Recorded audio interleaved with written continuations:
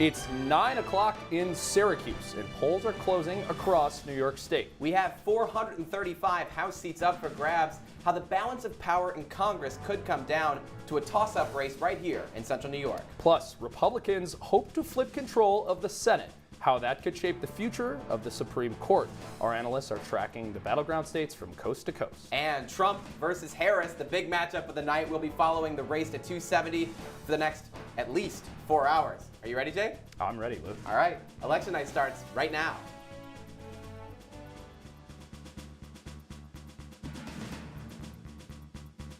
We will redeem America's promise. We will put America first, and we will take back the nation that we love. And together, we will make America powerful again.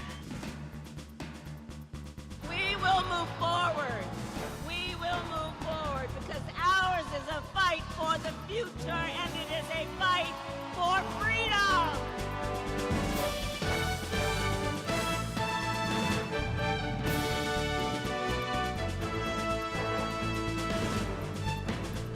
Good evening from Syracuse University and welcome to Election Night 2024. I'm Jake Morel. And I'm Luke Radel. We're coming to you live tonight from the CitrusTV studio in Watson Hall. Our entire newsroom is here to give you up-to-the-minute updates on the biggest races for House and Senate across the country. But first, we're going to show you the progress so far in the race to 270, starting with the presidential states that have already been called. Tonight, Citrus TV is using the Associated Press and CNN to make all of our projections. That's right, and other outlets may call the race first, but we're relying on trusted, nonpartisan sources to get it right. With that, here are the races that we can call at the top of the 9 o'clock hour. We can project Kamala Harris will win Vermont and its 3 electoral votes. We could project that Donald Trump will win Kentucky and its 8 electoral votes. We can also project that Donald Trump will win Indiana and its 11 electoral votes. We could project that Donald Trump will win West Virginia and its 4 electoral votes. We can also project that Donald Trump will win Mississippi and its 11 electoral votes. We can project Donald Trump will win in Alabama with its 9 electoral votes. We can project that Kamala Harris will win Maryland and its 10 electoral votes. That's right. And we can project that Donald Trump will win in the state of Oklahoma. Oklahoma has 7 electoral votes. We can also project that Donald Trump will win South Carolina and its 9 electoral votes. We could project that Donald Trump will win in his home state of Florida. That's where he's spending the evening tonight.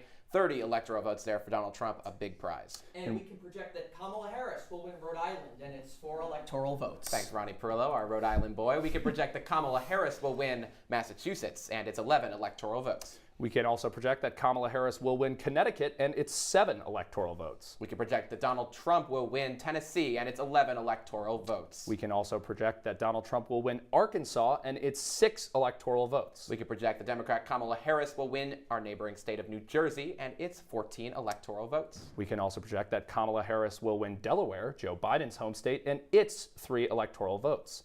We can also project that Kamala Harris will win my home state of Illinois and its 19 electoral votes. So, Jake, let's take a look at the map so far in terms of progress for both candidates in the race to 270. It's going to be something we're watching all night for the candidates to get an outright majority of the electoral votes tonight. Luke, absolutely. And a couple of early developments coming in. None of those states that we're really looking at called for sure yet. I'm really focused in tonight on the blue wall, Pennsylvania, Michigan, and Wisconsin. I think that's the key to the race for Kamala Harris. So I'm going to take a look at those, but it looks like we're getting a few more states in right off the top of the hour. Let's call those right now. Yes, we are. We could project a couple new states up there on our map. New York, our home state here in Syracuse, and its 29 electoral votes have now been called. North Dakota and its 3 electoral votes have also been called, Jake. We can also project South Dakota and its 3 electoral votes for Donald Trump. And we can also project Wyoming and its 3 electoral votes for Donald Trump. We can also project that Donald Trump has won Louisiana and its 8 electoral votes, home of House Speaker Mike Johnson. I wonder who House Speaker Mike Johnson is. I wonder who that guy is. We're going to be talking about him a lot tonight, especially. He was just here in New York's 22nd Congressional District in Syracuse, and the polls have closed here on our campus. They're closed now at 9 o'clock. Students were able to vote at numerous locations on campus, one of them being Huntington Hall on Marshall Street. Our Isabella Galan is there right now. Isabella, how was the voter turnout today? Oh, Sorry about that. We're going to catch up with Isabella in just a second. But first, we're going to show you our researcher room because we got a lot of stuff going on in there. In Watson Theater, our election night co-anchor, Andrea-Rose Oates, is there for us now. Hi, Andy. Look how crowded it is in there. Everybody's been enjoying the pizza. They're watching the results come in. Show us around a little bit, Andy.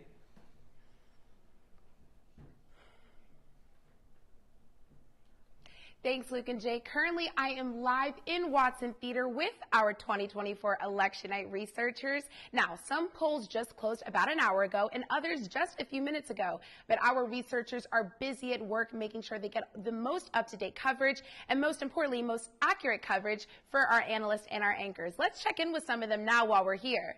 So, Ben, hi. How you doing? Good, how are you? So tell me what you're covering tonight, Ben, as a researcher. Yeah, so as a researcher, I was tasked with covering both New Mexico and South Carolina. South Carolina was just called, so right now I'm just updating the votes as they're coming in on online, and I'm updating the sheet as possible, updating it as it's going by, and soon New Mexico results are going to come in, so I'll put that in as well. Awesome. Thanks for all your hard work, Ben. Really appreciate it. And Lily, I heard you have my home state of Pennsylvania. You know, I hold that very near and dear to my heart. Can you tell us what's happening in that battleground state? Yeah, right now we're at about 17% in the presidential and Senate race. Harris is leading, but it's certainly very early, and we know Pennsylvania is going to come down to the wire. May very well be the state that calls the election, so we'll see what happens. Sounds great, Lily. Thank you so much. Well, thank you so much to all of our researchers for being with us tonight, and they are definitely going to keep giving us all that up-to-date coverage. Luke and Jake, back to you guys in studio. Andy, thank you so much. We'll be checking in with our research room and with Andy throughout the night. But joining us now is our election night panel, Alana Epstein and Ronnie Morel. They'll be senior analysts here tackling all the important topics that we've got going on tonight. So wonderful to be here. We've got Alana Epstein's going to be covering the world of social media, online reaction. If you have online reaction, you could drop it in our YouTube chat if you're watching online now. We'll be monitoring that throughout the night, and we'll be watching all those results coming in. But for Ronnie Perillo, you're tracking a little bit more of a serious topic here tonight. We've got the legal challenges, the security issues. We've been seeing a lot of that throughout this election day. Absolutely, Luke. So speaking of security issues, we'll go there first. So 2 Georgia polling places in Fulton County evacuated today after some bomb threats at those facilities. Now, thankfully, they were unfounded. Only took 30 minutes to clear those up. But it goes to show you the stakes of this election. The U.S. Capitol Visitor Center also closed down today because authorities there say they found a man who was, I guess, drenched in lighter fluid and smelled like gasoline. So we've been seeing these security threats throughout the day. In terms of legal challenges, the table has been set. They've never seen, experts say, they've never seen so many pre-election challenges that have been set up. We're seeing challenges out of Georgia in terms of the mail-in ballots and when they can be counted. We're seeing challenges out of Pennsylvania when those mail-in ballots can be counted and overseas ballots. So we'll be watching those throughout the night, and obviously we'll come back on with any updates that we see, because Republican, Democrat, doesn't matter. There's going to be some legal challenges that come out of both parties tonight, guys. For sure. Ronnie, really interesting stuff. A lot of legal challenges and a lot of election stuff just going on down in Georgia with voting rule changes, things like that. We saw one of the voting rule changes get blocked. We'll do a lot to talk about that. But right now, we're going to go back to our electoral map and take a look at our most recent numbers. There it is right there. So right now the current lineup is Donald Trump with 118 electoral votes and Kamala Harris, the Democrat, with 102 electoral votes. No surprises thus far on the map. I was a little surprised that Florida came in as early as it did. We're going to talk about that a little bit later on. But so far, all the states that we thought were going to be called have been called. None of our toss-up states, as of yet, have been called for either candidate. Yeah, like I said, we've got some of our researchers over in that research room that Andy was in, watching all of the counties and all of those swing states: Pennsylvania, Michigan, Wisconsin, Nevada, Arizona, Georgia, North Carolina. All of those. We'll be keeping an eye on those, providing analysis for those later on in the show. But I want to bring in Alana Epstein here, and I want to talk about, let's talk about the closing arguments from each campaign, especially on social media. We know that plays such a huge role in this election. What did both candidates' accounts look like, and what did those closing arguments look like here in the past week? Yeah, so last night the two had their closing arguments, and I have to say they looked extremely different. Trump obviously had a very, very late night. He ended his speeches saying, talking down about Kamala. If you vote for Kamala, you will have 4 more years of misery, and ended the night like that. Harris obviously had all of those celebrity endorsements and performances as well, and she said the momentum is on our side. She was really, talking about unity and peace and bringing everyone together, and I don't even think she meant mentioned Trump. Now, currently on Instagram and X and all of these platforms, Harris is talking about the poll workers, and she's thanking them, and she's thanking the voters. Trump, on the other hand, he's posting immediately all the states that he's winning that you just mentioned, and he's also posting, if you're still in line, stay in line. Of course, they're both posting that, but obviously on the Harris side, she's doing a lot more, thanking the voters, and Trump hasn't really done that yet, as far as I could see. It's 9 o'clock. None of them have posted anything just yet, but it'll be interesting to see what comes in the next. One of the main reasons why we have both of you here is because in 2020, there was a lot of dis and misinformation spread out there about voter fraud. There was no widespread voter fraud in the 2020 election. We're waiting to see if either candidate says false things about this election, and we'll keep an eye on that with Ronnie and Alana. Thank you both so much for being here. Jake? Yeah, absolutely. Well, so now we're going to go to Isabella Galan. We talked about going to her earlier, but she was at some of the Syracuse University polling places earlier today. And Bella, I'm wondering, what was the turnout like? Hi guys, happy election day. I'm standing right outside of Huntington Hall on Marshall Street, which is not only home to the School of Education here at Syracuse, but it's also home to one of the main polling sites that students had the opportunity to go to vote in person today. Another option that they had was to go to the Goldstein Auditorium on South Campus. However, that's about a mile outside of main campus. So since we're right here on Marshall Street at Huntington Hall, a lot of students found themselves coming here today.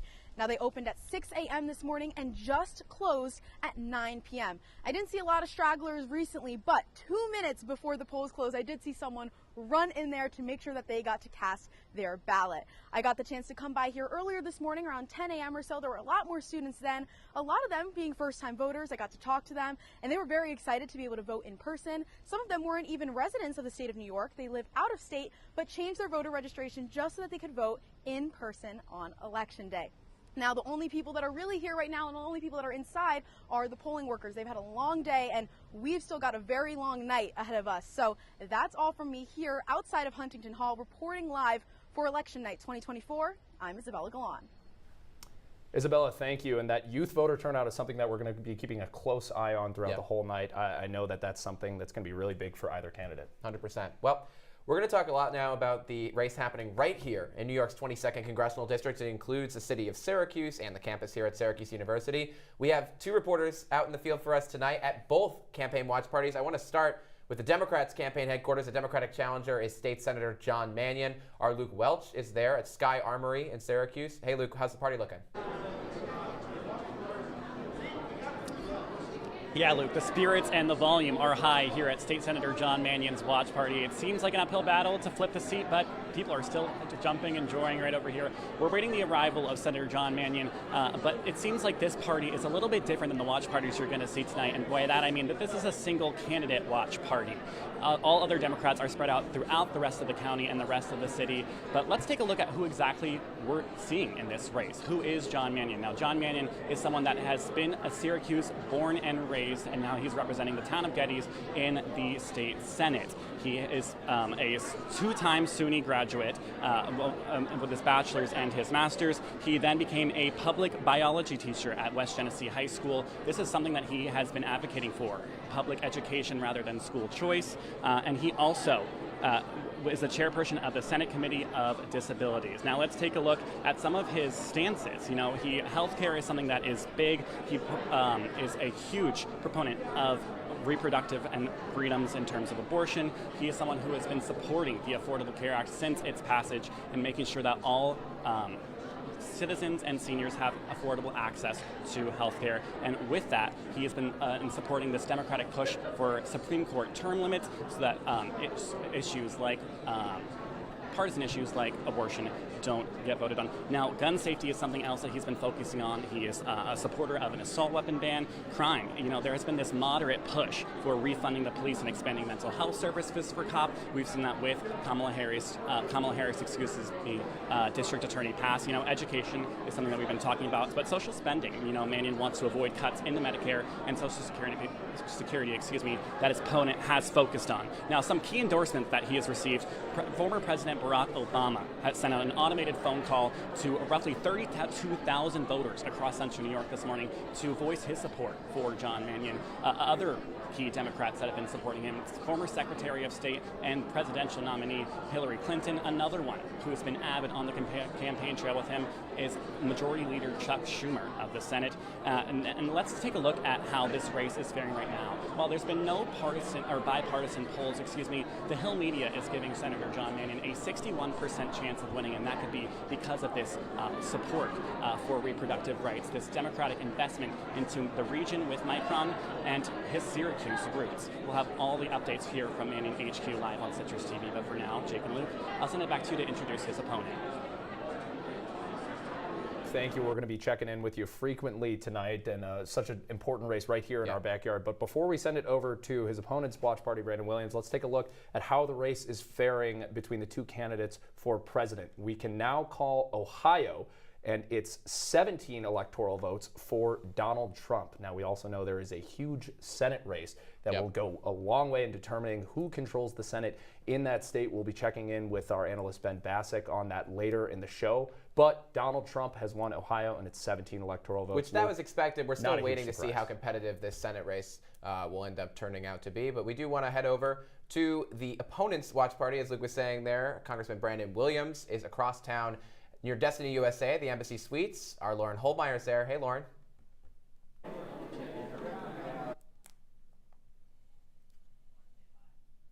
All right, we're going to stand by on her for a little bit. We're having a little bit of technical difficulties over at Destiny Mall. I want to talk a little bit more about Ohio, if I can, Jake. Oh, I'm sorry. We're going to go back to Lauren. Hey, Lauren.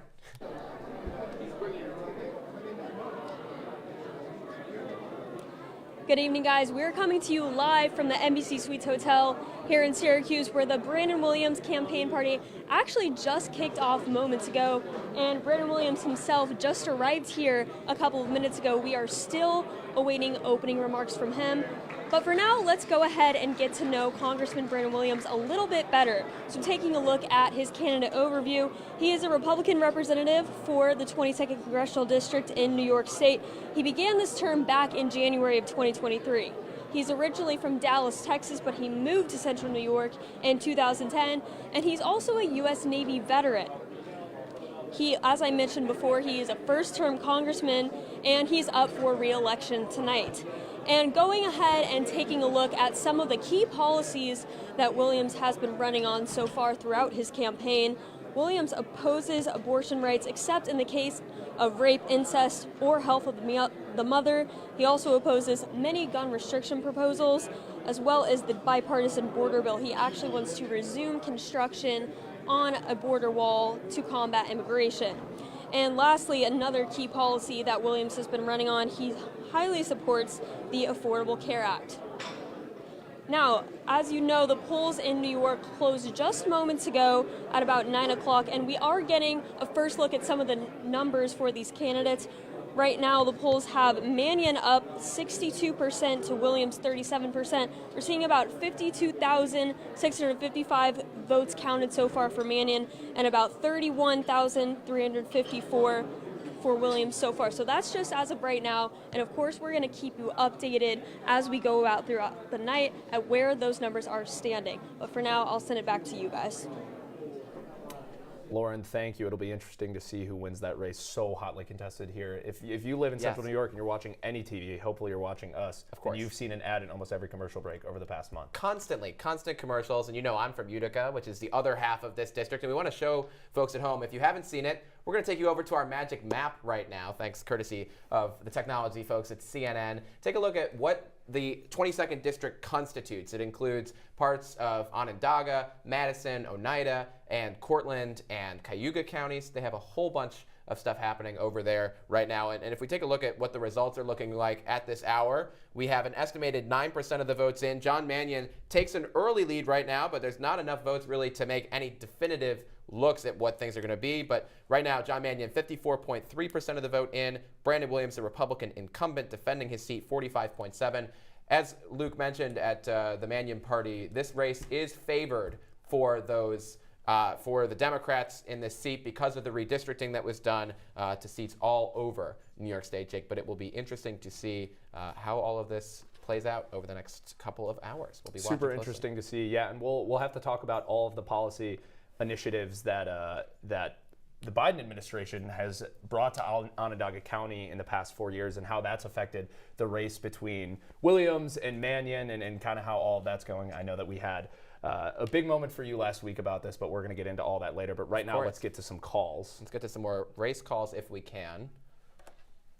We're going to be projecting that Donald Trump will win the state of Texas and its 40 electoral votes. We can see it right there behind us on the wall. We can also project that Donald Trump will win Nebraska and only 2 of its electoral votes. So, Jake, Nebraska, one of 2 states, along with Maine, that divvies up its electoral votes by congressional district. Yep, still waiting for that other one to come in, but looks like Trump has won Texas. I know there was some talk about him losing Texas. I think some talk. You were the one talking, I was Jake. the one talking. You were the one talking last night on Talking Points with Blexis, which I was not familiar with. And frankly, the people of Texas aren't familiar with it either because Texas has now gone red. The people of Twitter are familiar with the term Blexis. Well, Twitter is not real life, Jake Morel. Twitter is not real life, but I like using those terms. I know we discussed that a little bit yesterday, but I think that Texas has a little bit more of a chance of going blue in the Senate race because of Ted Cruz and how disliked he is as a senator. Not too much of a mystery. We'll be having Jackson Breslin in here a little later on tonight to talk about that. That race has still not yet been called, but we can project Texas and its 40 electoral votes will be going for former President Donald Trump. Yeah, Jake? big win for Trump.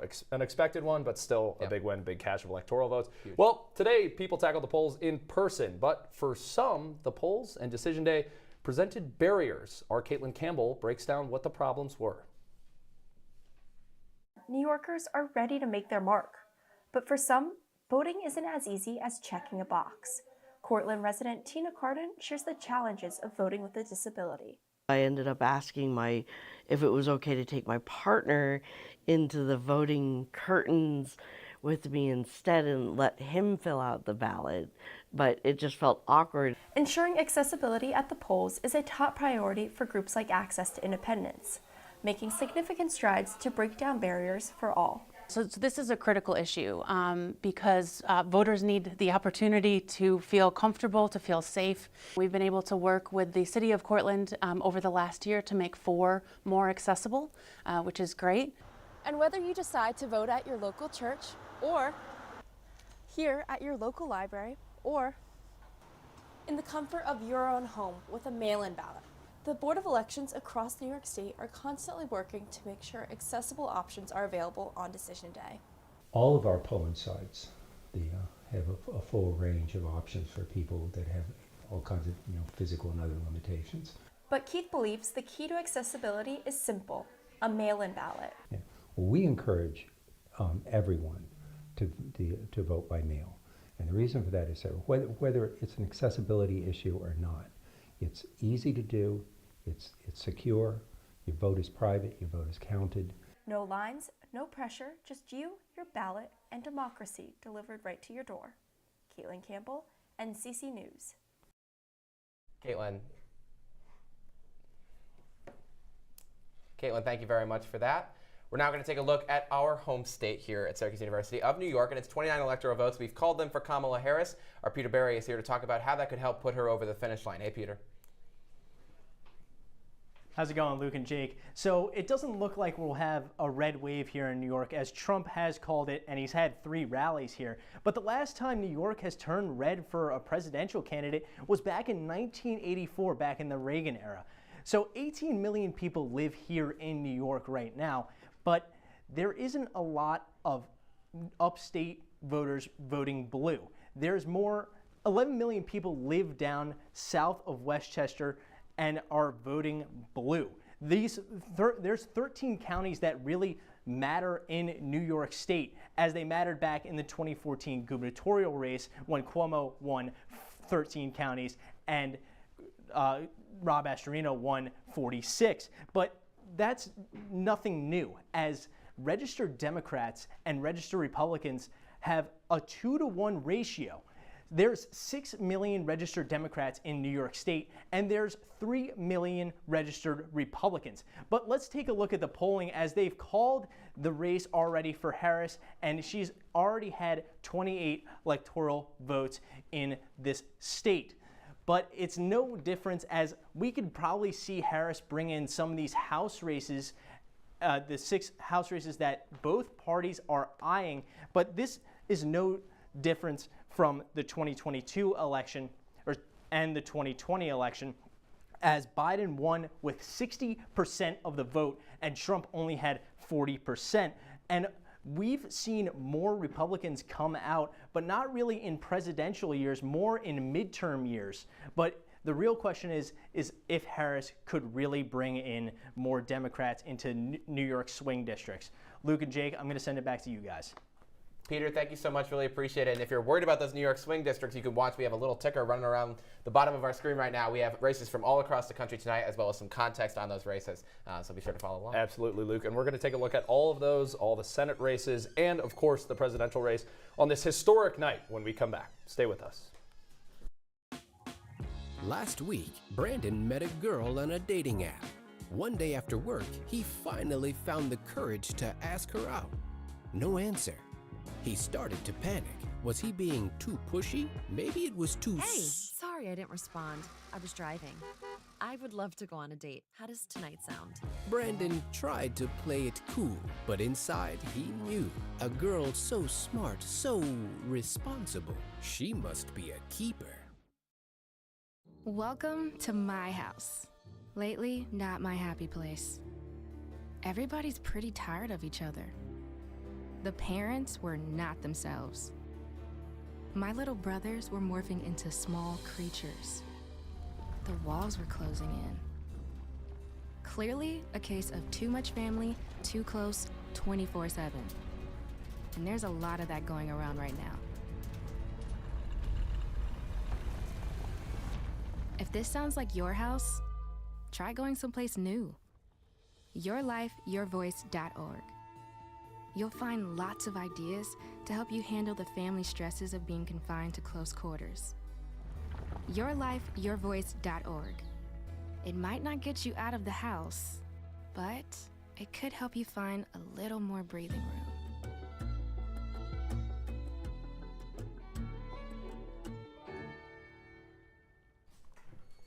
Welcome back into our Citrus TV election special. Glad to have you with us. Yes, it's great to be here. We have our Caitlin Campbell joining us now to talk about the state of Indiana. Hey, Caitlin. Yeah, hey, Luke and Jake. It's really has been a clear race in Indiana. It has been called for former President Donald Trump with over 50% of the votes being counted.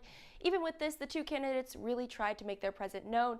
Indiana Democratic Mike Schumer showed Harris full support, commending her record in job creation and low unemployment. In July, he said, quote, "Our party stands behind her at this moment, and we are ready to work to usher in a new generation of leadership in our state and nation and defeat Trumpism at the ballot box once more." However, in this largely conservative state belonging to former Vice President, Mike Pence, Harris was not able to turn the state. Republican U.S. Senator-elect Jim Banks made quick jabs on X, calling Indiana Trump country. And at the RNC, he said, quote, "We need President Trump back in the White House if we're going to make America great once again." And continued to say, if you came here illegally under Joe Biden, you're going back to where you came from under Donald Trump. With its history as a Republican stronghold, it is no surprise to see Trump take the state as he did in 2016 and 2020. The state has since returned to red in every election, and we are seeing it repeat here and giving its 11 electoral college votes to Trump. This is aligning closely with AP's prediction of Republican Mike Braun winning the race for governor. So Jake and Luke, it seems like Indiana is falling into its routine with its Republican Party tendencies in this election. Caitlin, thank you so much for that. Really appreciate it. That's a significant vote total that we've seen so far in terms of electoral votes coming out of the state of Indiana. 11 electoral votes. Every single one of those counts when they're trying to get up to 270. Let's actually check in and see how the race to 270 is going so far. We're going to show you our map so far in terms of how it's been colored in. Donald Trump currently sitting pretty with 177 electoral votes compared to Kamala Harris, the Democrat, with 102. Keep in mind, out west, we're going to see a lot of states, including Oregon, Wisconsin, and California, close a little later on in the night, so things tend to even out a bit. No surprises so far, but a lead for the former president. Yeah, lead for the former president. Winning Florida as quick as he did was a little surprising to me, Luke, but the rest of it's not super surprising to me. Like you said, those West Coast states will come in later in the night, and then that's going to even things out. but not a huge surprise so far. Nothing that I'm seeing that's making me jump and make a big prediction. But the former president with a lead in a lot of states that he was expected to lead in. But now we're going to bring it right back here to our home state of New York. And we're going to talk about New York's 4th congressional district, and that's where our Max Williams is. Well, he's here in studio, but he's here to talk about that 4th congressional district. Max, what do you got for us? Hey guys, yeah, so right now we're looking at 53 to 47. Laura Gillen is currently leading in that state right now, and this is a really interesting matchup because this is a rematch of the 2022 midterms between the incumbent Republican Anthony D'Esposito and Democrat Laura Gillen. And so if you take a look here, so this is the New York 4 district. So it extends from Queens County to Nassau County and then Long Island South Shore right there. So, you know, and also the congressional seat has flipped so many times here from red to blue and then back to red. But even though that a majority of the voters in this district are mainly Democratic. So I just want to take a look at Anthony D'Esposito for a minute here. So he's kind of had a rocky campaign run so far. So shortly after D'Esposito took office, the New York Times posted saying that the congressman hired his fiance's daughter to work as a special assistant in his district office, and later in his term, D'Esposito also added a woman with whom he was having an affair with to his payroll. And just so you know, the House Code of Conduct prohibits members of Congress from employing spouses or relatives. And payments to both women stopped abruptly when D'Esposito's fiance found out, and then they did file for a divorce. But D'Esposito has not been publicly accused of this. This is just the New York Times basically exposing the congressman. Looking at Laura Gillen, she is an attorney, or she was an attorney and a mother of 4, and she was also the former town of Hempstead supervisor, and she is trying to flip this county back to the Democrats, and she is currently doing that at the moment. 2 years ago, Gillian lost the seat by 10,000 votes to D'Esposito. Experts are saying that this might be a hard win for D'Esposito, but it's looking like it's a pretty close race at the moment. Another thing, too, is that with Harris being on the ballots, this should allow for Gillian to take the seats and hopefully, and for Gillian, hopefully, to take back that Democratic seat. Guys, that's all I have for you. Max, thank you so much. We'll be watching all those toss-up races throughout the night, but for right now, we got a presidential race. Yeah, absolutely. A lot to talk about right here in our home state of New York with those congressional races. But we've got our very own Harrison Calder in studio to talk about the Florida presidential race. Harrison, I mentioned it was a little bit surprising how quick it was called earlier. You're a Florida native. Tell us what you're seeing in the polls.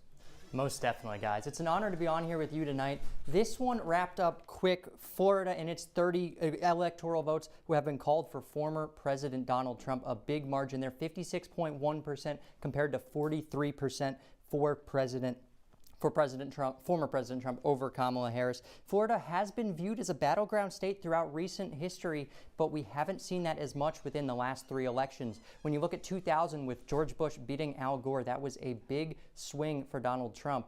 But now we look at 2016, 2020, and 2024. 100,000 votes was the margin for Trump over Clinton. Trump over Biden was 400,000. Trump is currently winning by 1.4 million as of right now. Florida has become red, and a lot of it is because of Trump's presence in Florida. He cast his vote in Palm Beach earlier today and will be at Mar-a-Lago tonight throughout the election. Here's what he had to say about his election plans. We're going to have a very special group of people, many of whom you know, and they'll be at Mar-a-Lago. In addition, we'll have 4,000 or 5,000 people at the convention center. On the assumption I win, I mean, I don't know if something else happens. I don't know what's going to happen in terms of declaring victory. It looks like we have many more Republicans voting today than Democrats. So if you have a lead and we have a bigger vote, that means you're doing very well, but they have to call a winner.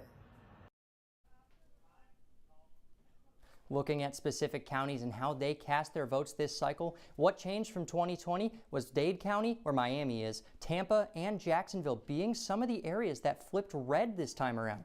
Since 1996, Florida has been on the winning side of each election since 2020, so it'll be interesting which trend will be followed tonight. These 30 electoral votes give Trump another state in what he expected to win. We'll see what ends up happening. Guys, I'm going to send it back to you. Hey, Harrison, thank you. Super interesting stuff there. But we can now go back to the Midwestern state of Nebraska. We mentioned it's one of the split ones earlier. Donald Trump has won Nebraska's District 3, and it's one electoral vote. Luke, he has now swept one of those states that we talked about that split on electoral votes. Do we actually? I think we still have one more vote outstanding. There's still one more congressional district vote outstanding. So it's 4 electoral votes in total. So we have 3 of them going for Donald Trump. That was expected. There's still the 2nd district, which is Omaha, Nebraska. That is expected polling-wise. It's a little bit lean Democrat. It goes towards Kamala Harris. Expected to. It's not been called yet, but we're waiting to see how that all pans out. Okay, and let's pivot back before we can make any more calls. Let's pivot back to talking about Florida. As I mentioned, big surprise that it was called so early in the night before we even got on here. We were just looking at Miami-Dade County going for Trump. Yeah, can we take a look at the map right now? You can see 86% of the vote is in Florida. They know how to count their votes quick. You could give them that. Donald Trump winning in Miami-Dade County. Miami-Dade includes obviously the city of Miami. Miami. President Biden won that county in 2020 by 53 to 46% of the vote that he won that county by in 2020. Donald Trump, it seems, has flipped Miami-Dade County, which is huge. I actually want to zoom out a little bit here and take us up to Pinellas County. It's near St. Petersburg and Bridgewater. Let's see here. Pinellas County. Okay, so this has been a swing county. It went for Obama in 2012, Trump in 2016, Biden in 2020, DeSantis in 2022, and now, let's see how many percent of the vote is in. 84%. Donald Trump is leading there. A little bit tighter of a lead than he has in Miami-Dade County. Let's take a look up at Hillsborough, which is the Tampa area, Jake, because that is also looks like it's a little bit closer right now. But that has projected Donald Trump twice in 2 previous elections. And when we talk about Miami-Dade County, we talk about the Latino vote, which was a big question mark for Trump rolling into this election. Obviously, a lot of controversy around Trump and Latinos, right? He had he has immigration policies that a lot of Latinos don't like, but he has immigration policies that a lot of them are into. He had the comedian Tony Hinchcliffe talking about Puerto Rico in the Madison Square Garden rally. Excuse me.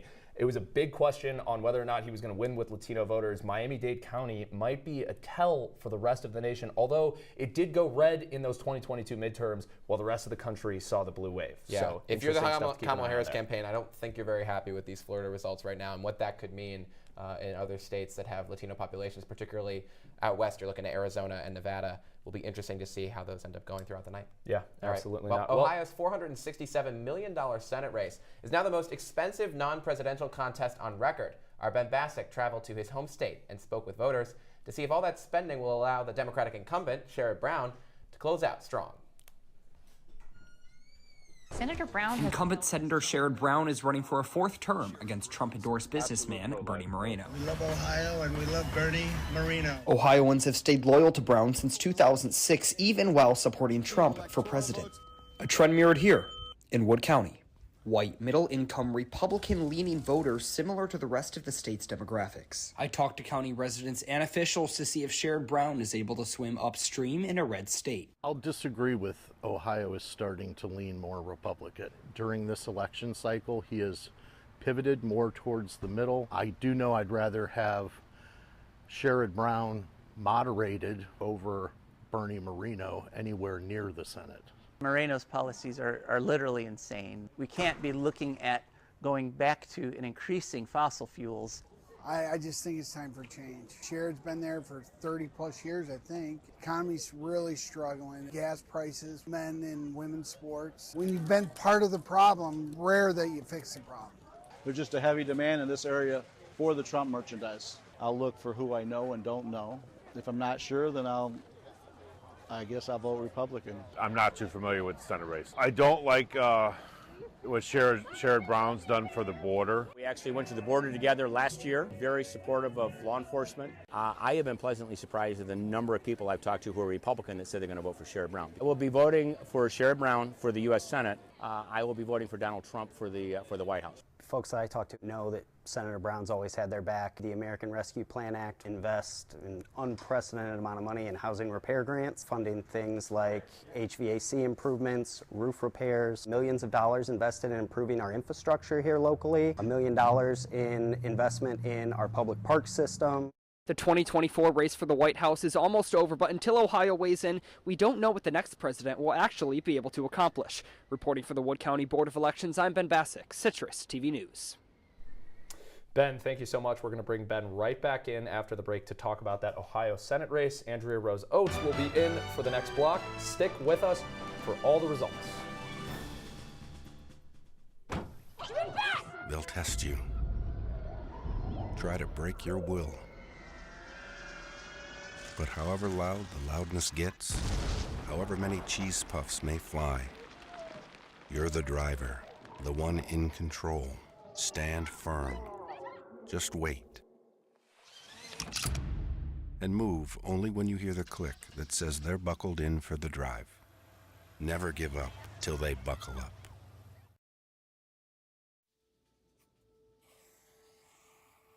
Dad? Just 1 minute, okay? Hey, Bobo, do trees tell each other stories? I'm sorry. I'm afraid I don't know that. Hey, why don't we go find out?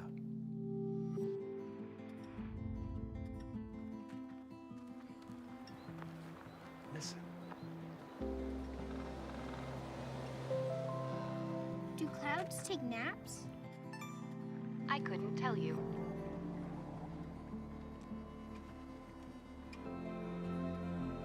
Can birds draw pictures? I don't have an answer for that. Dad, do stars visit their friends? Look!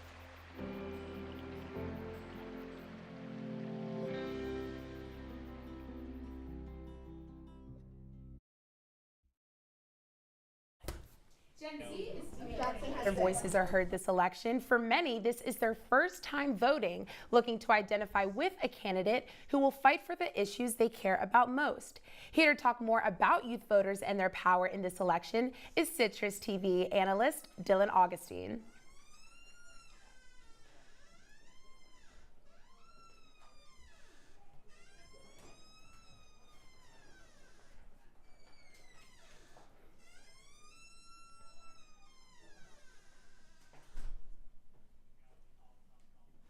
On campus are interested. I feel like it's important, and also for a lot of us, it's our first time being able to vote, so I feel like a lot of people are excited to have that decision in their hands this year.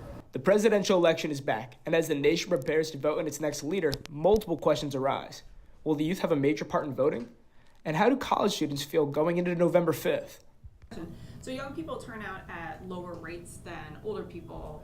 Partially, older people turn out because they've done it before, so habits are really important.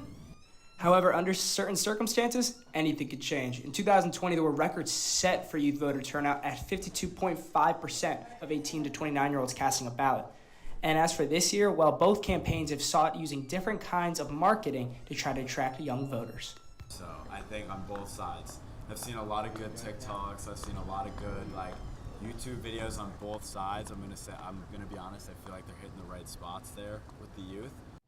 As of today, both campaigns have made great strides in targeting the youth. According to NBC News, Trump is up 16 points with young men, and Harris is up 14 points with young women. The pop culture, I think, youth demographic being catered to in this election is because the mass media, the traditional media, is less important for young people than it is for older people. With 8 million new voters in this year's election cycle, yes, the youth will be coming out to vote. Will it be the same size as 2020? Well, we're not sure until after the election. But be assured that places like Syracuse University and other campuses will have students coming out to vote. Dylan Augustine, CitrusTV News. Thanks, Dylan. Abortion access is an issue that has divided the country for decades. With such a partisan issue, both candidates have had to take a clear stance. Here to tell us more is CitrusTV analyst Megan Acker. Megan?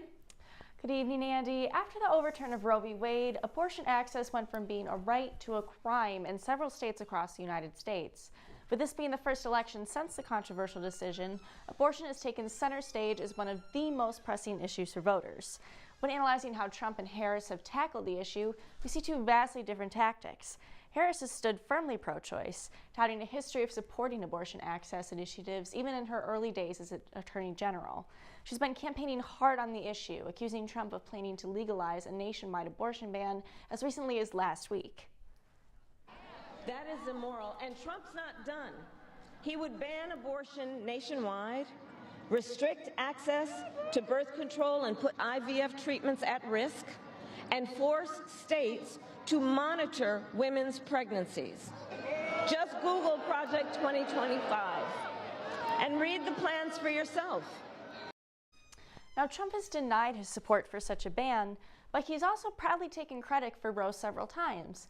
To make things more confusing, Melania Trump recently expressed her total disagreement with any anti-abortion legislation, despite her husband's decidedly prohibitive stance. But how much do these issues really matter to Republican voters? According to Pew Research Center, only 35% of Republican voters view abortion as an important issue, even with 57% of them believing that abortion should be illegal in all or most cases. On the flip side, for Harris, 63% of Democrats prioritize the issue, meaning her staunch support should have a positive impact on voters. But we'll just have to wait and see whether that support ends up paying off. Andy, back to you at the desk. Thanks, Megan. Now to talk about the Texas Senate and presidential races. Our Citrus TV analyst Jackson Breslin brings us the latest. Jackson? Thanks, Andy. Well, Texas has been a target for Democrats to flip in both presidential and congressional races for years. But right now, they are in a very tense senatorial race between Colin Allred, who is the congressman from Texas's 32nd district, and incumbent Ted Cruz, who is running for his third term in Congress. Now, this is drawing shades of Beto O'Rourke's challenge back in 2018. Now, O'Rourke lost that race by 2.6%, but Allred is seen as a potential safety net for Democrats to flip if John Tester of Montana or another Democratic senator loses their seat. Now, right now, Allred is behind 45.2% to 52.9%. Cruz is in the lead. We'll have to see if Cruz will continue to gain on that lead or if Allred can kind of claw back.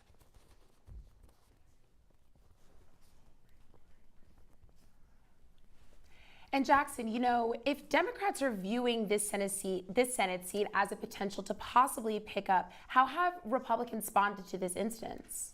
Yeah, Allred has gotten a lot of support from Democrats, a lot of funding from Democrats, but with Cruz, a lot of the onus has been on him to get the vote out and to raise money. He's been on Fox News asking for donations. He's complained, in all honesty, about not having that support from Trump or major Republicans, whereas Allred has had a lot of that.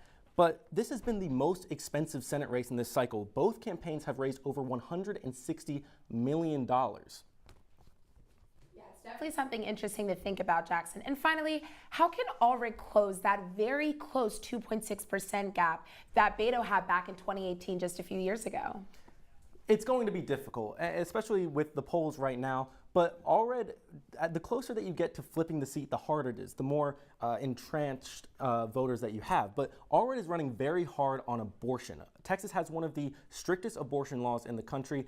After 6 weeks, it is illegal to have an abortion in Texas with very limited exceptions. So Allred is running hard on that, and he's hoping to try and flip white suburban women who may vote for Trump at the top of the ticket, but might disagree with Cruz down ballot. Cruz is a very prominent figure in the Republican Party, but he's not a very popular one for a lot of Texans. But let's switch gears into the presidential race. Right now, we've already called it for former President Trump, and that's 40 electoral votes. That's the second most in the country behind California. But there's a couple reasons for that, and let's take a look at why Harris has lost Texas. A lot of it comes down to immigration. Throughout this election cycle, Trump has called Harris the border czar, even though that's not true. Harris was just tasked with leading the Biden administration's diplomatic efforts to determine the root causes of immigration in South and Central American countries. The actual border czar, if that's what you want to call it, was Secretary of State Alejandro Mayorkas. So a lot of that has come down to Texan voters have really struggled with, have considered immigration as their biggest concern. According to the Texas Politics Project, which is out of UT Austin, border security and immigration were the biggest areas of concern for Texan voters. That's why Harris struggled to win Texas. Her best chance was being able to convert border counties along Texas, but because border security and immigration has been such a big deal, that's why Harris lost Texas. Thanks, Jackson. Really important information. Moving on, we now bring in analyst Peter Barry to talk about New York's first congressional district. Peter? Hey, Andy. This is one of the most Long Island races you can get. Nick LaLota, incumbent Republican, is trying to make himself a sophomore in the Congress, but It's a pretty close race as LaLota is leading John Avlon, former CNN anchor and Democrat, by 3 points in a Siena poll just last week. But let's take a look at the polling. It doesn't seem like there's any votes that have been counted, but one of the main attacks that LaLota and Avlon are having is none of them actually live in the district. Avlon has said that he's lived in Sag Harbor, but LaLota has been saying that he lives in New York City. And Avlon has been calling on LaLota to actually move into the district as it's more in Amityville.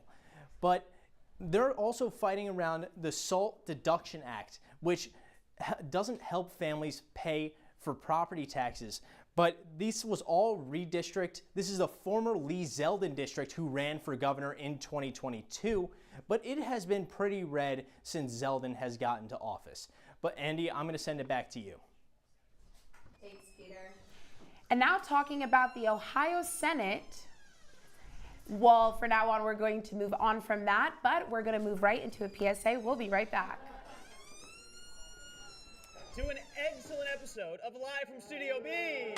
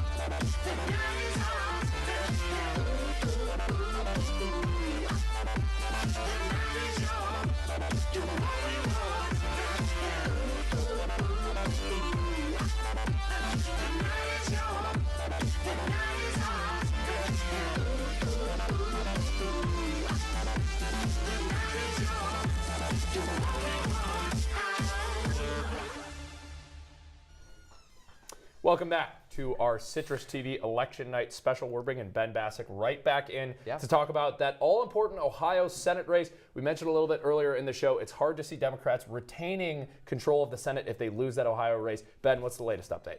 Yeah, guys, this is absolutely huge. I mean, if they lose this seat, they have very slim chance at maintaining the Senate. That kind of vanishes, like we said. Right now, we know Bernie Moreno is leading that race, just over 5 percentage points. All the polls before this said that Sherrod Brown would be leading that race. The amount of money we've seen, over $400 million in spending going into this race, and it's not necessarily paying off for Sherrod Brown in the moment.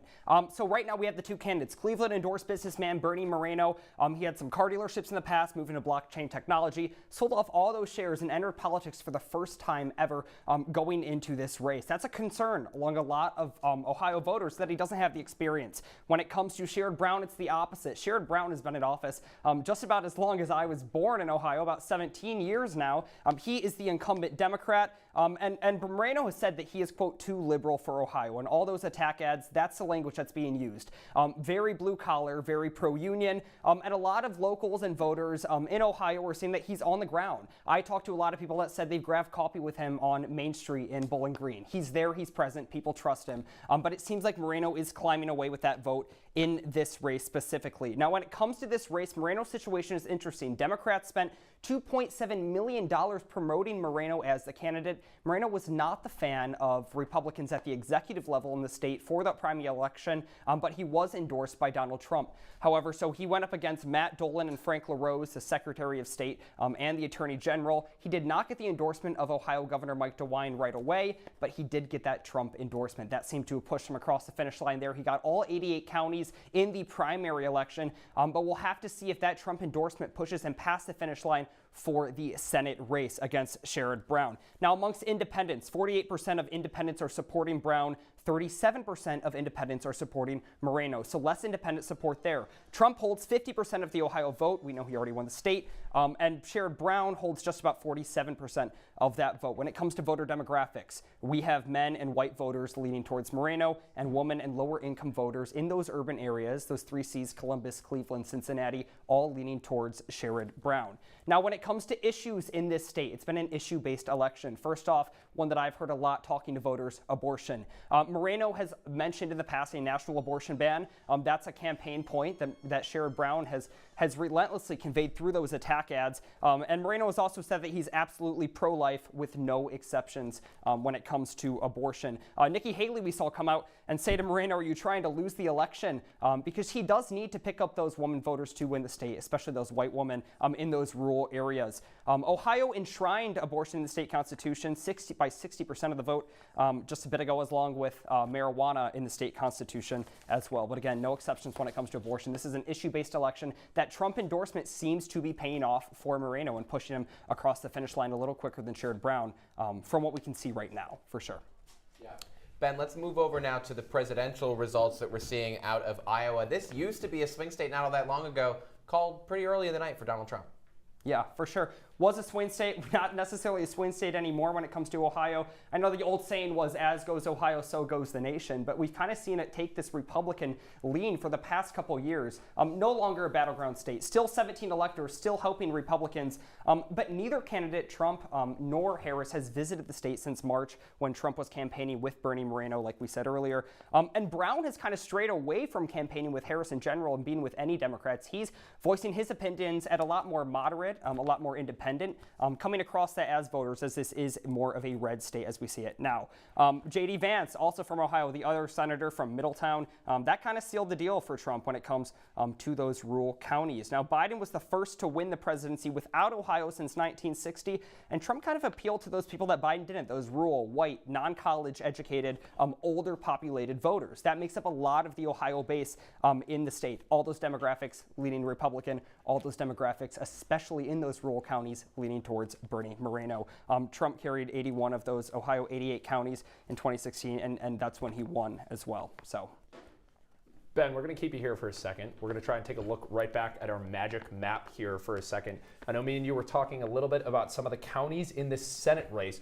Where do you see the gains being lost for Democrats? I know we're mentioning that a lot of it is already called in these big blue counties like Franklin County, where Columbus is, up near Toledo, but we're still seeing Moreno with a lead. What do you see in there?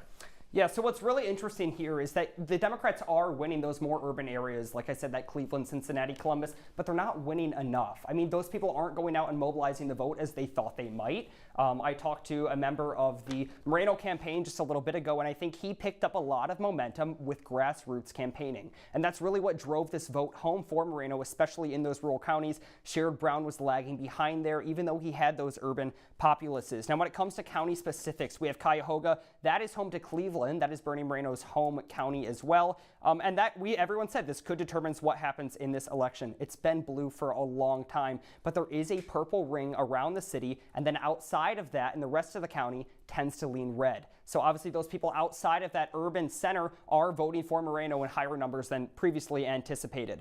We also, if we move a little bit north towards the border of Michigan near Toledo, we have Wood County. Wood County tended to follow the rest of the electorate for the past couple years. 2020, 2016, voting for Trump, supporting Brown in 06, 2012, and 2018. And Bowling Green is that urban center. That is a Sherrod Brown base, a place that he's campaigned a lot and been a lot just in face recently, showing a lot of rural farmland in that area as well. A huge point in this election was green energy. That is a huge green energy spot in Wood County. They have a huge solar field and a lot of moves towards electric vehicles, something Moreno has been spoken out against, Sherrod Brown has spoken in favor of. Now, if we take one more county, this is where Toledo is, Lucas County, right on the border of Michigan and Ohio. That's historically blue. And this kind of talks about how long people in Ohio have held their seats. We said Sherrod Brown has been there 17 years. Marcy Kaptur is the longest serving female member of Congress. She has been in that county for a long time now as well. So we do have this kind of legacy politics among Democrats in Ohio. I think a lot of that may be changing, and it could be changing here tonight. I mean, this is truly influential to the Senate, and if Bernie Moreno continues to climb at the rates that we're seeing, this could very much vanish the Democrats' chances at holding the Senate going forward. Fantastic. Thank you so much. Well, we're going to switch back to our big map now, and we can now project that Donald Trump is going to win Missouri and its 10 electoral votes, Trump completing that expected sweep across the Southeast. Lots of states across the Southeast. Georgia, not yet called, one of our talking points, toss-up states. North Carolina as well, not called, but so far these states we expected him to win across the South. He's been doing pretty well. Absolutely, Luke, and adding 10 to that 177 total. Absolutely. Alrighty. Well, let's take a look now at our next story. We're going to be looking at the impact of celebrities in politics. Many players in this election campaign. While some spend their time organizing rallies, others spend it performing in front of sold-out stadiums. Taylor Swift, anybody? Our Brandon Myers has how celebrities played a role in this race. Here at the JMA Wireless Dome, we've seen celebrities come and go. From Bruce Springsteen and the Red Hot Chili Peppers last year, to Billy Joel and Sting expected to come later in the spring. But when you can fill a stadium of this size, people tend to notice your political opinion. Soon after its launch, the Harris campaign branded themselves as Brat, following an endorsement from Charlie XCX, a popular artist among young listeners. And even though Brat's summer is over, election fall is in full swing. This is going to be a turnout election. So the point is to get as many of your supporters enthusiastic enough to actually go to the polls. Margaret Thompson, an elections professor at the Maxwell School, says celebrity endorsements aren't about getting undecided voters to pick a side, but about getting current supporters to vote at all. Following the debate, Taylor Swift endorsed Harris, but also encouraged voters to get registered. Some of them, ironically, may say, oh, I better register to vote so I can vote for Trump. Thank you for reminding me, Taylor Swift. While different celebrities have different audiences, we asked students here at SU if these icons are going to influence their vote. Some of the followers will just, do what they say. That's not really like my style. I want to do how I feel, not what one of my favorite celebrities is doing. To me, personally not, just because I do have very strong beliefs and a celebrity doesn't necessarily sway which way I would lean politically. But I do think for others it could, especially for younger voters, because that's who they look up to. I don't think anyone's voting for a party purely because they saw Taylor Swift do it, or at least I'd hope not. There are many different factors that can influence how any given person votes. So will celebrities be one of those factors that turn the tide? Well, all that is yet to be seen. In Syracuse for Election Night 2024, I'm Brandon Myers. Brandon, thank you so much. Celebrities having so much influence in this election. We're going to keep the discussion topic to that. We're going to bring back in our senior analyst, Alana Epstein. Alana, what do you got? Yeah, so many celebrity endorsements. Last night, Katy Perry and, so many other people as well. 50 Cent was offered $3 million last week to perform at Trump's rally at MSG. He turned it down. So I'm just probably curious. A good choice given how the other performers at MSG did after the fact, True. Look, I'm just curious. I'm going to bring in Isabella Galan. Bella, do you think that these celebrity endorsements have helped or hurt the candidates? I definitely think it helps in the demographic of Gen Z. Gen Z typically tends to vote less than the older voter like Gen X and things like that. They're usually voting 30 to 20% less. So I think it does help there because seeing a celebrity or someone that you really admire and look up to support a candidate kind of does have some influence. Not necessarily everyone takes that into fully consideration, but it sure doesn't hurt. Look at Gracie Abrams right now. She is doing phenomenal, not only on her own with her deluxe album, but then she also performed at a rally for Kamala Harris. And that I really think was to her advantage because it got a lot of Gen Z, not only just Gen Z voters in general, but a lot of Gracie Abrams fans that may not have necessarily been unsure about who they were going to vote for, kind of lean more towards her because of how popular she is right now. And I think a lot of other celebrities do that too. And you can't also even forget influencers. And Donald Trump, he brought in Bryce Hall, Logan Paul. They're big players in the social media world, so you can't forget those influencers as well. 100%. Now, Bella, Alana, Jake, we were all here on debate night. Yes, when we were. Immediately after the debate, Taylor Swift posted a picture with her cat, dubbed Childless Cat Lady. Epic dig at JD Vance there. Big dig at endorsing JD Vance. Kamala Harris and Tim Walz. But that was really it. That's all we really saw from her in terms of politicking. No cookies this year. Yeah, I was going to say no cookies this time. But are you surprised that she didn't get out, Alana, and perform for Harris, considering all the celebs we saw get out there? I know there was some talk about it, but I will say, even yesterday when I was scrolling on Instagram and today, all of these celebrities are posting, you know, I voted, and normally they just post that they voted and it's get out there and vote. But no, all the celebrities this year are posting I voted and this is who I voted for.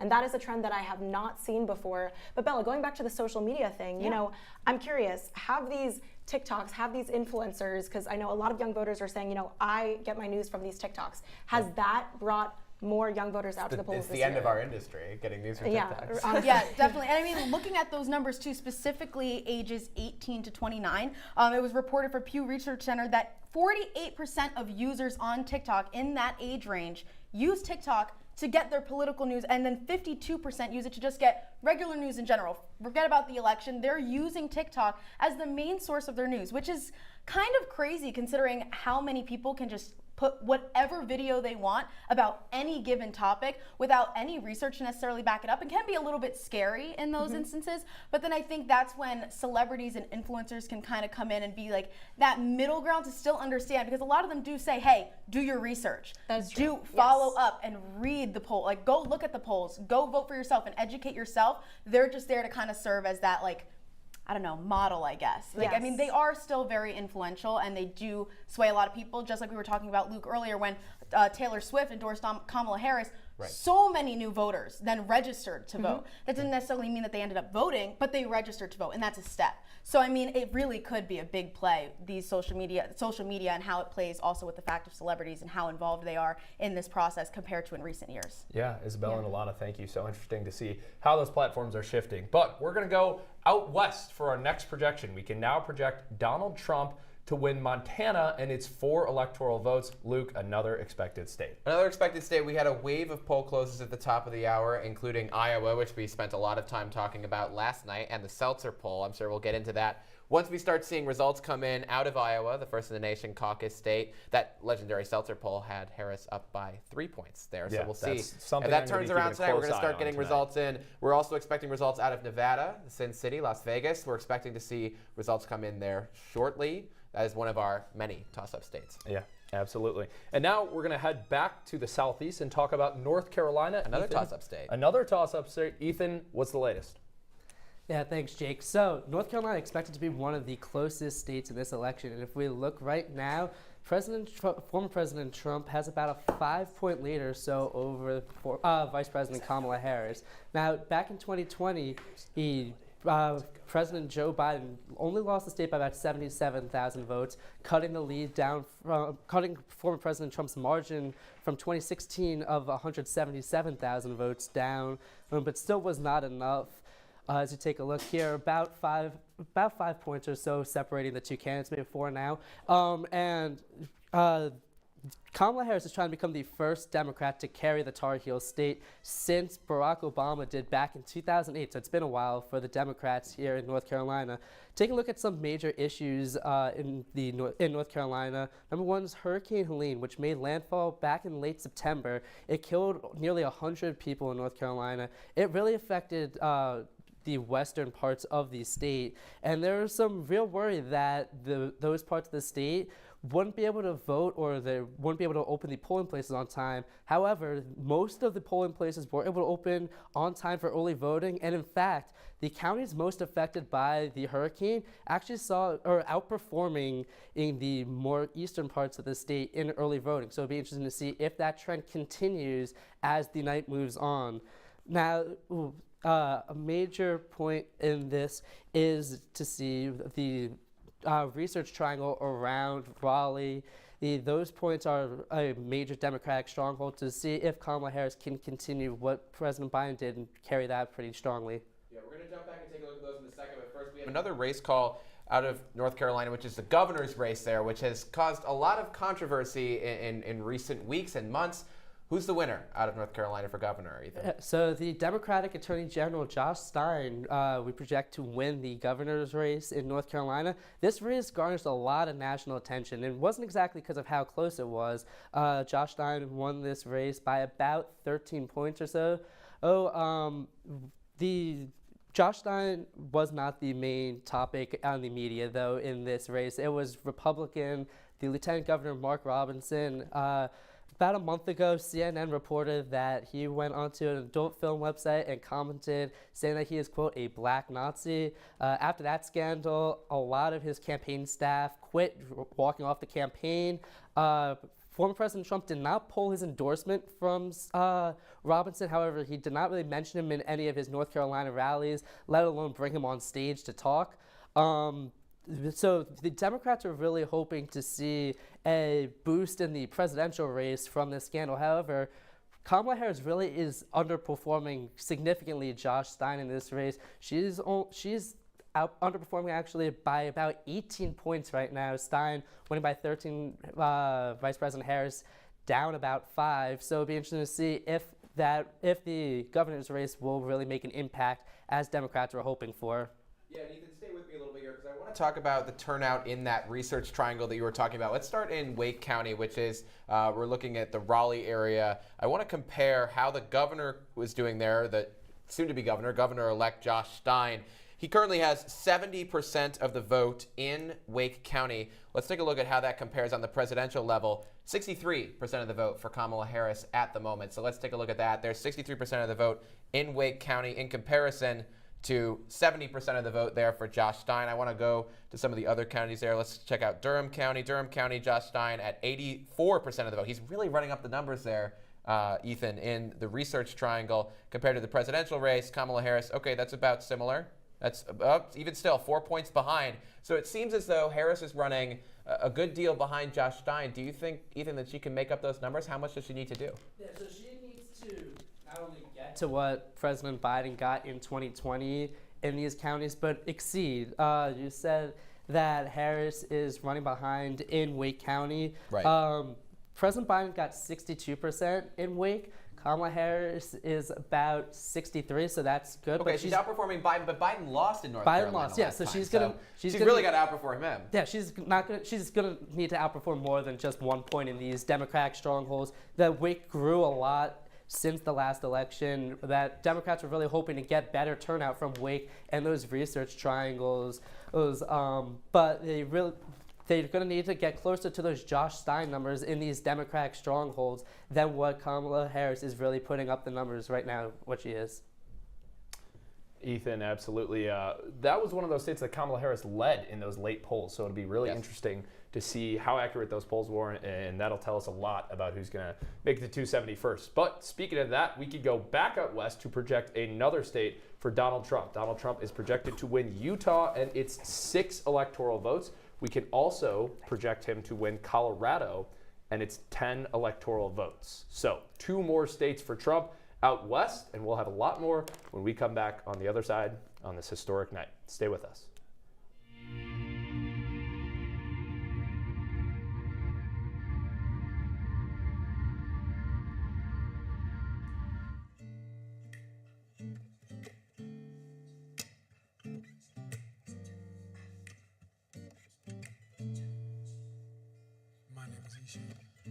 Hi, my name is Sadie Miller. My name is Luke Brady. I go by St. Luke.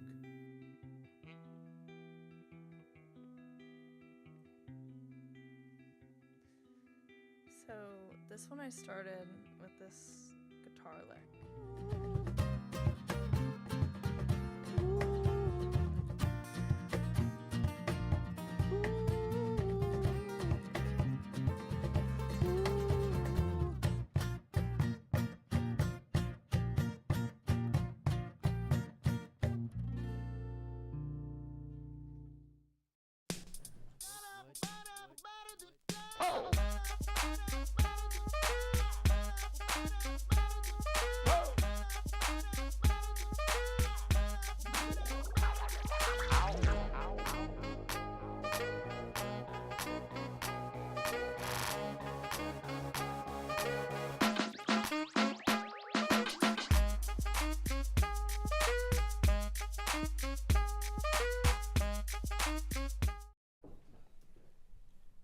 Welcome back to our Citrus TV election special. We want to make a quick correction. Donald Trump did not win Colorado. We can now call Colorado for Kamala Harris, another expected state for Kamala Harris. Yeah. She's starting to catch up with those West Coast states reporting and coming on their way in. So, I'd like to make a quick correction there. Kamala Harris wins Colorado. Appreciate that. We're going to be on the air for about 4 hours, so occasionally we'll have a couple goofs, maybe more than 4 hours. It's a long night. Who Long knows? night. It's Need really a lot of interesting that Kamala Harris won in Colorado, though, because that was actually a state where the Secretary of State there tried to sue to get Donald Trump pulled off the ballot. Unsuccessful. The Supreme Court said, no, you can't do that. Doesn't that feel like it was 4 years ago?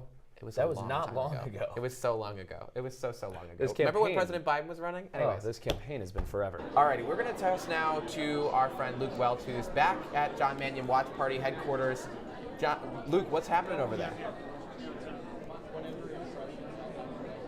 Yeah, Luke, well, the atmosphere is still pretty much the same. Everyone's happy that John Mannion is currently winning this race, but Senator Mannion has yet to show up and make his opening remarks, but he might as well be here by the time that he's popping up on the screens to the left and the right of me when they see that he is currently in the lead. We have roughly 60% of the vote in, and he's leading roughly 120,000 to just under 100,000 votes, but people are still hopeful, and another person that is hopeful is Syracuse Common Council member representing the 1st district in Onondaga County, Common Council member Marty Nave. Now, Marty, can you tell me a little bit about what brought you out here to Senator Mannion's watch party to support the... Well, I was invited here. I've known John and his family for many years, and I was invited. Please come out. We want you to come to the watch party. And I was very gracious of John. I saw him on Saturday with House Democratic leader Hakeem Jeffries and Congressman Tim Kennedy, and so we've had a very good bond. John and I, we have talked for a number of years on issues. When he was state senator, when he was running for state senator, when I was running for the Common Council, he had my back, and I certainly had John's back. Now, a lot of issues concerning New York 22 are investment into the economy with Micron, investment into the environment with the safety of the water here. Well, can you speak a little bit about that? Sure. So it's very important when we have an opportunity to have Micron come here. It's very important to have, as our congressional representative, someone with John Mannion's expertise. Being in the New York State Senate, he's made numerous contacts. He knows the area. He's no stranger. He was born and raised here. You know, he knows the constituency. He knows what's on their minds. And there's more than just talking about Micron. You could talk about unity. We could talk about our crumbling, maybe our roads. And I'm not talking about what we're doing now with the new interstate program, but our sewer systems and our cities and our towns. When we have breakdowns, we need more sidewalk, more road repair. To have someone with John Mannion there, because he knows the areas. He knows just not Syracuse, he knows the towns, he knows the villages though. He knows the town councilor members, he knows the town mayors, the county legislators. He knows all of us here in Syracuse Common Council, you know? So that's important. He's not going in a situation where he's a stranger, you know? And I can say this, he's one of us, born and raised here in central New York. And that's something that's very important to voters. Common Council member Marty Nave, thank you for joining us. We'll have all the updates when Senator Mannion arrives here at his watch party. But for now, Jake and Luke, I'll toss it back to you. Luke, thanks so much. Let's go quickly across town to Mannion's opponent, Congressman Brandon Williams' watch party. Lauren, how's it looking over there?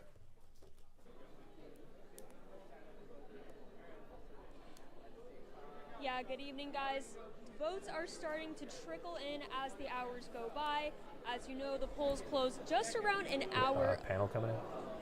Panel, come on in. Come on, panel. What are we talking about? Just around an hour ago now, those polls were.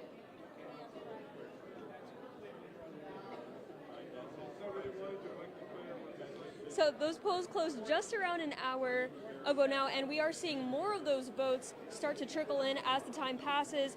And as for Onondaga County, looking at the race right now, Mannion has just under 60% of the total vote, and Williams just above 40% of the total vote right now. But what's interesting to me about this so far with the count is that these two candidates are around tied with the votes that have been counted that were casted today on the actual election day.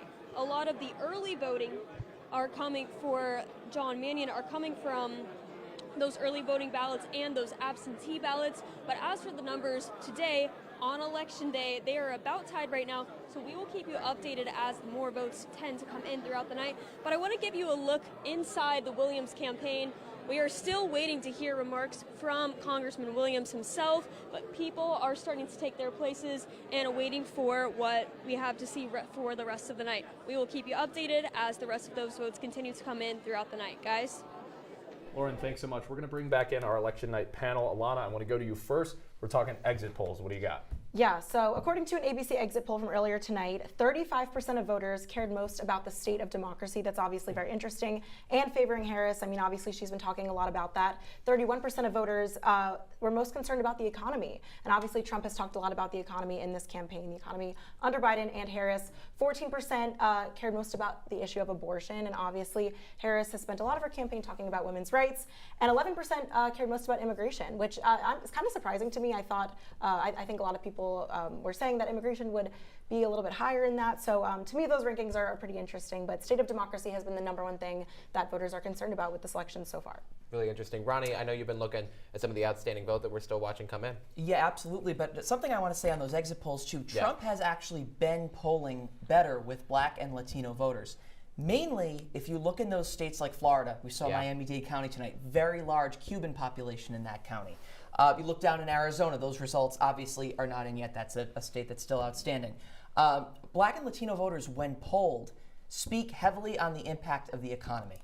They speak heavily on the impact of the border crisis. And not to say that those groups always feel this way, but they do have confidence in Donald Trump to solve that problem for them, more so than Kamala Harris. So that's something that's interesting, too.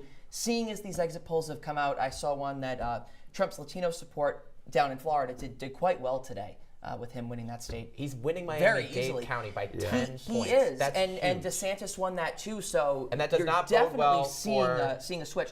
Yeah. No, like you Harris. said earlier in the broadcast, Luke, I mean, I think if you're the Harris campaign right now, you're a little bit nervous about what could come out west. Well, we're going to go one state north absolutely. I'm going to take a break. I'm going to stand up and stretch my legs here. Well, why not? Welcome our election night analyst, Michael Lamort, to the show. Michael, we're going to talk about Georgia. I want to start with what the race is looking like right now. What do you got for us? Well, let's break this down. I can't stress enough just how much Georgia has been a swing state. You talk about 2016, Trump had a more than generous lead, which allowed him to win the state against Hillary. You go 4 years in the future, you go to 2020, it swings over to the Democrats. Let's take a look at 2020 right now. Yeah, you could look at 2020, look at that technology. Biden leads with 49%, a 0.3 margin that allowed him to go to the White House. Let's go to 2024 now. You look at Trump, he's leading with 51.8% of the current votes. This is what the public needs to understand. The current votes. There's plenty of votes to come in. In fact, let's go southeast over to Savannah in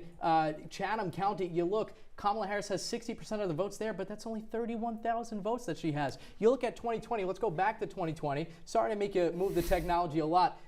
He has 78,000 votes, so there's plenty of votes that are still yet to come in. You look at Chatham County, it's been historically known for those mail-in ballots, for those absentee ballots, so there's plenty of votes that come in. Let's go now to the urban center. Looking at Atlanta in Fulton County, Harris with 71% of the votes there. That's about 341,000 back in 2020. I'm not going to make you go back this time. I'll do it. We can go back. We've got good technology We can here. go back. Okay, well, let's look. See, 380,000 votes. That's what allowed Biden to take Fulton County and Atlanta, as well as the surrounding votes. Now, you have to think about that. There's still about, Harris is still underperforming against Biden, but plenty of time, still too early to tell. Let's zoom out now. So why exactly, if she's dominating in these urban areas, is Trump winning? Well, you look at how much he's flirting with all of those rural areas, but they don't come nearly as close population-wise as those urban environments. You look at some, let's look at any random county in the north. Let's talk about Bartow County. Bartow How about County. that? Yeah, exactly. Bartow County, look at the amount of votes here. There's like 70,000 votes, they're not going to come nearly as close to the Well, so an interesting point about those rural voters is we know that Trump is going to sweep those rural areas. Exactly. Is Harris performing strongly enough so far in those urban areas to win Georgia? We talked about how close it was in 2020, just 11,000 votes. We, of course, remember that perfect phone call from Donald Trump to Brad Raffensperger asking him to find him. Just 11,000 votes. That is a razor-thin margin in a really, really important state. Is Harris doing well enough in those urban areas right now to win the state again? Well, let's go back to Fulton County with Atlanta. You see how close Harris is to that 380,000 that President Biden was able to collect in his favor. So she's performing very well in Atlanta, but you go down to Chatham County where Savannah is, there's still so many votes to come in there, so she needs to tally those those votes if she plans to take the state. Donald Trump so far performing well in the rural areas. He's able to pull some votes from that urban area as well. He's going to need to continue to do so if he wants to take the vote, the state rather. Still plenty of time though. It took 2 weeks last election for Georgia to be certified, but it looks like the race is coming in rather quickly so far just tonight. Michael, absolutely. One of our talking points, toss-up states. So you know we're going to keep a close eye on it. We'll have you back on the show. Plenty more throughout the night. I'll send it back to Luke at the desk. Hey guys, can you take a look at Cobb County for me? It should be right outside Atlanta. It should be next door there to Fulton County, because this is a county that Hillary Clinton won very narrowly, 47-45 in 2016. Biden won it handily, 56-42 last time around. What are the results looking like so far? Yeah, you look right now, Harris, Biden dropped out. You look at Harris, she has 204,000 compared to Trump's 151,000. Now, this is one of the urban areas that is rather close compared to, like we discussed with Fulton County, where there is a large discrepancy in votes. Again, way too early to tell, but this one is one of the closer urban areas than we would have expected. And we talk so much about the suburbs on the edge of Cobb County, a little bit away from Atlanta. We talk about how this election is going to be won in the suburbs and the swing states. It'll be really interesting to see how close that margin is in those Atlanta counties. Absolutely. All right. Well, when we come back, we'll have much more for you. We'll have some more talking points, toss-up states. We'll have some more analysts. We've got it all here on the Citrus TV Election Night special. Stay with us. Welcome to an excellent episode of Live from Studio B.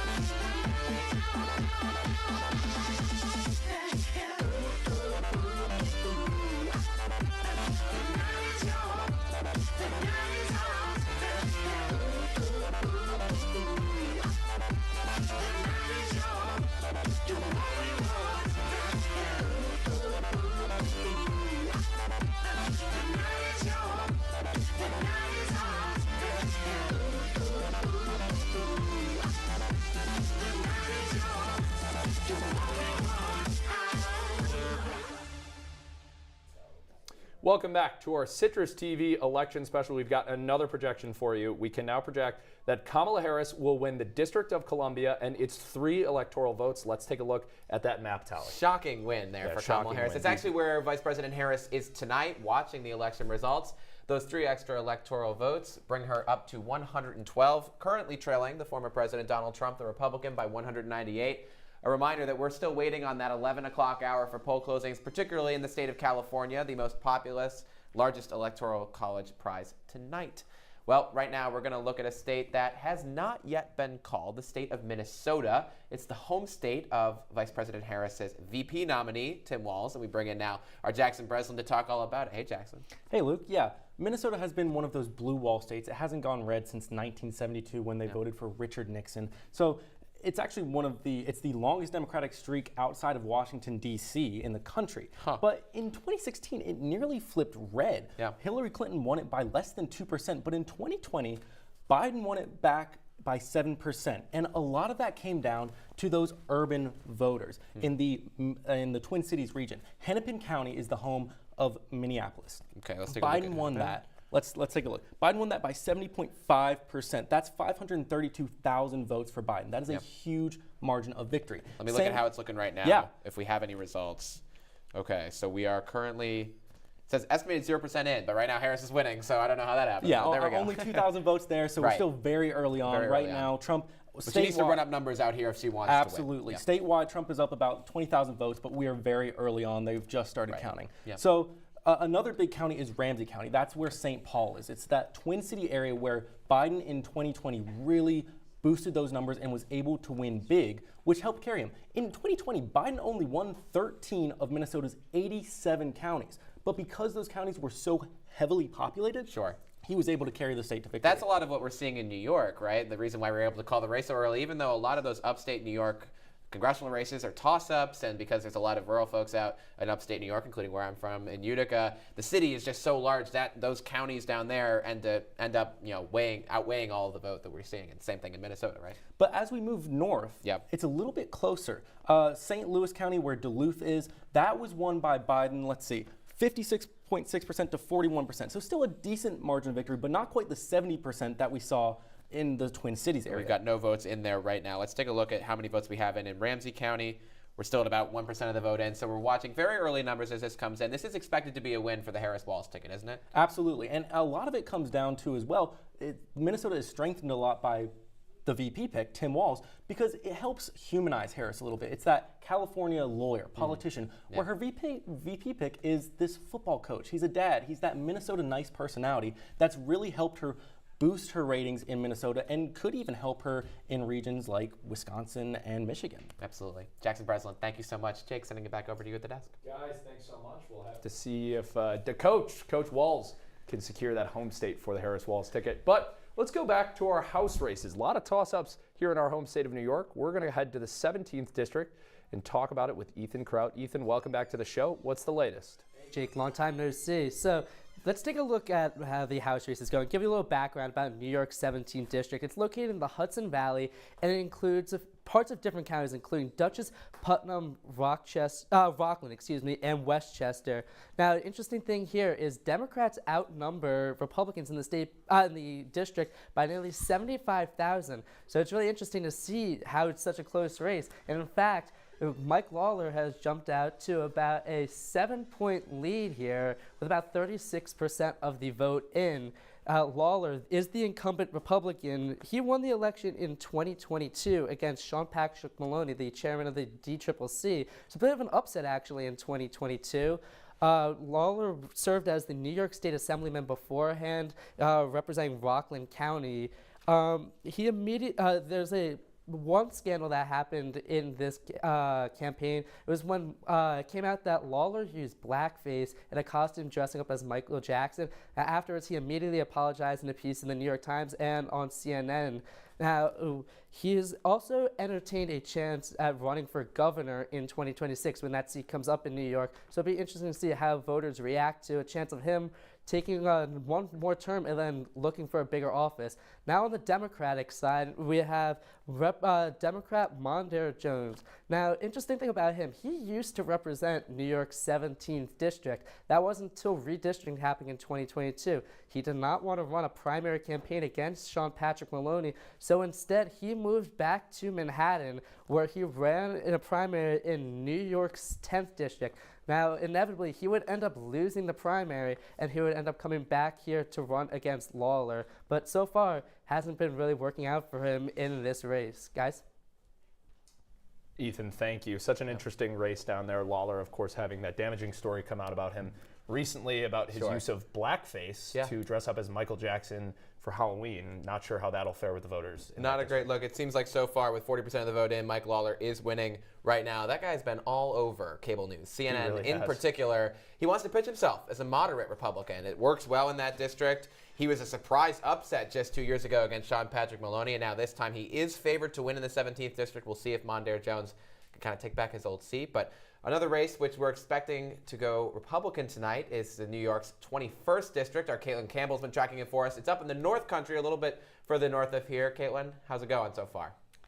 Hey Luke, yeah, the New York State 21st Congressional District is shaping up as one similar with years past, with incumbent Republican Elise Stefanik. But we are seeing a two-candidate female race. Right now we're seeing a Stefanik lead with but Democratic challenger Paula Collins is not too far behind. But right now we're seeing about 60% going to Stefanik.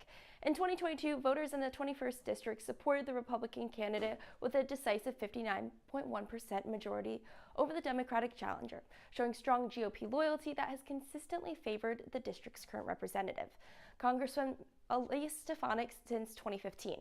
Stefanik has publicly supported former President Donald Trump and even having a chance of being his vice president. She said this afternoon on CBS News that she was, quote, proud to be one of the strong and intelligent women to align with his campaign and aid with his help. Collins quickly snapped back, though, at Stefanik's support to Trump, sharing her thoughts on the incumbent Stefanik. She said, quote, Elise Stefanik took this oath of office to protect and defend the Constitution. She has not done so. Stefanik has made other claims as well in which she would not commit to certifying the election results. Collins, a cannabis tax attorney originally from New York City, presents a contrast to Stefanik's policies.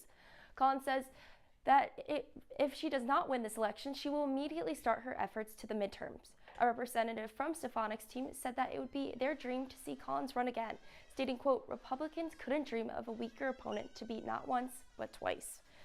The district is predominantly Republican, and mainly polling predictors have deemed it a, quote, safe Republican district.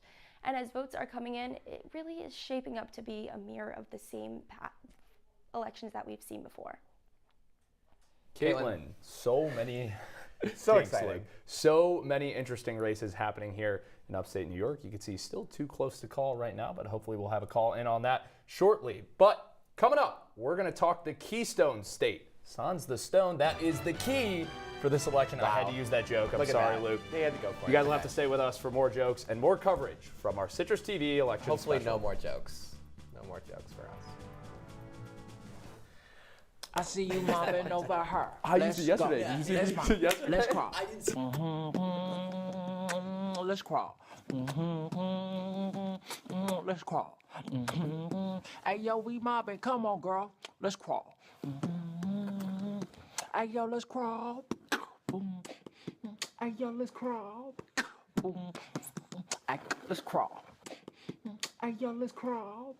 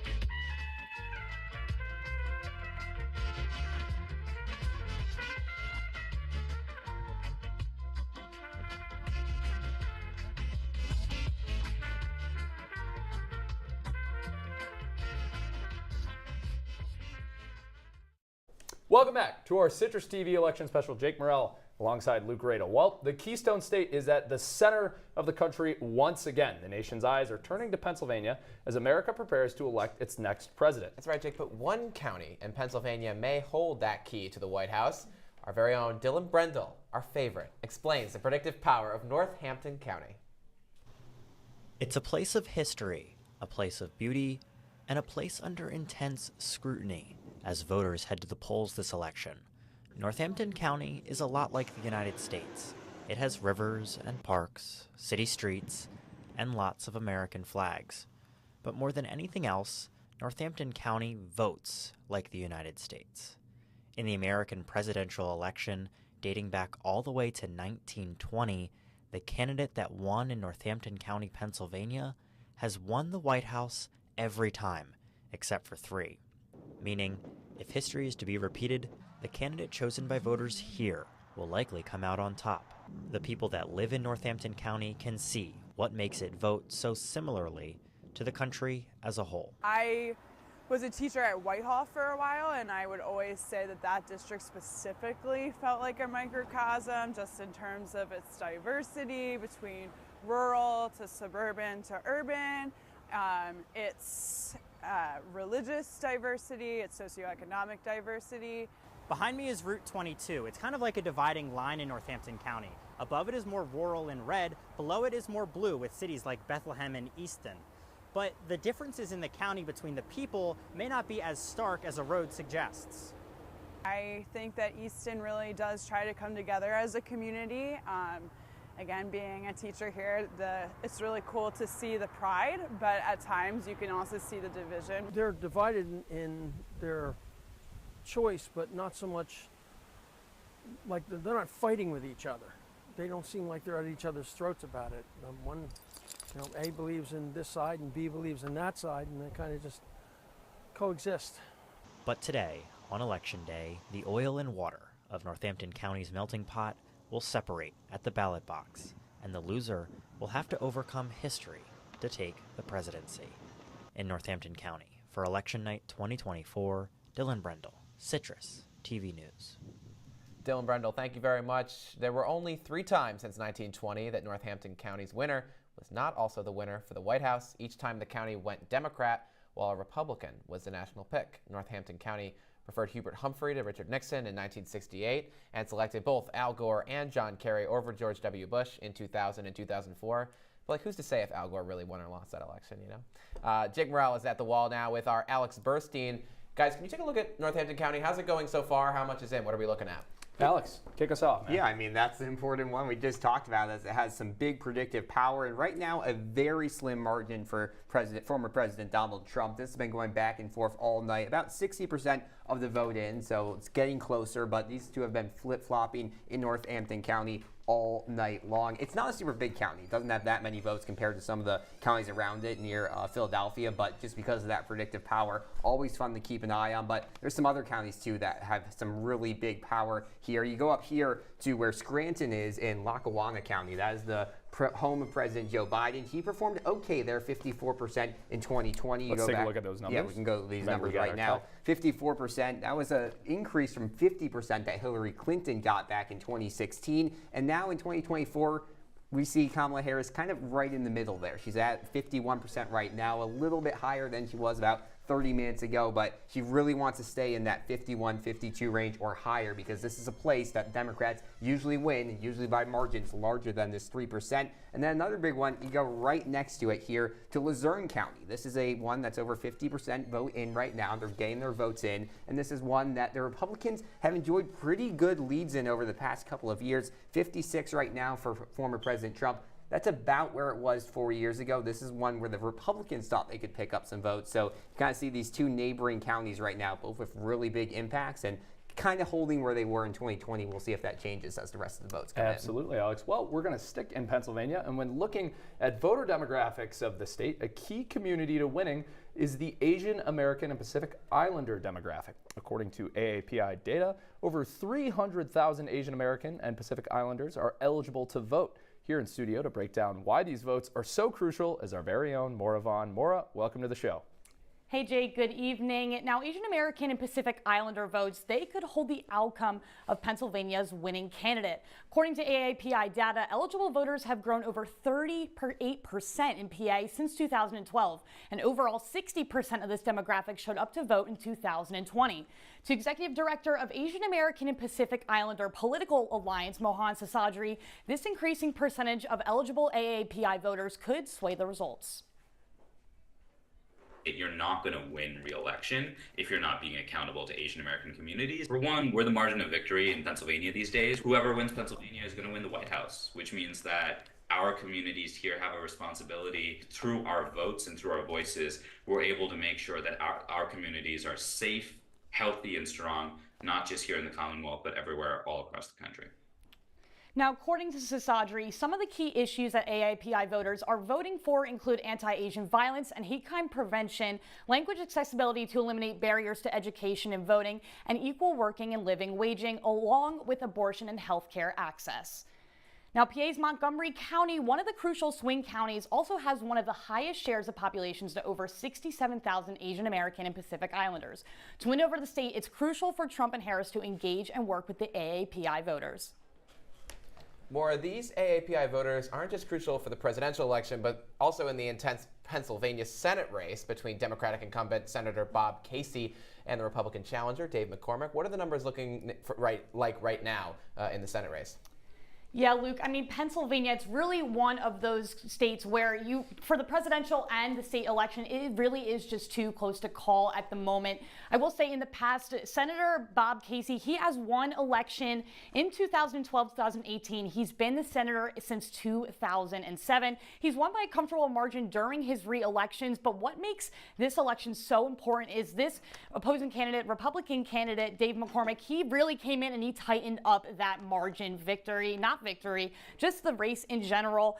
He really came in with this idea for being an Army veteran, being a CEO of a hedge fund, and really discussing those matters. It's going to come down to these key counties and key issues of Pennsylvania to decide the Senate race. I want to look at Bucks County now, one of those famous color counties, the swingiest of the color counties, 52.7 to 45.2 right now for Bob Casey. He's winning in that swing county. It's very important. And what makes Bucks County so interesting is that surrounding those counties, we have those urban, suburban areas of Philadelphia County, Montgomery County. They have voted blue in the past, but this is one of those, according to Josh Shapiro, governor, it's one of the swingiest swing counties in the swingiest swing state. And I want to show Alex Burstein what we're looking at in Bucks County right now. By comparison, looks like Harris is actually outrunning. Yeah, I mean, this is an interesting scenario because an hour ago we saw Casey pretty much outrunning Harris in all of these counties, and that's what was kind of expected. And Bucks is really interesting for the presidential election right now because 4 years ago, the Democrats outnumbered the Republicans. But in the last 2 years, now there's more registered Republicans than Democrats. So we're really seeing those moderate voters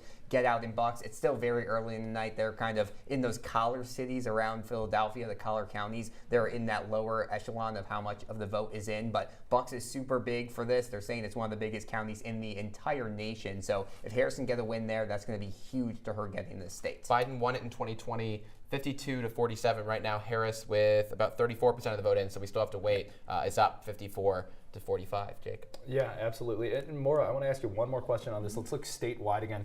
Both of you, rolling into this election, did you guys see that there was going to be a disconnect between Casey and Harris? Did we think that the state was going to go one way for Senate and one way for the presidential? What did you guys think? Yeah, so right now, Casey, he kind of has the more popular vote over Harris. I think that in looking at it, it's Casey, he's a more moderate Democrat. He is not one of those extremists like Kamala on certain issues, such as fracking in Pennsylvania. Yeah. I think going off of that, Harris has become more moderate over these past couple of years, especially in issues like fracking. And you kind of have to go out further west in the state to look at that. Around Allegheny, that's where Pittsburgh is, but around those counties surrounding it, counties like Beaver and Butler, where we even saw Trump have that assassination attempt in July. Those are areas that used to be very industrial. Now they are a lot more heavy on fracking and the oil industry. Because of that, Harris has had to really campaign there and say, I'm not going to do anything with fracking. We'll see if that actually has any effect. Yeah, thanks, guys. Well, we're going to head back to the Great Plains over here where we can make two more projections. We can project that Donald Trump will win Kansas and its 6 electoral votes. We can also project that Donald Trump will win Iowa and its 6 electoral votes. Luke, that's something that we talked about a lot on our episode of Talking Points last night. With the Seltzer poll predicting Kamala Harris to win. The Seltzer poll was wrong, Jake Morel. The Seltzer poll was wrong for the first time in a long time. She said that if her poll was wrong, that she'd be like blown into little pieces and spread all over Des Moines. Like, I don't know what's going to happen. I hope she's okay, Jan Seltzer. I hope you're all right. I hope that doesn't happen. There's a look at our map. You can see us start to fill in the Great Plains, the Midwest up there. Luke, I am a little surprised about the Iowa thing because Seltzer is usually right, but also me and you talked about how if that poll was reflective of the rest of the country, it meant good news for Kamala Harris. I'm going to go with saying that this means bad news for Kamala Harris. Harris has to win these swing states. She needs to be winning in Pennsylvania. She's down there right now. She needs to win in Virginia for sure. That needs to be called at some point for her. North Carolina and Georgia. She needs to win that Eastern Seaboard because that is where all of the electoral votes are for her right now. Not a lot for her to help recover there. One last quick call for us before we go to our last break. The race, New York's 21st congressional district, which we just heard Caitlin Campbell talk about, has now been called for Republican incumbent Congresswoman Elise Stefanik. That was expected. She'll be going back to the House of Representatives. We'll be right back.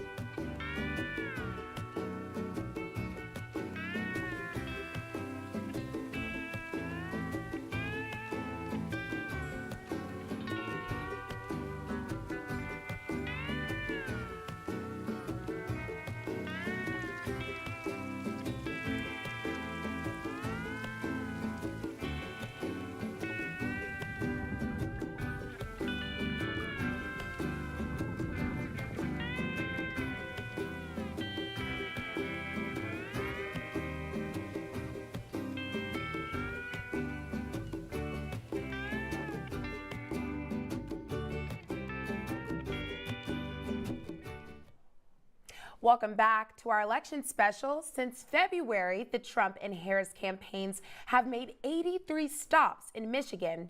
In 2020, the state's results were the closest to the national election average compared to the rest of the nation. Our very own Ben Bassick traveled to Michigan to speak with swing county officials on who was leading the race.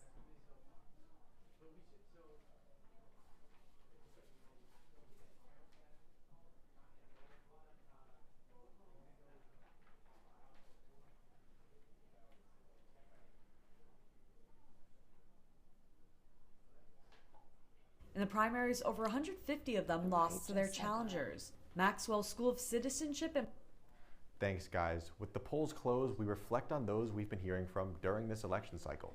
On the right, those who endorsed former President Trump would probably consider themselves to be far conservative, while those who endorsed Vice President Harris would consider themselves liberal, though many voters still consider themselves not heavily swinging either way. The numbers would seem to back this up, as according to a 2022 Gallup poll, 74% of Republicans consider themselves to be conservative, with just 22% to be moderate and 4% liberal. Meanwhile, with Democrats, the liberal percentage sits around 50%, while 37% say they're moderate. While in previous years it may have been a no-brainer to trust these polls and say they would reflect on how voters vote, but according to New Jersey Republican State Senator and SU alum John Bramnick, there's been a shift in the Republican Party that may say otherwise.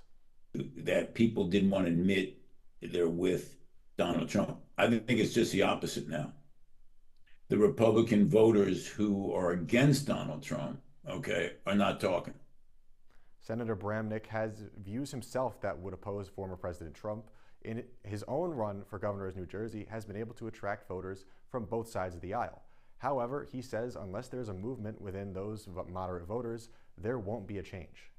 Primary voters in both parties are so set in their ways that if they see their candidate compromising, that they'll no longer support them. So unless we have a movement of the 75% in the middle who are willing to stand up and say, these extremist positions and limited views of the world are dominating politics, it's not going to change. With prominent Republican figures such as Liz and Dick Cheney endorsing Kamala Harris, it seems there may already be some change underway, though only time will tell. For Election Night 2024, I'm Matt Lesnick. And once again, that was our very own Citrus TV reporter, Matt Lessig. Thank you, Matt. Moving on, the Pew Research Center says nearly 80% of voters are concerned with candidates running for re-election. Our Citrus TV analyst Cora Maricosta discusses the impact voter concerns have on incumbents.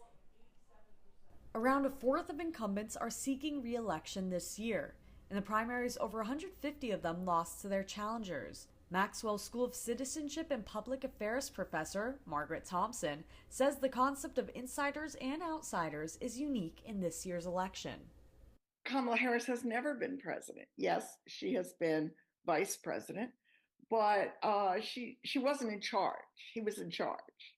So when you talk about insiders and outsiders, I think this election poses a really complicated case. From John Adams to Donald Trump, 10 American presidents have run for re-election and lost. Both Trump and Vice President Kamala Harris's campaigns have worked to brand themselves in a new way as to distinguish themselves from incumbents. We cannot take 4 more years of this calamity. You may not be able to take a couple of months more of this. This isn't just... Well, first of all, it's important to remind the former president you're not running against Joe Biden, you're running against me. Former President Trump, on the one hand, is campaigning as an outsider, but he was president for 4 years. Kamala Harris has never been president. Yes, she has been vice president, but she wasn't in charge. Meanwhile, the Trump campaign says Harris has been in charge of the U.S.-Mexico border. Border czar. She doesn't want to be called border czar. She was the border czar, but you know what? She was in charge of the border. For Election Night 2024, I'm Cora Maricosta. Thank you, Cora. We now project, ladies and gentlemen, that Kamala Harris will win Maine District 1 with its 1 electoral vote. Very exciting news. Now we bring back analyst Peter Berry to talk about New York's 3rd Congressional District. Peter. Hey Andy, it's always great to be talking about my home district, especially on election night. But let's turn back the clock a little bit. Tom Suozzi ran in February in a special election against Mazi Pilip, and he won handily by 12 points. This is because George Santos was the 6th member of Congress to be expelled. He won in 2022 by 6 points against Bob Zimmerman.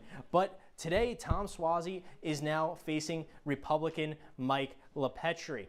But it doesn't look like it's going to be a really tight race with this new redistricting, as they put in Cold Spring Harbor, and they removed Massapequa and gave that to Andrew Garbarino in the 2nd district. So it's kind of more of a safer district for Suozzi. They said Suozzi was up in a +14 poll that was sponsored by the Nassau GOP, but it looks like the redistricting really killed any chances of Mike LaPetrie coming back and winning this seat for Republicans. But Suozzi was not really concerned when it came to campaigning, as he was out on New York 1 on the East End campaigning with John Avlon to help him win the New York 1st District, but it was just called for Nick LaLota. Andy, I'm going to send it back to you at the desk. Thank you, Peter. All very interesting. Nationwide, stricter gun control has been a prominent debate as well this election, especially with the increase in school shootings and illegal guns. Our Citrus TV analyst, Anjana Desam, has more on what community members are saying. The U.S. has seen 58 school shootings in 2024 alone. Gun violence has been an ongoing issue for the country, and in this election, both candidates have expressed their views on gun control. Throughout Kamala Harris's campaign, she's expressed her intention to ban assault weapons and crack down on ghost guns. Earlier this year, Harris announced the launch of the National Extreme Risk Protection Resource Center to implement red flag laws. Harris has made it clear that she still supports the Second Amendment. And Donald Trump has claimed to be the, quote, most pro-gun, pro-Second Amendment president. During his presidency, Trump has sent mixed signals on his support for universal background checks. However, after school shooting in Florida, he supported a legislation to expand background checks, but the measure failed in the Senate. While both candidates support the right to bear arms, the debate largely centers around how to control mass and school shootings in the country.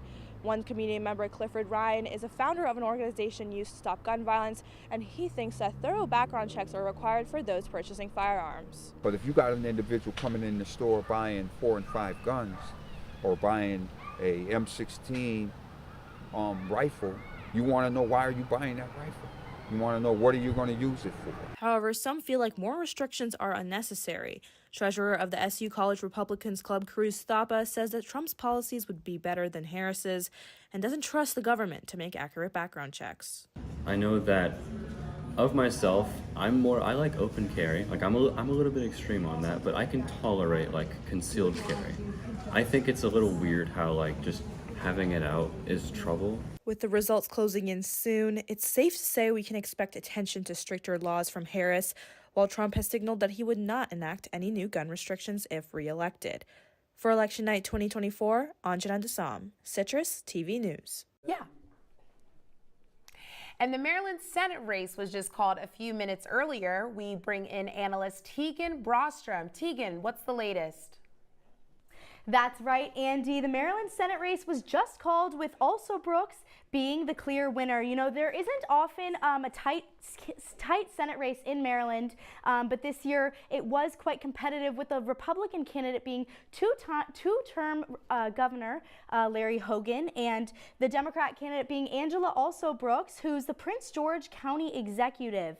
And, you know, with Also Brooks being this clear winner, she will serve as Maryland's first black senator, which is an awesome win for Maryland. And abortion was a top issue for both of these candidates, with both saying they were pro-choice. Hogan emphasized throughout his entire campaign his independent policies. He continued to support and fight for middle-class housing and for veterans, with Also Brooks prioritizing abortion rights, as I said earlier, as well as investing in education and the environmental issues on the Chesapeake Bay.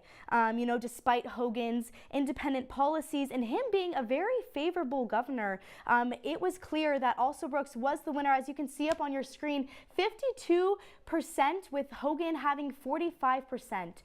She had been ahead all of the fall, with 11-point advantage in October, 12-point advantage in September. And as you can see here, she had another great advantage, leading her to take the win in this Maryland Senate race. Back to you guys. Tegan, thank you so much. Really appreciate it. We're going to come now for a breaking news race call in the race for New York's 22nd congressional district. Citrus TV can now project that Democratic State Senator John Mannion will win, defeating Republican incumbent Congressman Brandon Williams. Okay? We take you now live to Sky Armory, where State Senator Mannion is about to speak.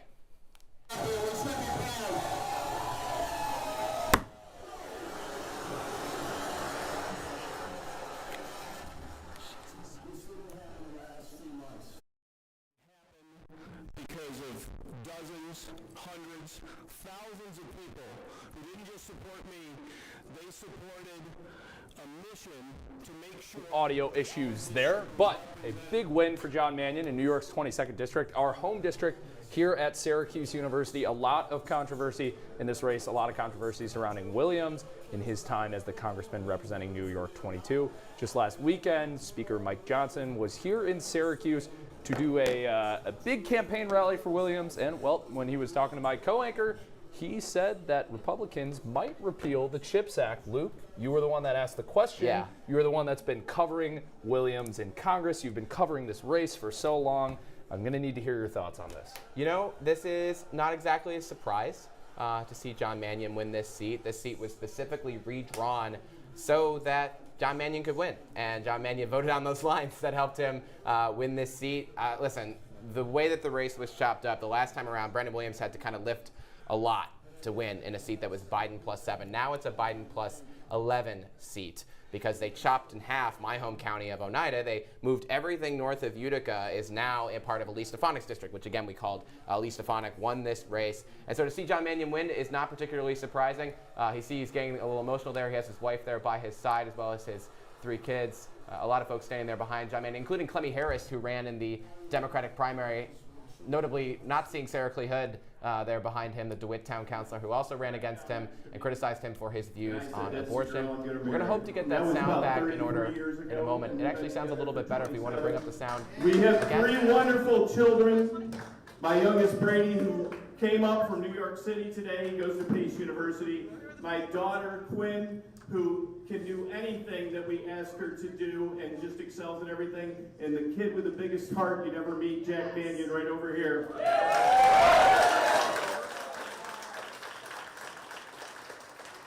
I'm going to thank my campaign team. We had a speeding locomotive, hopefully, on a couple of rails headed towards victory. And Joe Agavino came in.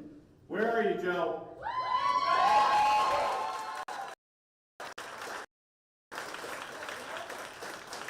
And made sure that as we had members of the team and we built more members of the team and then support came in from so many different places, that he made sure everything was coordinated, everybody was in a position where they could succeed, and that absolutely happened. I want to thank my deputy campaign manager, Catherine Solahub.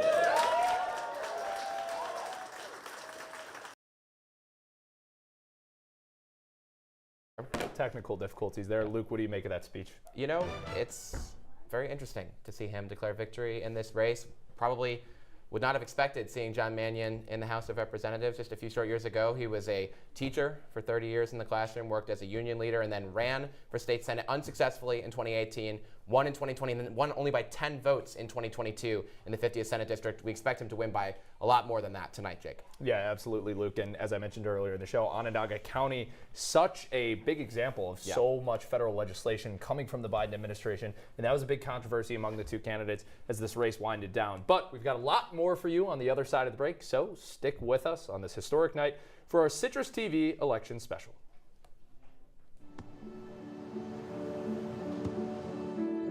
I don't remember how it started. Go to that. Our back and forth. It always came back. Dad! You probably don't remember what you told me, That was perfect. but I heard every word.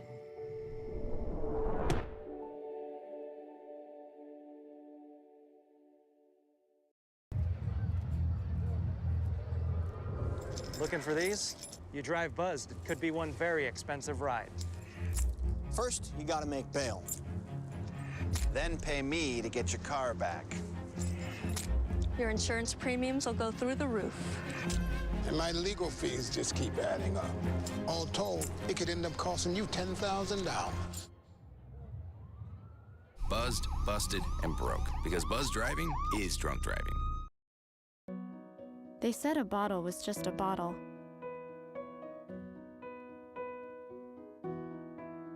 That no one would ever notice me.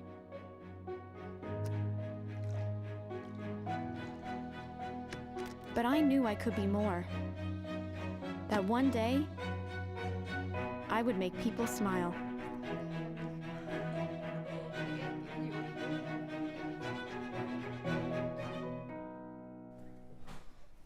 Welcome back into our Citrus TV election special. We've got some more projections for you from out west. We can now project that Kamala Harris will win California and its 54 electoral votes, the largest electoral prize. We can also project that she will win Washington and its 12 electoral votes. Luke. Yeah, we can also project that Donald Trump will win Idaho and its 4 electoral votes tonight. So that brings up the total for Harris quite a bit.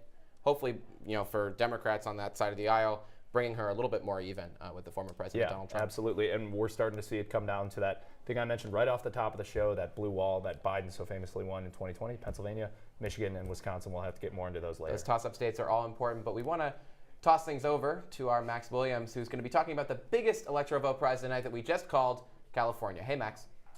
Hey guys, yeah, that's right. California has 54 electoral votes. That is the largest on that map that we keep playing for you. This is not a surprise for Harris. A Republican presidential candidate has not won the state since 1988, so it's been a long time. The state has been blue for a while. And I think one of the main reasons why Harris has, won this state is because she's from California. She grew up in the district of Oakland, and on the map, It is Alameda County. So in Alameda County in 2020, Biden won that by just over 62%. But I think what's also helping Kamala here win the state is not only that she grew up there, but also that she kickstarted her career in politics in California. So in 2003, she was a San Francisco district attorney. In 2010, Harris was elected Attorney General of California. And in 2016, Harris was elected to the U.S. Senate. So also with Trump, Trump lost to California in 2020, and he just held a rally in Coachella in October. He used that rally for media attention and hopefully to increase votes. Clearly, that did not help there. But I just want to talk quickly about both of the candidates' opinions on climate initiatives, because that is a big concern for voters here in California. So Trump has threatened and made it clear he would roll back billions of Inflation Reduction Act funding, and that is something that California is really relying on for its climate goals. Harris, on the other hand, has been a little bit more favorable to California in respect to climate initiatives. So when Harris served as senator for California, she sponsored the Green New Deal resolution. As California's Attorney General, she also sued multiple big oil companies, and as Vice President, she was the tie-breaking vote to pass a $750 billion climate bill in 2022. So definitely a more convincing candidate for Californians, when looking at climate change and climate initiatives, So, not a surprise here that Harris won the state. Definitely a big win for her. 54 electoral votes is certainly going to help her in this race. Guys, that's all I have for you. Max Williams, thank you very much. We're going to take a look live now at John Maynion's watch party already in progress. I'm just hearing from a source now that John Mannion was called at this watch party while giving his speech by Brandon Williams to concede the race for Congress in the 22nd District. Let's listen in. But that was Representative Williams. He was very gracious. He just conceded, but I thank him. I thank him for handling this situation the way that he did. I certainly thank him for his service to this country, and I thank him for his service to NY22. And that should be commended. We may disagree, and we may support other people, but as I said at the beginning of this, I didn't vote for Brandon Williams, but he was my representative, all right? And as a result, what I remember growing up is that we respected, even if we disagreed, and we gotta get back there. And I respect his service to this country and this district. Alrighty, we're back now here in the Citrus TV studio. What a surprising moment. We just came in right after it happened, but the senator just confirmed there live for us. The Congressman Williams called John Mannion mid-victory speech and conceded the race for New York's 22nd District. John Mannion is now the congressman-elect for the 22nd District, Jake. Brandon Williams, just one term. One term for Brandon Williams. He had never been in politics before, decided to run as an outsider in 2022, surprised everyone by winning the Republican primary against John Kako's deemed predecessor, Steve Wells. He won that primary, ended up winning the general election in 2022 by just 3,000 votes. This time it seems like he is going to lose by a bit more than that this time around because of that redrawing of the map, and also because presidential elections, midterm elections are very different. Brandon Williams benefited from having folks like Lee Zeldin at the top of the ticket for the governor's race in 2022. Brandon Williams also did not capitalize on his seat, his time in office. His first year in office was very chaotic.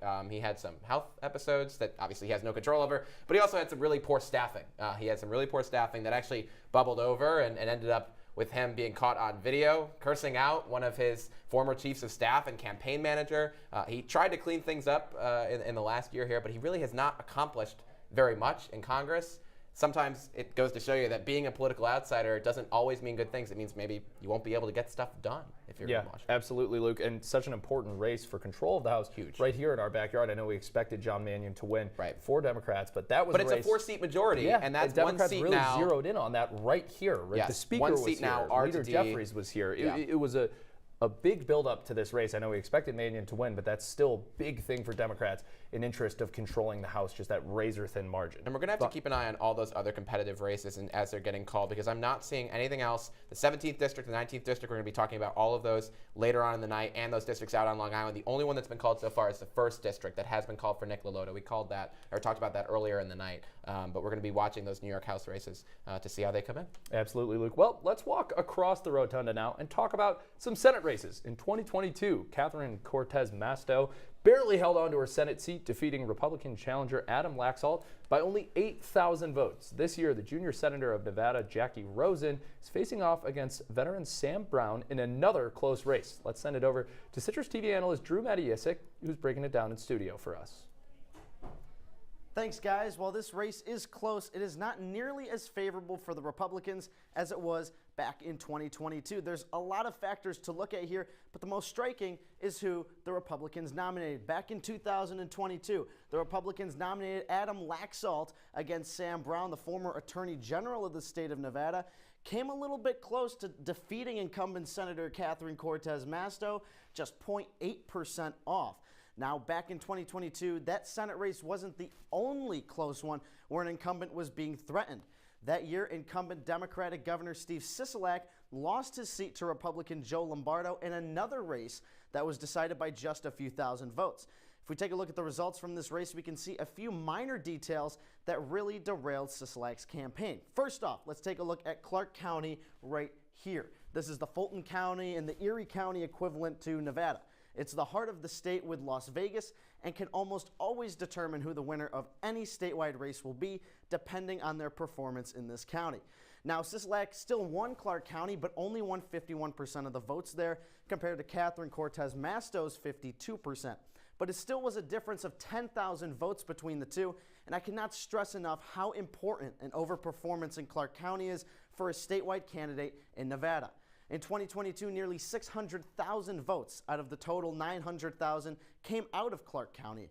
Nevada is really small, and when you go outside of Las Vegas, and even if you go to Reno over here, only 180,000 votes were cast in Washoe County in 2022, which is completely dwarfed by Clark County in the southern part of the state. So what's the key to winning this Senate race for either Rosen or Brown? For Brown to flip this seat, he would need to aim for winning around 45 to 46% of the vote in Clark County and at least 47% to flip Washoe County, which is where Reno is. That is exactly around what Lombardo won back in 2022 in both counties, and now he's the governor of Nevada. For Rosen, she would want to win at the bare minimum 52.5% of the vote in Clark County, but for a comfortable win, she would want to grab at least 53% of the vote, and in Washoe County, she would want to win 51 to 52% of the vote. So how could this race play out tonight? Well, in recent weeks, the NRSC has diverted $6.2 million from Tim Sheehy's race in Montana to Sam Brown in Nevada. But the question is, if it is too little, too late. And in my opinion, it is. I believe this race will be won by Rosen by about 5%, winning both Clark County and Washoe County by lean to tilt margins. Now, how does this affect the race for the Senate? Well, Nevada's Senate race has been seen as the least likely toss-up state for the Republicans to pick up this cycle, so this really doesn't affect the map at all. Back over to you guys. Drew Matijasic, thank you so much. Really appreciate it. We want to take a pause on talking about Nevada for a second. We'll come back to it in a moment, but we're going to take you live now to Destiny USA, the embassy suites there, where Congressman Brandon Williams is conceding. I just, next time, they got to get a better candidate. I don't know what to tell you. Thank you all very much.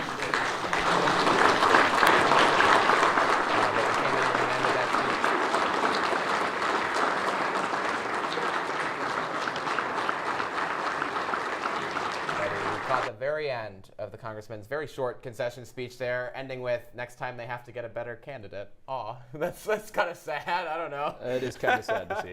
It is kind of sad to see, but a lot quicker than we expected in the night, correct? You know, I had a funny feeling. I had a funny feeling we were going to get something like this around this time. He has a lot of funny feelings. It was a very uphill battle for Congressman Williams. You know, I was talking to folks close to his campaign early on about this. They said that their best case scenario was Williams +2 and their worst case scenario was Mannion +3. And I kind of laughed at that, to be completely honest with you, because I think their worst case scenario is happening. It's about to happen. I think it will be closer to Mannion +5, +6. potentially double digits. We'll have to see as these results continue to come in. I'm looking at it right now. We've got about 80% reporting, Mannion up 54 to 46. So much worse than the worst case scenario that they were expecting so far. Absolutely. Well, let's go back to talking about Nevada. We're going to talk about the Nevada Senate and presidential race, and here to talk more about both of those is Citrus TV Election Night analyst Riley Underwood. Riley, how's it going? Yeah, it's going pretty good, Jake, and we still haven't seen any votes come in on the Nevada Senate or presidential election so far, even though those polls have closed. Let's start off with the Senate race where incumbent Democrat Jackie Rosen is defending her spot against the newcoming Republican Sam Brown. Now, Jackie Rosen, this is her first term. Now she's going for her second term in re-election, and Republican Sam Brown, he had a couple stints. He ran unsuccessfully in the primaries in Texas and then unsuccessfully last election cycle in Nevada. Now he's finally broken through. Man, what a story Sam Brown is. I mean, he was sent to Afghanistan in 2008, and then just 4 months into his service, his tank was blown up by an IED underneath, got sprayed, covered with fuel. It went up in flames. 30% of his body was burned. Didn't think he was going to be able to live. And now he worked his way up to get a job at Amazon. And now he's running in the Nevada Senate race. Captured a lot of people, both with his story and his stances. When polled on issues that Nevadans were passionate about, number 1 was the economy. Number 2 was abortion. And Brown is more to the middle on abortion than many other Republicans. And when we look over to the presidential debate, again, no results so far. But when we look back at 2020, that's when we see these 2 big counties. We have Clark County down here, that's where Las Vegas is, and then we have Washoe County right there, where Reno is. Those are the biggest 2 counties. Las Vegas metro area has 73% of the state's population, and it's a very diverse population. 32% of those voters are Hispanic, and something really interesting we've seen throughout the night. I want to go back to Florida, where we saw Donald Trump flip Miami-Dade County. That's mainly because of the Hispanic vote. Main issues for a lot of them in the polls have been immigration and the economy, and so far he's been doing pretty good in that. We'll catch you more up to date later in the show on Nevada when those results come in. Hey, Riley, thanks so much. We're going to bring back in our election night panel here. And I want to start with a quote from Democratic strategist James Carville, somebody that both Ryan and I have worked with professionally. Carville said... A flex on the folks who haven't worked for MSNBC on this side of the table, Jake? Is the man pulls off a baseball hat for LSU no one the other thing I was going to say is he's probably the biggest LSU Tiger fan that's a Democratic strategist, but I decided to go with mentioning that Ronnie and I have worked with him. Yeah. But let's get to that quote. Jake Morel goes with flexing. What a shot. He said, quote, "Early indications here are not sterling. Ronnie, me and you have been watching the New York Times needle prediction meter throughout the entire night. We've seen it get worse and worse. What's your take?" Well, right now it's at an 88% chance of victory for Donald Trump. I mean, if this were a speedometer, it's at about 130 miles per hour. Just went up to 89 while you were talking, by the way. Just for there the we record. go. Okay, so now it's at 135 miles per hour. The New York Times needle. So you love to connect back to cars, Ronnie. Anytime I can, you know me, Luke. Is the Kamala Harris campaign swerving off the highway? I think what's she just going hit on here? a patch of ice. Yeah. You know, might be a little bit. You have those up in Rhode Island, right? Towards the guardrail. We have a lot of ice in Rhode Island. We really do, because they're not great at salting the roads, and it gathers in the potholes. That's a whole thing. I should do a whole segment on that. Electoral College estimate right now: 299 for Trump, 239 for Kamala Harris. And here's the real shocker here, guys. This is a new one. It's the popular vote. Trump is favored to win that by over a point. That's something that hasn't been done. 2016, 2020. Hillary won that in 2016. Biden won that in 2020, but Trump captured the Electoral College. It hasn't been done by a Republican in a long time. No, it hasn't. And I want to read a quote quickly that we got from Brad Raffensperger, who's the Secretary of State down there in Georgia. Now, as you know, he and Donald Trump have had a little bit of a tumultuous relationship. He said to the Atlanta Journal-Constitution, quote, "If you look at who's leading in the race right now, Donald Trump has an insurmountable lead." This is in reference to Georgia. "With the number of votes outstanding, it looks like this is done." Now, this is not an official prediction. This is not us calling it. This is 90% of the vote in. He's up by about 2.5%. Right. And this is the Secretary of State who runs the elections in that state. Looks like not many votes for her left in Fulton County. Those are like the main turnout areas that we look for. Right. And we're not seeing that there. Exactly. So it's really interesting, and this early in the night too. I mean, I know I at least didn't expect to be here at this point. Obviously, we still have, like Jake was saying, the blue wall, and it's a fact. If Trump can demolish the blue wall, it's his. All right, Jake, I think we have a projection to make. I think we do have a projection to make, Luke. Why don't you go ahead and do the honors? All righty. We can project that Donald Trump will win the state of North Carolina with its 16 electoral votes. Jake, this is the first Talking Points toss-up state that we are able to call tonight. It is a big one for Donald Trump. He has won this state twice, in 2016 and in 2020. It was expected, though, potentially to be a Harris flip, not in the cards for tonight. Yeah, and it was partly expected to be a Harris flip because of the black vote in North Carolina, which Biden did well with in 2020, and it made the state a little bit closer than it was. Yeah. But obviously, that's not proving to be strong enough for Kamala Harris. I'm surprised that. And Ronnie, Ronnie and Alana, we were just talking about how the needle is moving further and further towards a Trump victory. 90% now. 90% now. Alana, I want to bring you back in. This is I have to say, I mean, we saw how energetic people got when Biden dropped out. I think that would have been a landslide, Trump winning by a landslide, and obviously people thought it was going to come close. Yeah. But I think this is proving that candidate character is not really our priority. The economy is really coming in as one of the #1 things for these voters, and I think the fact that Miami-Dade won by all of those points is really proving this, honestly. It's very interesting to see. Well, look, and we have to acknowledge that Kamala Harris, as you mentioned, Joe Biden dropped out of the race over the middle of the summer. That's completely unprecedented. It's never happened before. Kamala Harris had to run a very short campaign, just a little more than 100 100 days. Right, a little bit more than 100 days. So as we're watching these states come in, it's really interesting. What I was going to say is I'm surprised that Kamala Harris didn't do a better job, or the Democrats didn't do a better job of tying Donald Trump to Mark Robinson. We had the North Carolina governor's race discussion a little early on in the night.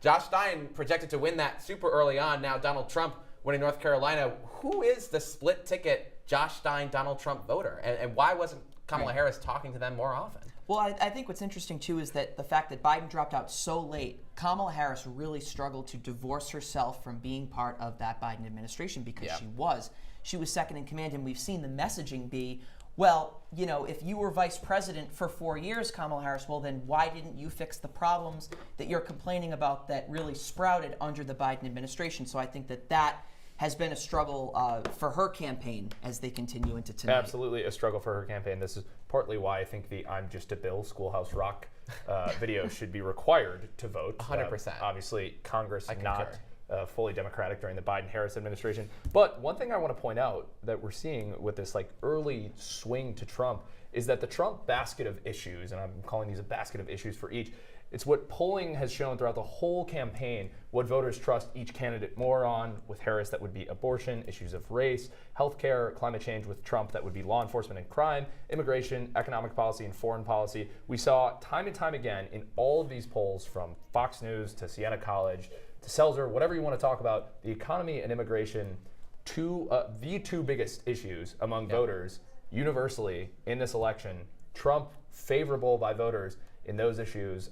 I think that's why we might be seeing this big swing to Trump. Yeah, I want to show the map, if we can, here of Wake County. Wake County includes the city of Raleigh. Kamala Harris needed to turn out Democrats in big numbers here. You talked about those black voters. This is what Wake County looks like for Josh Stein and Mark Robinson. Josh Stein winning there, 70% of the vote compared to Mark Robinson's 24.5%. But when we switch over to the presidential race, watch how that Democratic number drops from 70, only 62 there for Kamala Harris. 10% bump for Donald Trump in Wake County. That's not a good sign for Kamala Harris if she's running that far behind the ticket in a place like Wake County. We're going to have to watch and see how Kamala Harris is faring in other parts of city areas like Atlanta, Fulton County. We're looking at Philadelphia County, how turnout is going to look there. But if we look Wake County compared 2020, I want to compare it to 2020 if we can. Okay, so it's about even with 2020. But again, as we talked about earlier, Joe Biden lost North Carolina in 2020. Kamala Harris lost North Carolina in 2020. Or in 2024 rather. She's hoping that she's going to run even with Biden for the rest of the time. It seems like that's what she's doing in North Carolina, at least particularly in Wake County. But whether she's doing that in other swing states is a question I think we all need to be asking ourselves. And that is the question. That's a big question that I want to point out here, is that the rest of the swing states have not been called, especially, and I'll mention it again, that important blue wall which gave Biden the election in 2020. Pennsylvania, Michigan, and Wisconsin. Now, it looks like Harris is down in Michigan at least right now, but still, I do want to point out. Harris is up in Michigan. She's back up in Michigan? And we're going to talk about Michigan right now, actually, because since February, the Trump and Harris campaigns have made 83 stops there. And in 2020, the state's results were the closest to the national election average. Compared to the rest of the nation, our Ben Bassick traveled to Michigan to speak with swing county officials on who is leading in that race.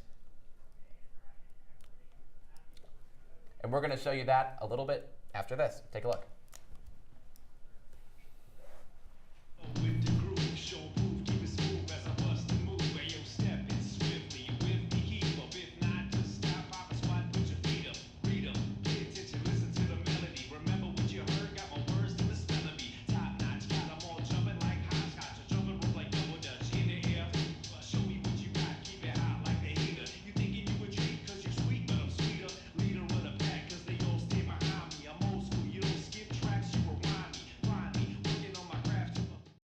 I don't think that many kids in my son's school even do it.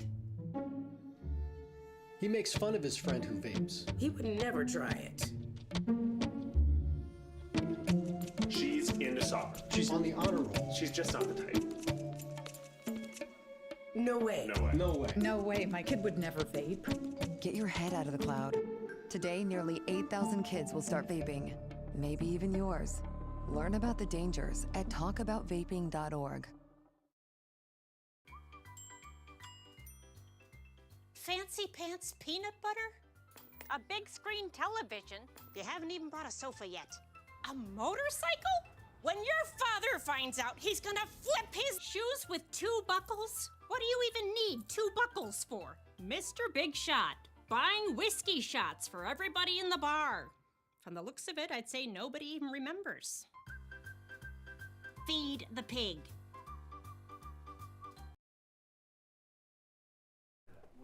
Welcome back. We project that Vice President Kamala Harris will win Oregon out west and its 8 electoral votes. We're now going to turn to Michigan. We're going to talk with our analyst Ben Bassick and Jake Morel, my co-anchor. Hey, guys. Yeah, huge news here. First, staying in the Midwest, but we're going to go to Ohio here quick. CitrusTV is going to go ahead and call the Senate race in Ohio for Republican Bernie Moreno. That means he ousts Sherrod Brown, the incumbent, a 17-year seat. This is huge, Jake, especially for the Senate. Really big win for Republicans in the Senate. Like we said, hard to see a path for Democrats retaining the Senate after losing this race. We'll have to see how the rest of those Senate races finish up. But I want to go a little bit north to Michigan, one of our big toss-up states that we've been talking about all fall on Talking Points. What are we going to start with? Yeah, so right now, let's take a look at the Senate race. Mike Rogers, Alyssa Slotkin. It's pretty neck and neck at this point. I mean, they've been leading on and off throughout the night. Mike Rogers is up a little bit right now, but not enough. Just around 33% of the vote is in right now, so we don't want to call anything there. Again, a lot of these urban populaces, specifically here in Wayne, very few percent of the vote is in. This is a huge urban area, typically leans very Democrat. It's still red right now. So this is kind of has to be taken with a grain of salt, but Mike Rogers is up in the state. Can we talk about the presidential election in Michigan really quick? Let's do it.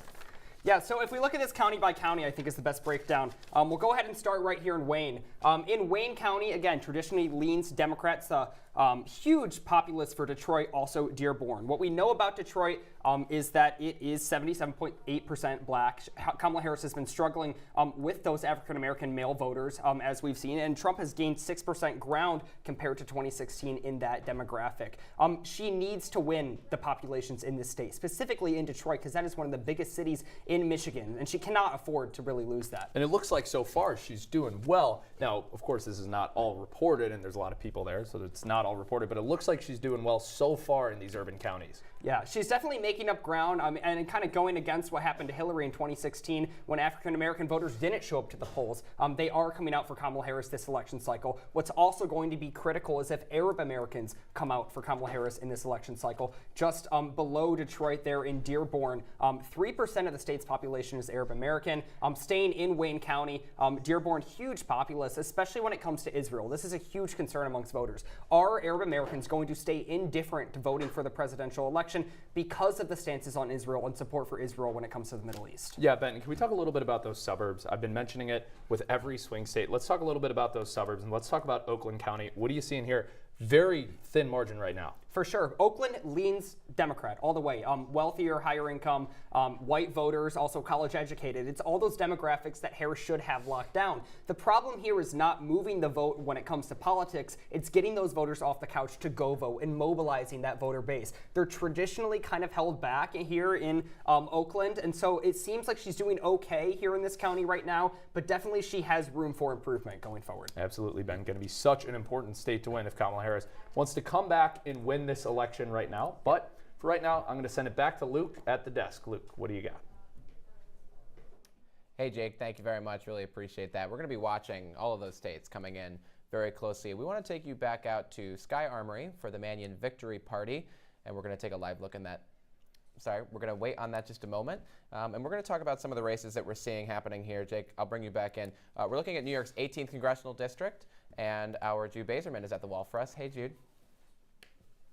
Guys, thank you so much. And Pat Ryan has won this race. It's been confirmed, and it really does line up with prior polls. Pat Ryan was up by about 8 points in late October. Tonight, he's won by about a projected 13 points, 56% to Allison Esposito's 43%. And again, that also lines up with how the 18th district votes in presidential elections. In 2016, Hillary Clinton only won by 1, but again, she won. And going back to 2020, President Joe Biden won by 8 points. And just some background on both candidates. The incumbent Pat Ryan is a Democrat. He has prior service experience in public service prior to being the representative for the 18th district. He was an Ulster County executive, and before that, he was an Iraq war veteran. On the other hand, the Republican challenger, Allison Esposito, who eventually fell short tonight, she never really had any public service experience before running this. She ran for lieutenant governor 2 years ago, lost that race as well, and before that, she was a New York City Police Department officer for 25 years. And one of the main ways that Ryan won this race, besides being an incumbent, was just attacking Esposito for really not living in the 18th district until really recently. If you look geographically, the 18th district encompasses cities like New Paltz, Poughkeepsie, Middletown, really downstate New York, just north of New Jersey, just north of the New York City as well. And Allison Esposito, she had a house in the Upper East Side all the way up until last year. She wasn't registered to vote in the 18th district until 2023, and that's one of the main attacks that Ryan had against Esposito. Looking more at policy, Ryan really emphasized abortion rights, and having access to abortion that Esposito and a lot of Republicans shy away from. But both candidates, what really didn't differ is that they emphasized the economy and affordability. Again, it's different how they're going to attack those issues, but we will see Pat Ryan back in the House. Guys, back to you. Jude, interesting race there. Looks like Ryan will keep representing the Hudson Valley. Well, when we come back, we've got a lot more for you, including more analysis on our Talking Points toss-up states, so stay with us.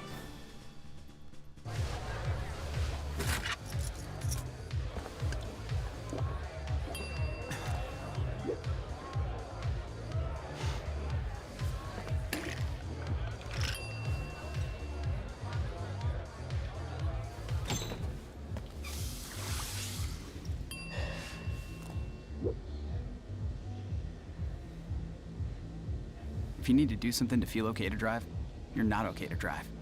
Don't drive buzzed. Hey, Hard, what's this? That's my resignation letter. You're resigning.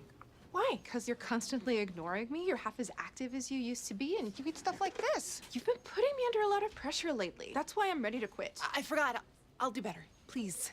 Don't quit on me. Okay. But remember, it's not what you say. It's what you do. Listen to your heart. Don't let it quit on you. Let's go for a walk. Uncontrolled high blood pressure could lead to a stroke, heart attack, or death. Get yours to a healthy range before it's too late. Life doesn't always give you time to change the outcome. Prediabetes does. 1 in 3 adults has prediabetes, but with early diagnosis, prediabetes can be reversed. And you can change the outcome. Take the 1-minute prediabetes risk test today. Go to doihaveprediabetes.org. Welcome back into our CitrusTV Election Night special. Now, right now, as we speak, our reporter Luke Welch is trying to get an interview with John Mannion. That is the New York State Senator who who just won the New York 22 congressional race. I had Luke and I talking about it earlier. That was a hotly contested race, and as I mentioned, is going to go a long way for Democrats in securing control of the House. That means House Speaker Mike Johnson would then be the minority leader. Now, his counterpart and person on the other side of the aisle, Hakeem Jeffries, was here in Central New York the other day. He was here to campaign for Mannion, talk to voters, and basically get out the vote for any of these big congressional districts. Now, of course, control of the House will be vital and is especially vital to Democrats right now as we look at our map. Donald Trump still leading. Now, of course, I would like to note that those blue wall states that President Biden won in 2020 have not been called yet. You could still see the gray fill-in in Pennsylvania, Michigan, and Wisconsin. Those will all be vital if Harris is to stage a comeback here. I had Ronnie and Alana on earlier. They were telling you about that New York Times needle, which is still predicting a Trump win. It's going up by the minute, especially after that victory in North Carolina that we just called a little bit ago. But as I mentioned, Democrats are really going to be hoping to win those House swing districts right now so that they can flip the House, because it also looks like they might go down in the Senate. The Ohio Senate race called for Bernie Moreno. Now, as I mentioned with Ben Bassick, that is going to be really tough for Democrats to come back. But we got good news for you. Our Luke Welch has John Mannion, the new congressman from New York 22, live. Luke, talk to us. Yeah, Jake, I'm here with State Senator and now John Mannion. Yeah, well, thank you so much. I appreciate it. It's a little bit of a relief, but we've got a lot of races outstanding right now, and I'm certainly concerned about those and paying attention to those. But I feel good. This is not just my work; it's the work of thousands of people who have put in work for me, not just in this election, but in previous elections to help us get over the line. And we still have work to do. This is serious business. The gravity of the job that I'm going to have here isn't lost on me, and it's time to get to work. It wasn't expected. How are you feeling about it? I've run before, and we had polling numbers, we had field numbers. We knew we were probably in a pretty good spot, but I had such a great team around me the entire time that I really felt like we did everything that we could. So I honestly had a sense of calm in many ways today. I went and visited all 5 counties and made sure I popped in and talked to some people there. But I really felt good about my work, and I think my experience in running in previous elections allowed me to be as calm as I was. But I'm very grateful for the support that I received from the voters out there today. All right, thank you so much. Jake, Luke, I'll send it back to you. Luke Welch, thank you so much for your reporting on a big victory in a vital district for both parties right here in Syracuse. Now, we're going to go back out west and talk about the presidential race here.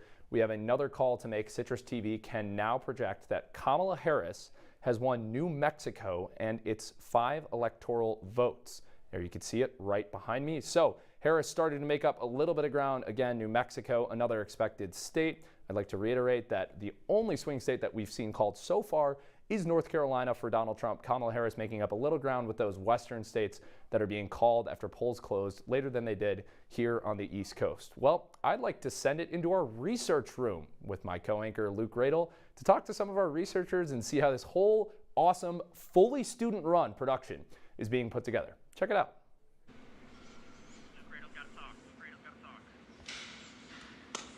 Hey there, guys. How are you? I'm here live in the research room in Watson Theater with all of our researchers. How you guys doing tonight? Let me hear it. Yeah.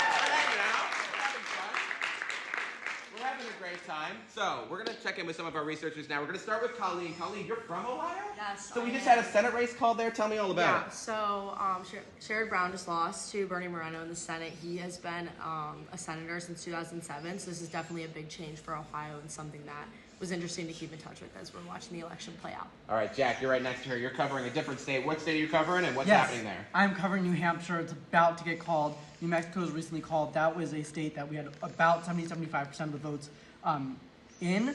We're in a very similar situation with New Hampshire, and it is supposed to go Democratic. We will see. Who's New Hampshire going to be called for?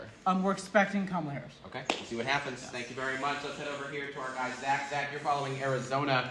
Have we been seeing anything coming out of there? So we've been stuck at 50% reporting for about the last hour, and it's between 2,000 votes for the last hour, so it's a very close race. Who has the lead right now? Donald Trump by about 2,000 votes. And how much are we seeing out of Maricopa County, which is Phoenix area, the largest county in the state? They have not been reporting very much. Not reporting very much. So hopefully for the Harris campaign, you're going to see more Democratic votes coming out of that, right? Absolutely. All right. Well, thank you guys all so much for your work. We're going to keep checking on with you throughout the night. Give it up for our researchers, everybody. Come on. Our lovely and talented news director is going to follow along with us as we come out of here. We're going to show you our CitrusTV studio. Here are so many of our analysis folks. Races for you here. Here's Ben Bassick. How are we doing, Ben Bassick? We're doing good. What's Luke. happening How in you Michigan? doing? Are we seeing more results? It's crazy. Rogers leading right now, so it's leading Republican for the Senate race. Also, Trump is leading. Not a whole lot of Wayne County in, but we'll have to see going forward. Definitely an interesting race. We'll see what happens. Here's our graphics panel. Hey, everybody. How are we doing on graphics? Now, these folks are responsible for all the amazing little lines you've been seeing throughout the night, all the results, the ticker graphics. There's like hundreds of graphics in there, so thank you guys for all the work that you're doing. Here's our general manager, Spencer Consul. How are we feeling about the show so far? Pretty good, pretty Yeah, good. it's been fun. It's high energy, high pace, a lot of stuff going on, but Yeah. we're doing pretty good. Longest show in Citrus TV history. Let's do it. Come on along with me. We're going to come in control and say hi to our executive producers. Marguerite Bellotti and Ashley Sloan are in here. Hey, guys. How we doing? Stressed? It's a lot. There's a lot of results happening in the show right now. Is that your jacket, Max? Nope, this is Brandon's jacket. It's Brandon's Hold jacket. in control. It's a little chilly right now. It's hot in the studio, so I'm thinking of taking my jacket off and going full Kornacki. Is that approved EP-wise? All right, very good. This is Olivia. She's running VTR. All the videos you're seeing in our show tonight are because of her. How are we doing here, Kelsey, on graphics? We have a lot of graphics. Good, yeah, there's a lot going on, but Those folks are working on them. You're putting them out there. I appreciate it. Dylan Brendel, how are we doing directing-wise? It's been a crazy night, but a lot of fun. I love hearing your voice in my ear. Yeah. It's really nice. Aw, and so all the other people get to hear it now. Thank you. We loved your Pennsylvania package. Thank We you, really thank you, appreciated thank it. We you, always thank love having you. Yeah, So this is Control, behind the scenes look at how the magic happens. Say goodbye, everybody in Control. We're heading back in studio. We're going to hang out once again with my co-anchor, the lovely and talented Jake Morel. Jake, I'm back. I made it. I hope you didn't miss me too much. This is fun. It's really We're fun. having a great time. It's really fun, and it's so important to recognize all the work that went into it, from researcher to anchor to executive producer, our news director, Brandon Myers. Just so much goes into putting together a production like this, and pretty amazing, Luke, that is all student run. It's all student run. No adults here. We're all on our own. Well, I'm a senior in college. I like to think of myself as an adult, but I don't. I don't think of you as an adult, actually, Jake Morel. I don't at all. There's the chemistry right there. When we come back, we'll have more on one of our talking points, toss-up states, Arizona. Stick with us.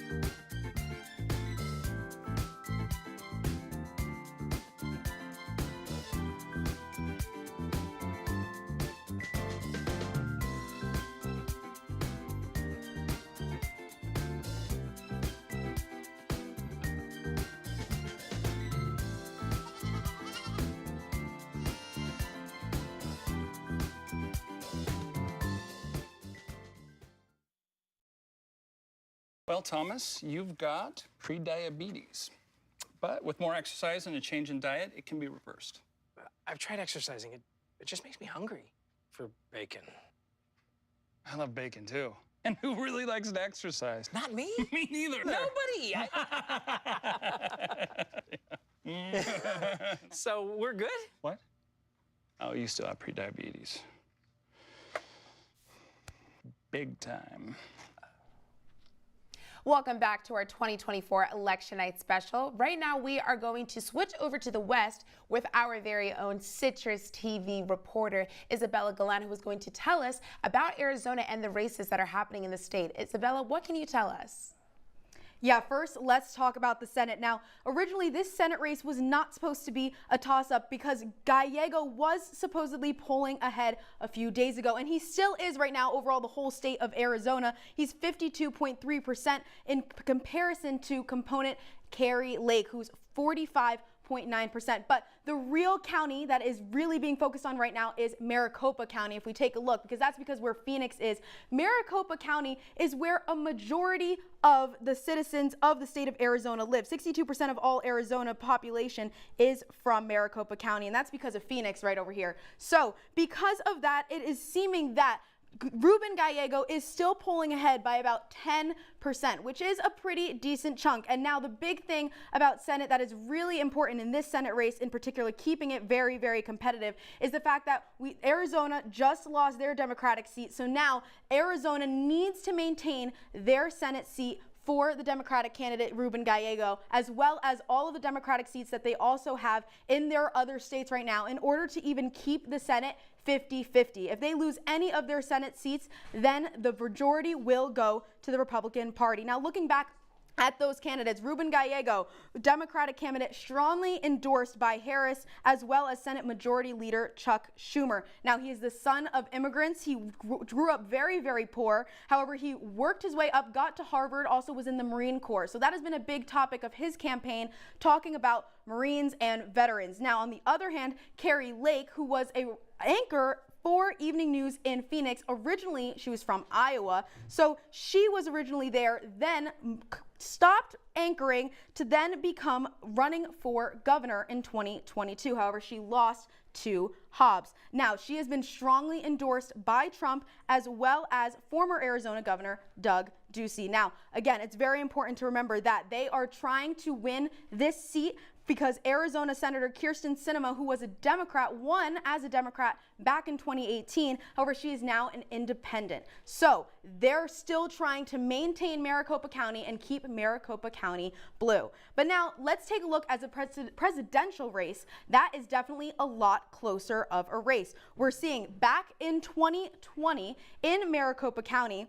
Joe Biden flipped Maricopa County, keeping it blue. We look at those numbers right here, 50.3% going to Joe Biden and then 48.1% going to Trump. So again, very, very tight race. And for the overall state of Arizona, that is continued to see. Nothing has been called yet officially. It is very, very close. Right now, they are pretty much tied. Trump only leading ahead by 0.2% of the vote. So it could really go either way. It is still very, very too close to call. But again, it really is going to end up coming down to Maricopa County because that is where most of the citizens of the state of Arizona lie. Bella, thank you so much. We now project that Kamala Harris will win the state of Virginia and its 13 electoral votes. She comes out with about 51.2% of the vote, according to AP. And we also project that Ted Cruz will win the Texas Senate with about 54% of the vote as well. And now going to Wisconsin, we will now talk about both Senate and presidential races. Our very own Citrus TV reporter Harrison Calder has all the latest information. Harrison, what can you tell us? Andy, thank you. The Wisconsin Senate race was expected to be one of the closest and most important Senate races nationwide, and so far it remains relatively close. Republican and California bank owner Eric Hoovdy holds a slight edge over incumbent Democrat Tammy Baldwin, 49.5% to 48.4%, with an estimated 65% in at this time. If Hoovdy were to keep his current advantage, he and Ron Johnson would hold the 2 senator spots. This would be the first time there were 2 Republican senators in Wisconsin since 1957. Baldwin has historically done a good job of courting voters throughout the state, and this even included winning Trump-favored counties in 2018 and 2012, but that isn't getting the same support that she did in past cycles. The most recent poll from Atlas Intel has Baldwin favored by a single point. The 2 held very firm campaigns all the way through tonight and traded low blows at their last debate. Take a look.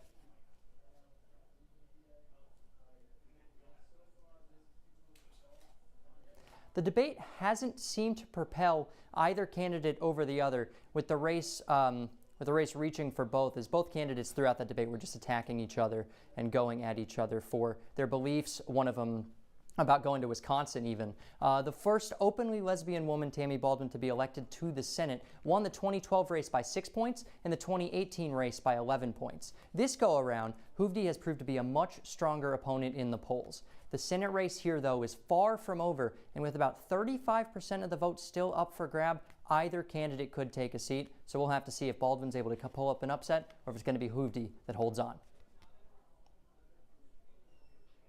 The presidential race in Wisconsin, on the other hand, is proving to be another huge race, another big battleground. The race is changing by the minute, but at the moment, Donald Trump does have a lead in this one. He is up 50.5% to 47.9%.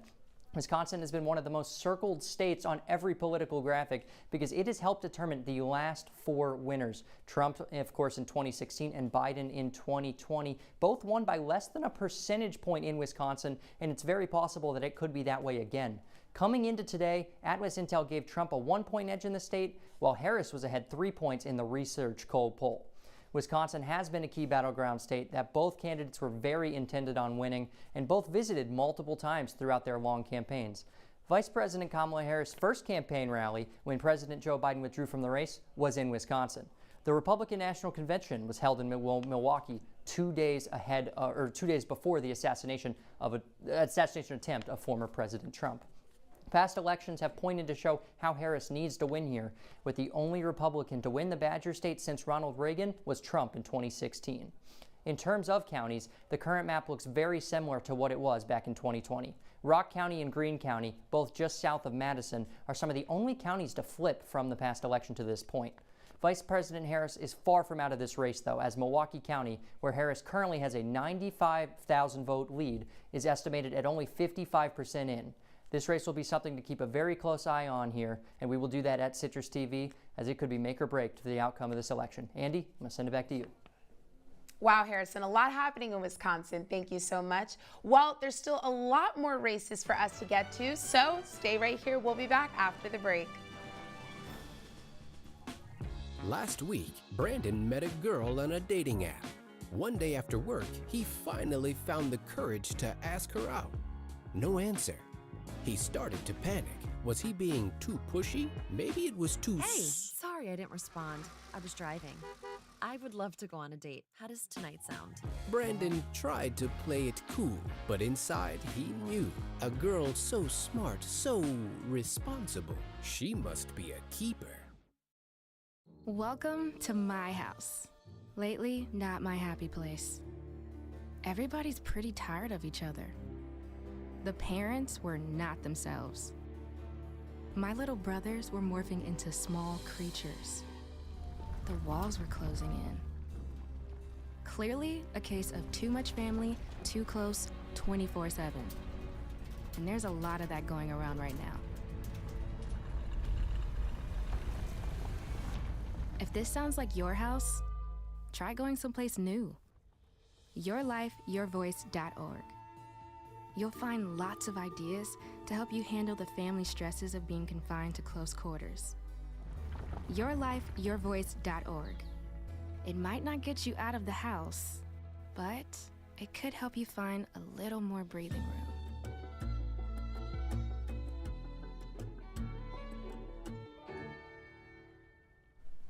Welcome back into the election special. Joined now once again by our election night all-star panel.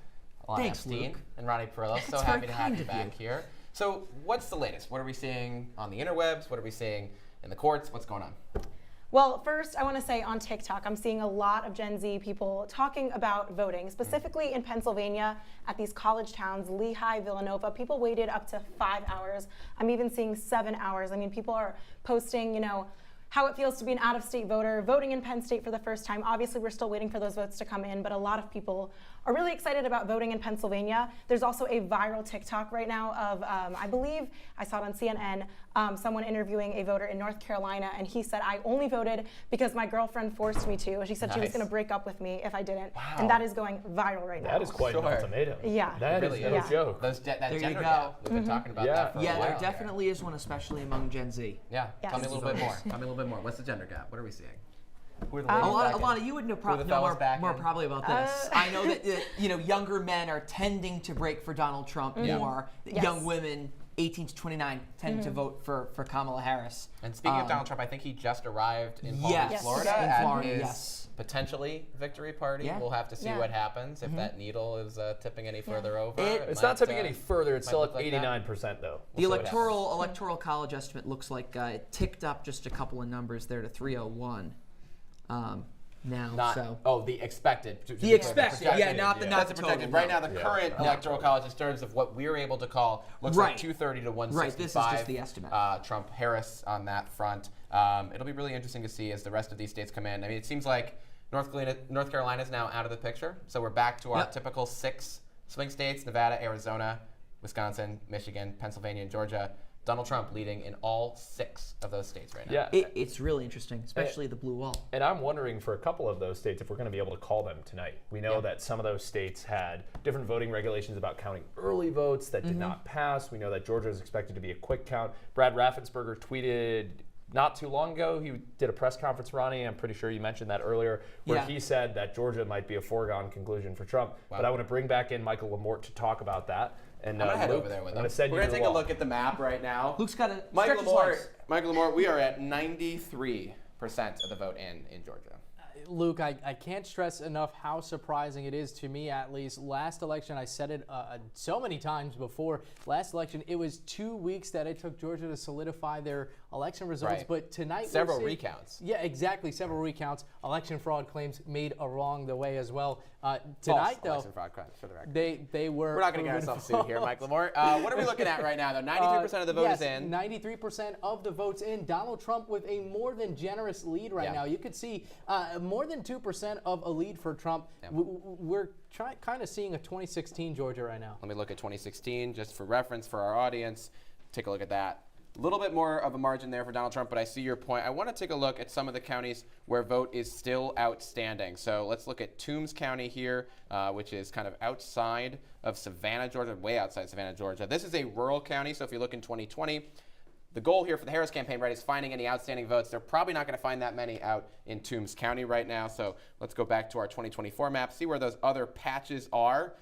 This is Clinch County down here towards kind of getting into Florida, which we now know is Trump territory. Once again, that is a pretty solidly Trump-leaning county. Again, you're trying to find, if you're the Harris campaign, some amount of votes. Brooks County, once again, very heavily Trump. We're not seeing a lot of outstanding vote, particularly in places like Fulton County, where we expected turnout to be higher. Look at this, 71.8% for Harris. Let's compare that to Biden's 2020 numbers when he won the state. Yeah, she's inching close to it, about 4,000 votes shy right now. Down a point, but that's so big because it was 11,000 votes exactly that Biden won by last time, so she can't afford to lose those 4,000 votes. Luke, you bring up a good point there, and you talked about all those outstanding votes right now in those counties, all of them pretty much rural areas where Trump dominates. And though those populous areas are not as high as a place like Savannah in Chatham County, you got to note that all those votes add up, and it's just going to increase the Trump's lead. Look at Chatham County right now, 48,000 votes for Still about Kamala Harris. 60% of the vote in. So this is some place, again, we're looking for those outstanding votes if you're the Harris campaign. This might be a place where she finds them. Let's look at the 2020 margin to compare. Okay, about even. So what Harris needs to do at this point, because she's running behind Joe Biden by about a point in Fulton County, she needs to run up the numbers in Chatham County. She needs to have over 60% if she has any hope of trying to come back here. How likely do you think that would be in Georgia? Well, you know, that's really hard to tell. 58% of those votes are in Chatham County. Again, it's historically known for those absentee ballots and mail-in ballots, something that Democrats have utilized lately. But I don't think it's going to be enough for her to take some sort of a lead. It might help her inch up closer to Trump, but I don't know if it's going to be enough. Yeah, and this is huge because we talk about the vote totals, right? You're looking at those past to 270. Georgia is a part of a lot of those past. Donald Trump absolutely has to win this state if he wants to win the presidency with the 270 electoral votes. But losing a state with 16 electoral votes, if you're Kamala Harris, after you've already lost in North Carolina, another state with 16 electoral votes, not shaping up to be a great map right now for Vice President Kamala Harris. Absolutely. Mike, please keep an eye on these numbers. Let us know if there's any changes in the margin there for Harris or for Trump. We'll be checking in with you a little bit more throughout the night. We're about to head, I think we actually just entered the day after the election. Happy November 6th, everyone. Both campaigns have been reaching out to voters for months leading up to yesterday's election. And one of the most important factors in how far the candidate's message is able to reach is how much money they have raised. Here to break down some of the biggest donations made in this election cycle is our very own Ethan Kraut. Hey, Ethan. Thanks, guys. Both candidates have racked up billions of dollars in what is expected to be the most expensive election in history. But tonight, let's focus on the top 50 donors in this election. Let's take a look at how they've contributed so far. Former President Trump has received $1.6 billion from these top 50 donors, which is almost double what Vice President Harris has received in her $752 million. Now, the most notable thing is that when we look at these top 5 donors, all 5 are contributing to Republican PACs. Timothy Mellon, a rich railroad magnate, has donated almost $200 million, $197 million. And if you look all the way over here, at number 4 on the list, Elon Musk, a name we've been mentioning this entire election cycle and even beyond that, he's donated $132.2 million to help former President Trump get back into office. Now, when we take a look here at the Democrat side, the two leading donors for them are former Mayor Michael Bloomberg, former mayor of New York. He's donated $47.4 million to help Kamala Harris reach the White House. And over here, we have the co-founder of Facebook, Dustin Moskovitz. He donated $38.9 million to help the Harris campaign. It'll be really interesting to see how all this big money will affect the results of tonight, guys. Ethan, thank you so much. We can now make another projection going out west again, all the way to Hawaii. Their polls just closed at midnight Eastern time, and we can now project that Kamala Harris will win Hawaii, and it's 4 electoral votes. Expected win there. Expected win there. Vice President Another Kamala one Harris. of those western states that she was going to catch up with as the polls close. But what I want to do now, looks like we might have another projection for you here. Right here in our home state of New York, we can now project that Nick LaLota will win New York District 1 all the way out on Long Island. Out on Long Island. It seems like John Avalon should not have quit his job at CNN to go run for Congress. He is expected to lose tonight, will not be the congressman from New York's 1st congressional district. Yep, and I think that was probably an expected win for LaLota, but I know that some of those are pretty contested districts. But what I want to do now is I want to switch over to talking about some issues. We've talked a lot about horse race polling tonight. We've talked a lot about who's winning. I want to talk about issues, and for that, I'm going to bring back in our very own Alex Burstein. Alex, I mentioned a little bit earlier today my theory on this basket of issues thing, and how in Trump's basket of issues is the economy, which tends to be the most important issue on voters' minds in every election, but especially in this election. How did Kamala Harris try to make up those voters' minds on the economy when Trump pulled so far ahead of her on that? Yeah, I mean, they just had completely different messages. For Trump, it was all about continuing his tax cuts for everyone and increasing these tariffs, which he was trying to get to the minds of the middle class and those working class people. For Harris, she was really focused on the middle class. We heard that time and time again. She wanted to only cut taxes for those making under $400,000 and had a much more focused message. But what we saw today in exit polls coming from a variety of news organizations is it was the Republicans who really cared about the economy because they just didn't feel like Joe Biden did good with it. They feel like the economy really needed to switch up. With the Democrats, it wasn't the same issue. They didn't feel like it was as bad of a statement. So we saw that the Republican voters really heavy on the economy. They showed out to the polls, and that's what we're seeing so far.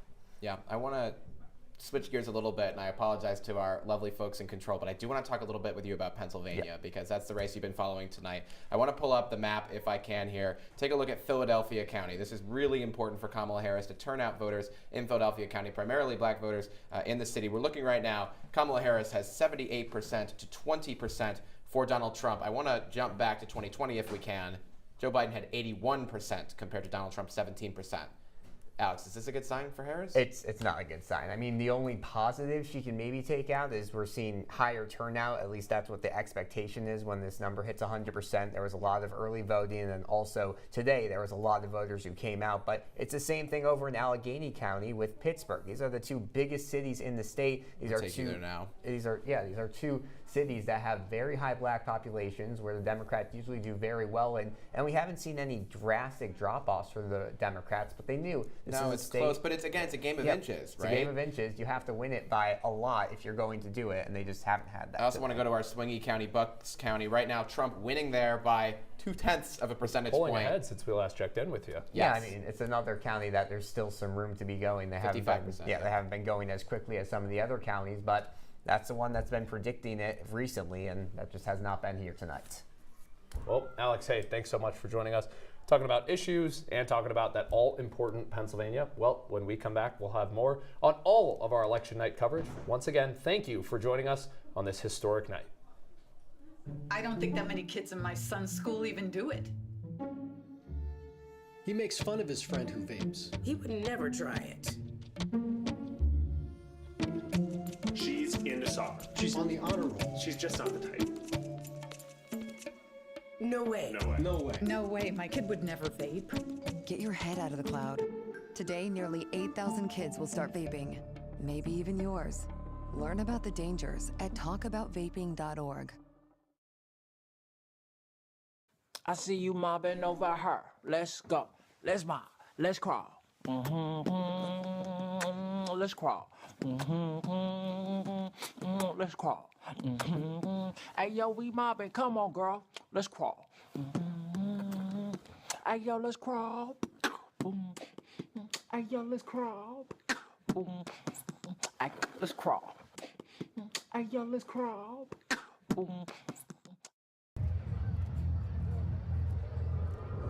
Looking for these? You drive buzzed. It could be one very expensive ride.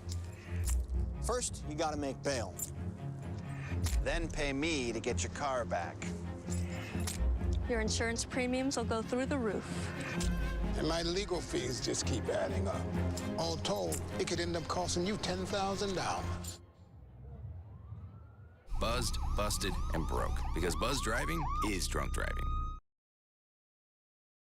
To Citrus TV Election Night, or should I say election morning, the morning after the election. The Democrats switched from Joe Biden to Kamala Harris in the middle of this cycle was a rarity in modern day politics, but did a new candidate actually change the policy for Democrats? Our very own Alex Burstein takes a look at a roller coaster 4 months on the trail. That's in 2020, something that's rarely been seen before. On July 21st, President Joe Biden dropped out of the race, and just 17 days later, Vice President Kamala Harris became the party's new nominee. Away from the map. I accept your nomination to be president. Onondaga County Election Commissioner Dustin Zarni says this change led to drastic registration changes in 2024.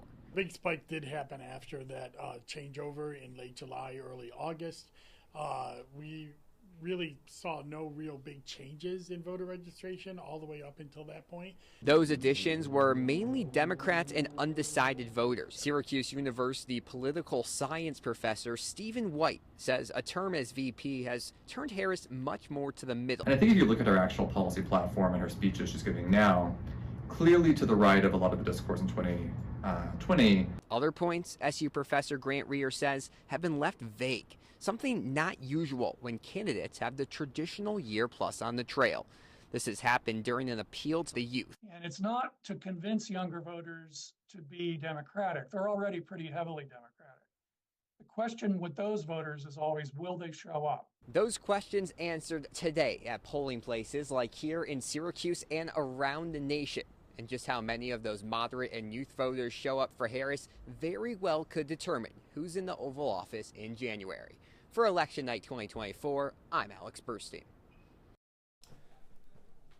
Alex, thank you. And right now we want to take a look at your updated map in the race to 270. If we can get that right up on the screen. Luke, tell me what you're seeing here. Yeah, 230 to 209. It's helpful that Harris has California in her column now, but we are still watching very closely those 6 toss-up states. Those are the ones that we've been talking about all night long. I'm surprised we've not yet seen a call in Minnesota, which is the home state of Minnesota Governor Tim Walz, the vice presidential running mate there. We're seeing about 57% of those votes in, so it doesn't seem as though it's too early to call, which means it might be too close to call in Minnesota, Jake? I guess too close to call right now, and of course that's not a good sign for the Harris-Walz campaign. Not many good signs for the Harris-Walz campaign tonight. And we're looking at the map right now in terms of where the candidates are leading. Harris is leading in Minnesota, but everywhere else, all of the toss-up states. Light pink shade.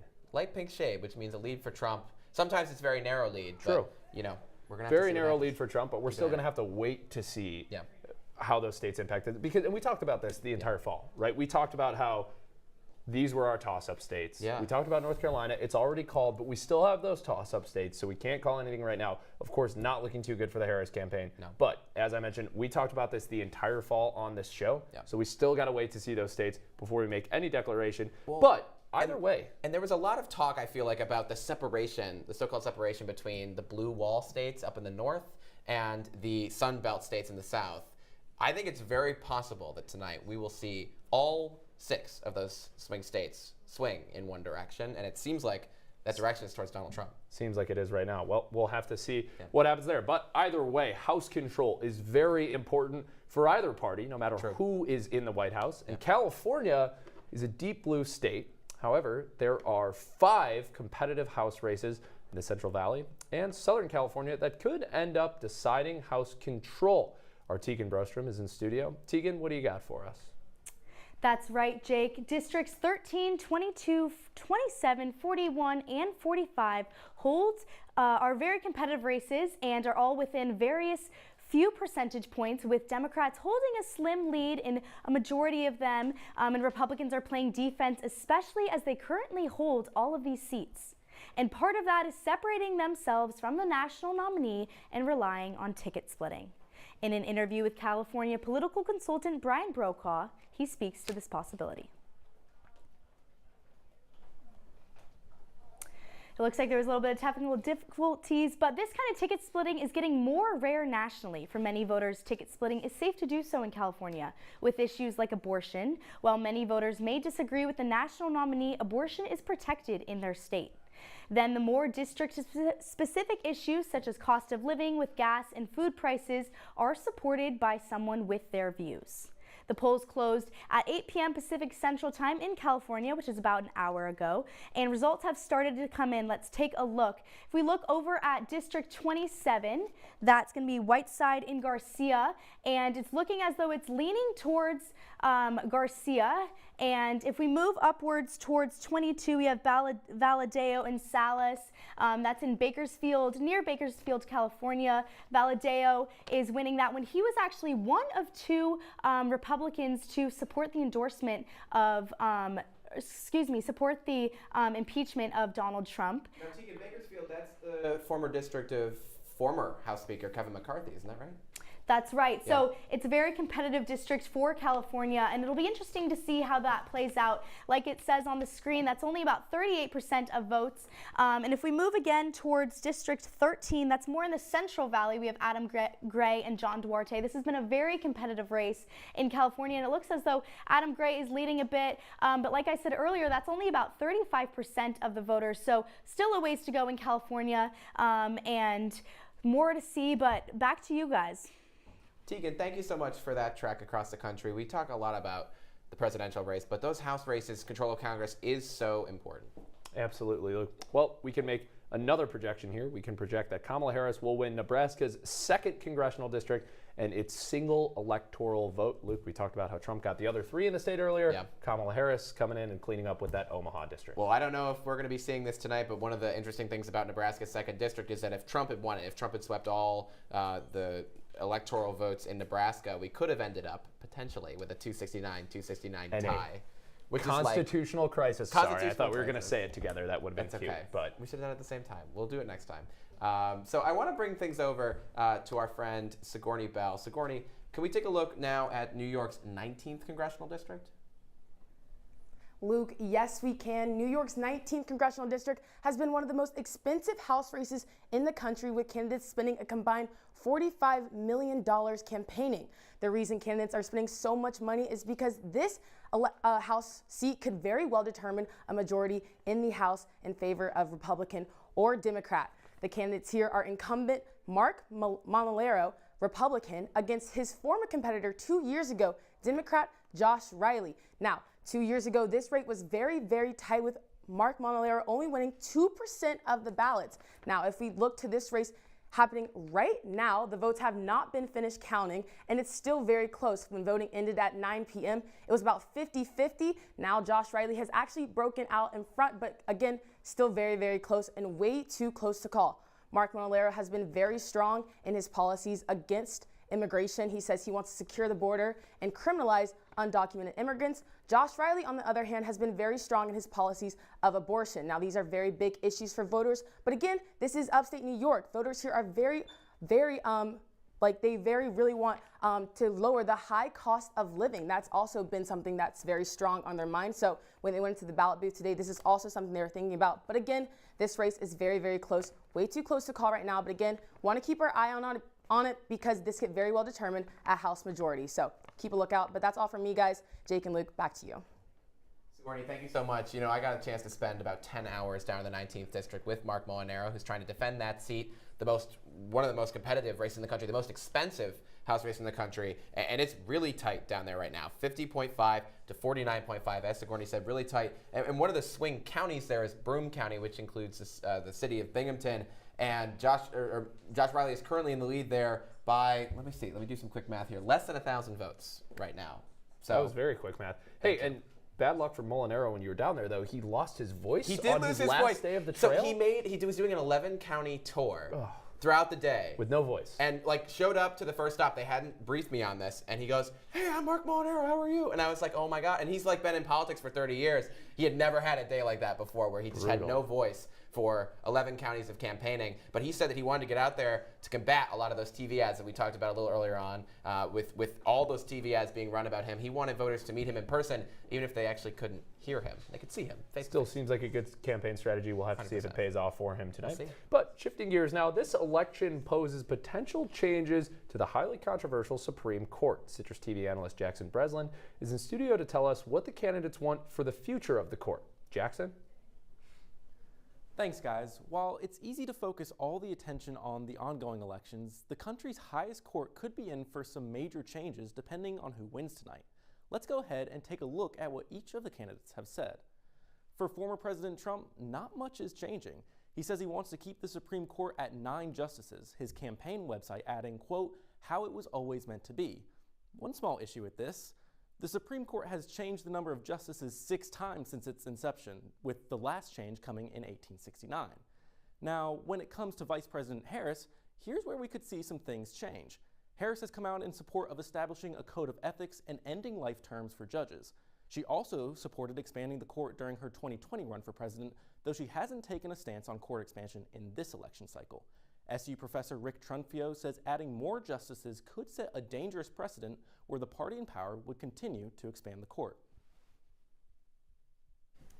So what happens if Trump wins and he says, you know what, let's put 5 more judges on, and he's got a Republican-controlled Congress, House of Representatives, and a Republican-controlled Senate? People going to be happy with that? If he says, you're right, I want to expand the court. See, it doesn't make sense for anybody. So where does this leave the future of the court now? Well, Trunfio says both candidates talk a big game, but any real changes are unlikely. Say it all you want. They know it's not going to happen. Those of us who are in the legal system and we know how things really work, how the Constitution works, how laws are passed, we just kind of roll our eyes and say, okay, yeah, go ahead. Regardless of who wins tonight, the recent attention on the Supreme Court has highlighted its invaluable role in everyday American life and how partisanship has changed the way the court operates. For Election Night 2024, I'm Jackson Breslin. Guys, back to you at the desk. Hey, Jackson, thanks so much. And nice to see Professor Rick Trudfio on there, somebody that I had for class and somebody that Luke had for class as well, and a public servant here in Onondaga County, a former ADA. We're seeing a lot of our professors tonight. Margaret Susan Thompson made an appearance. We got to give a big shout out to her. A huge shout out to Professor Margaret Susan Thompson. Hopefully that'll boost my essay grade on this most recent essay I submitted today. She made an essay due on Election Day. Not like we have anything else going on here at Citrus TV. Just the longest show we've ever done in history. Yeah, but we love MST. So thank you, MST. Thank you, Professor Trudfio. You recommended me take both MST and Professor Trudfio. It's not disappointed. Your class recommendations have not done me wrong. Fantastic classes. We're so lucky to have that here at Syracuse. Absolutely, 100%. Well, we're going to take a quick break. When we come back, we've got more Senate results out of Nebraska and Montana, races that are actually surprisingly competitive for the Democrats, or against the Republicans, should I say, in Nebraska, because it's an independent out there. Plus, we're going to take a look in Wisconsin. Stay with us. Dad? Just 1 minute, okay? Hey, Bobo, do trees tell each other stories? I'm sorry. I'm afraid I don't know that. Hey, why don't we go find out?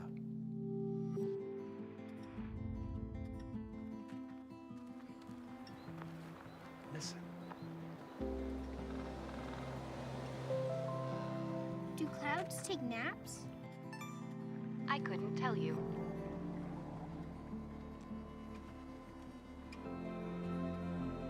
Can birds draw pictures? I don't have an answer for that. Dad, do stars visit their friends? Look!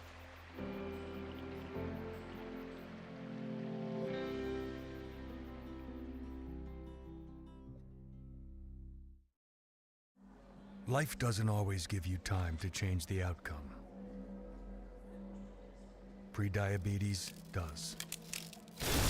1 in 3 adults has prediabetes, but with early diagnosis, prediabetes can be reversed. And you can change the outcome. Take the 1-minute prediabetes risk test today. Go to doihaveprediabetes.org. Welcome back to the Citrus TV election special. The popularity of social media is increasing the amount of attack ads, and economic disparity are all responsible for the separation of American voters. But the biggest factor in political polarization is often overlooked. Our Jude Bazerman has more. Forces that have been causing political polarization in this country go back 40 or 50 years. Political polarization isn't a new phenomenon, but it has become more extreme in recent years. The number of actual people that are truly undecided has become smaller and smaller and smaller. I think it has gotten, much more polarized, much more divisive, much more negative. If you look at all the ads right now on TV, they're all negative. Attack advertisements, the economy, social media, and close margins of victory in elections all factor into the increasing separation of voters. But the biggest ingredient in political polarization? Geography. When people are deciding, where am I going to live, if they have a choice, oftentimes the idea of being around other people that are politically similar to you is one of the factors. Where people live is a driving force behind political polarization. Where I'm standing right now is Oswego County, which has voted Republican in the past 2 presidential elections. Right behind me is Onondaga County, which has voted Democrat in those same 2 elections. But this division across a state, city, or county line isn't unique to just central New York. City, urban areas have highly diverse populations. Minorities are more likely on average to support the Democratic Party. And they also have a lot of people who are struggling economically. Those folks are more likely to support the Democratic Party. In terms of some of the exurbs and the suburbs, they're whiter.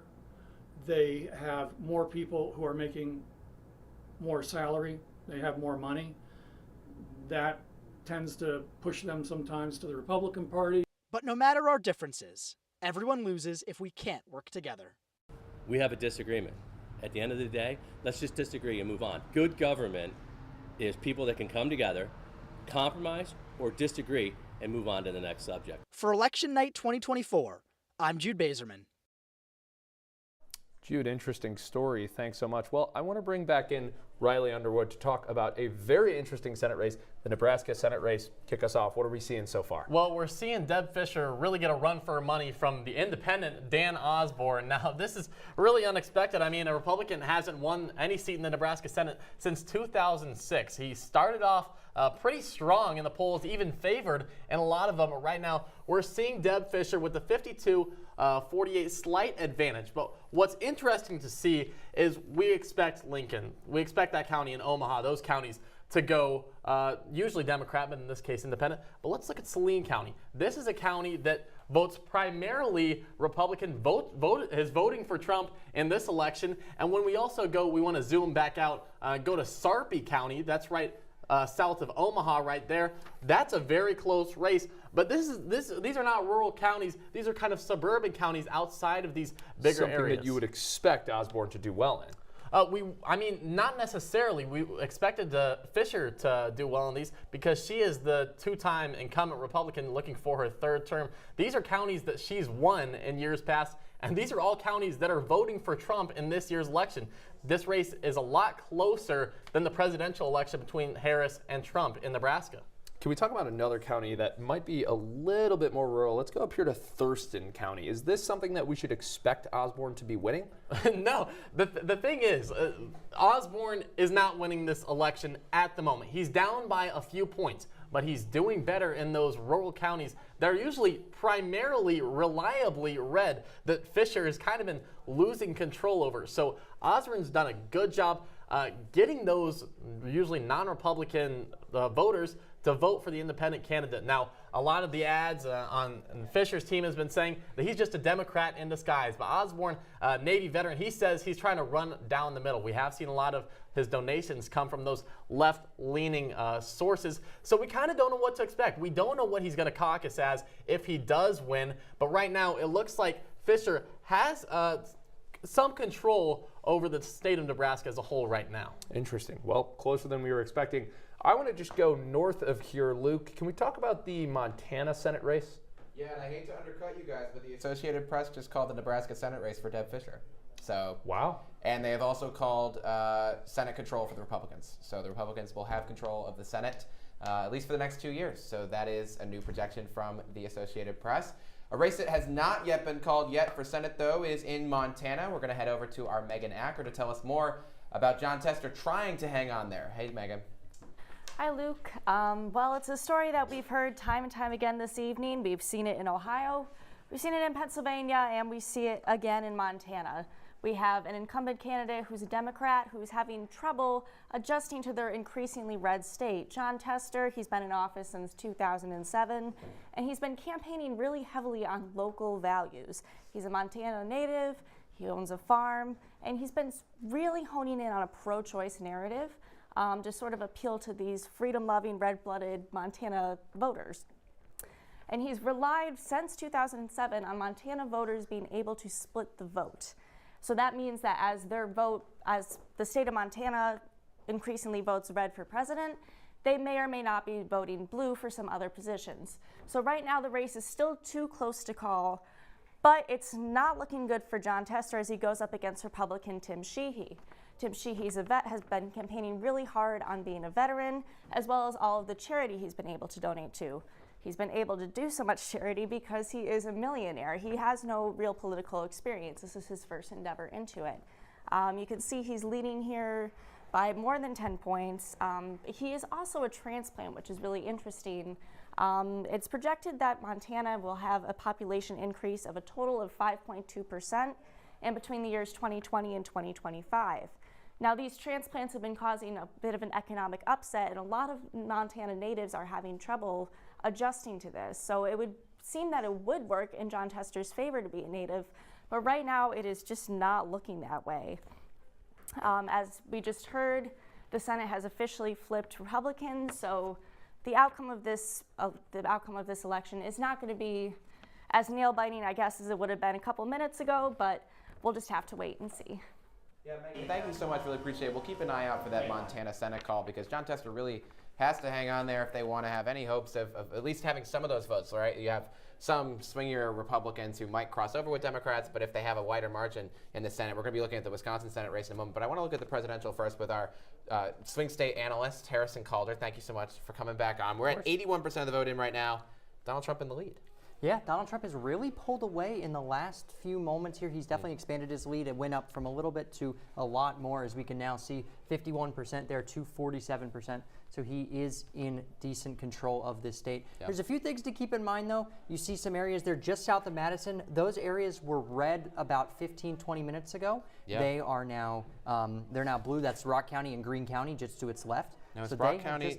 That was a Biden win the last time around, correct. But Yes, it does seem like some more votes have come in there that are favorable. Yes, for because Harris. it started out red to begin the night and has turned blue. So that is some good hope. And another big thing for Kamala Harris here is Milwaukee County. A lot of the votes expected to come in between 2 and 4 a.m. tonight, and there is still a lot of room there. Let me look to how gain. many is still I believe in. there's about 58%. Yeah, about 40% left. So there's a lot there. So if she's going to come back, it's going to be in Milwaukee Correct. County, which, by the way, Milwaukee County, where the Republican National Convention. That's a very good point. I happened to go to that. Yeah. It was a lot of fun. You have a good time? It was a great time. Good. I did not expect Donald Trump to be winning in Wisconsin right now. If I'm being completely honest with you, based on where we were at with the polling in this race, Wisconsin looked like it was going well for Kamala Harris. They have a pretty well-organized ground game, the Democrats do in Wisconsin. So it's really interesting to see how all that's been going on. I want to talk about those Bow Wow counties. Are you familiar with the Bow Wow counties? Yeah, I've been studying this up. Of course. Yes. So let's talk a little bit about Brown County, which is near Green Bay here. Brown County, 56% right now for Donald Trump, 42% for Kamala Harris, with 63% of the votes in.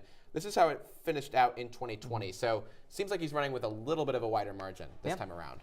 Yeah, Brown County is an area, like you mentioned, that usually is in favor of the Republican, in this case Trump. But we see another jump up, and that's one of these things in these other smaller, I don't want to say smaller county because it is Green Bay as opposed to other smaller areas, but smaller counties than maybe a Milwaukee or a Madison, where you see a lot of these voters. And a lot of them are polling now for Trump a little bit more than what we'd expect in past elections. So Racine County is where we are now, about 50% of the vote in there. We're seeing Trump with a wider margin than he had back in 2020 against Joe Biden. Same deal in Waukesha County.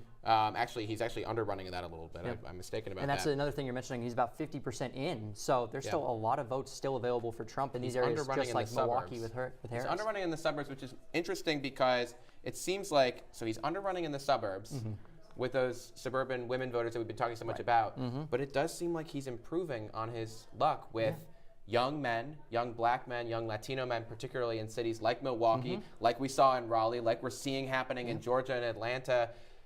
Is the gender gap working out in Donald Trump's favor, at least in Wisconsin right now? It very well could be. I mean, the way you're looking at it, and the way you just described it perfectly, I mean, these votes are going his way, and it could be in a lot of way to the campaigns and everything he's been doing throughout his campaign with TikTok and all these other various things, going to the RNC, having it in Milwaukee, that could potentially swing some votes, and obviously it keeps it a lot more tight in this case. In 2016, this was the state that was called that put Trump over the top. We'll have to see if that's the case this time. 10 electoral votes up for grabs there. Harrison Calder, thank you so much for joining us. We'll be right back.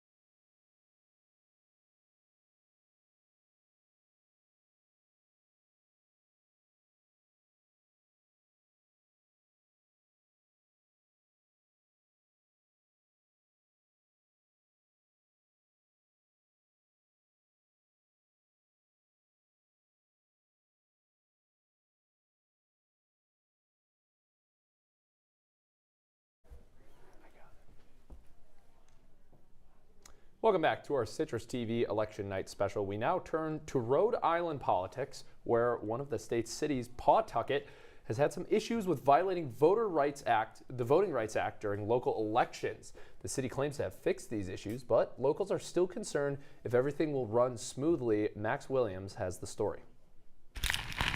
While things may seem calm below the water that surrounds the state of Rhode Island, on the surface, things have been a little rough as the state gears up for the general election. They failed in their oversight. Here in the Ocean State, at polling locations, you can find voter information forms in English and in Spanish. But recently, at some locations, you can only find English forms. And so we sent volunteers into Pawtucket for the September 10th primary, and what they discovered was that a lot of the signs that are provided by the state to the 4 bilingual communities in Spanish were not even hung. John Marion, the director of Common Cause RI, an organization that advocates for American democracy, sent a letter immediately to Pawtucket. One section of the 6-page letter reading, "What our volunteers discovered was alarming. They documented numerous violations of the consent order." That consent order is what the Department of Justice sent to the city back in May after it sued the city voting officials for multiple violations. One of them was Section 203 of the Voting Rights Act, meaning they did not provide Spanish voting information for Hispanic voters, who make up 22% of the city's population. Ensuring that people understand and trust their local government can help in promoting feelings of trust in the elections in general. Emily Lynch, a professor at the University of Rhode Island, was part of a survey that asked 500 Rhode Islanders questions about local and national politics. When the survey asked about trust in the state government, 73% were stuck between somewhat and not fully trusting it. Today, for the general election, the Department of Justice sent in observers to Pawtucket's polling places to ensure they don't violate voters' rights once again. I would assume that they're going to fix that issue and be prepared for the general election. I'm still a little worried about Pawtucket and that things will go right there. Reporting from Rhode Island for Election Night 2024, I'm Max Williams. Max, thank you so much. We're able to project another one of our Citrus TV toss-up states. Citrus TV can now project that Donald Trump will win Georgia and its 16 electoral votes. He flips it back after losing it by less than 12,000 votes in 2020.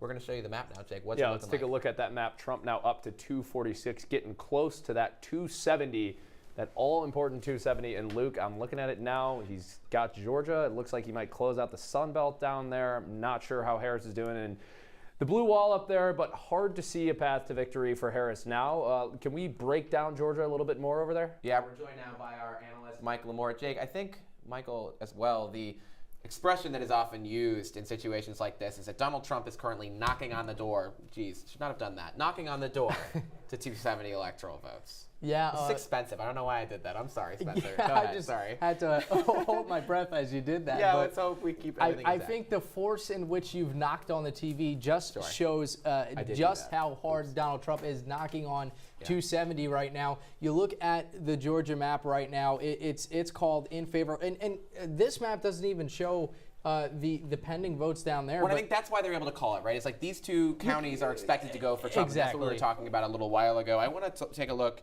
in Savannah here. Let's look at Chatham County. So right now, how much is that is reporting? 68% of the vote reporting. Harris, less than 60% there. Let's take a look at Biden's 2020 margin. All right, around the same. So I want to take a look at Fulton County because that's been the real focus of attention here, right, Mike? Yeah, well, Fulton County, she did pretty well in just pretty much reaching where she did, well, rather where Biden did in 2020. So those numbers there are pretty good, but Trump... It's down by a point, though, and again, we've talked about this. It's 12,000 votes. Every point matters.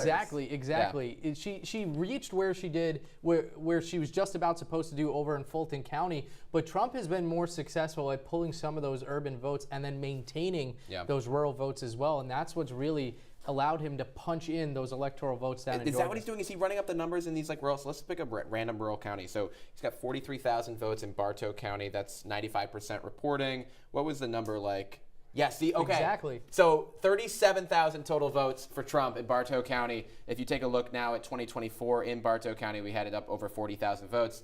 That's how you win in a race like this, is you run up those numbers in the rural county. Exactly what I was insinuating there is you're running up those numbers in the rural counties where you already performed well in 2020. You're performing even better. And then as well, even in the urban areas as well, I'm 90% sure there, he's also overperforming than he did back in 2020. Cobb County, 56% for Harris compared to Joe Biden.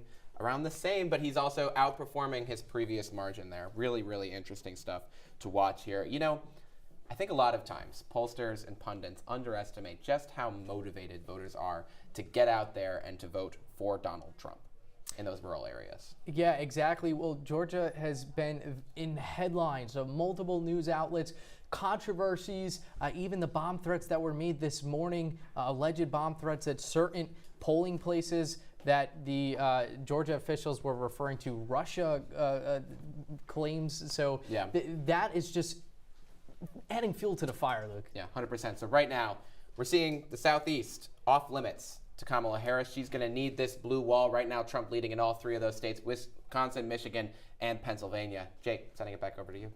Absolutely, Luke. Well, let's talk about some of those blue wall states. Since February, the Trump and Harris campaigns have made 83 stops in Michigan. In 2020, the state's results were closest to the national election average compared to the rest of the whole country, Michigan being a microcosm of the election. While our Ben Bazick, he traveled to Michigan to speak with swing county officials on who was leading at the time.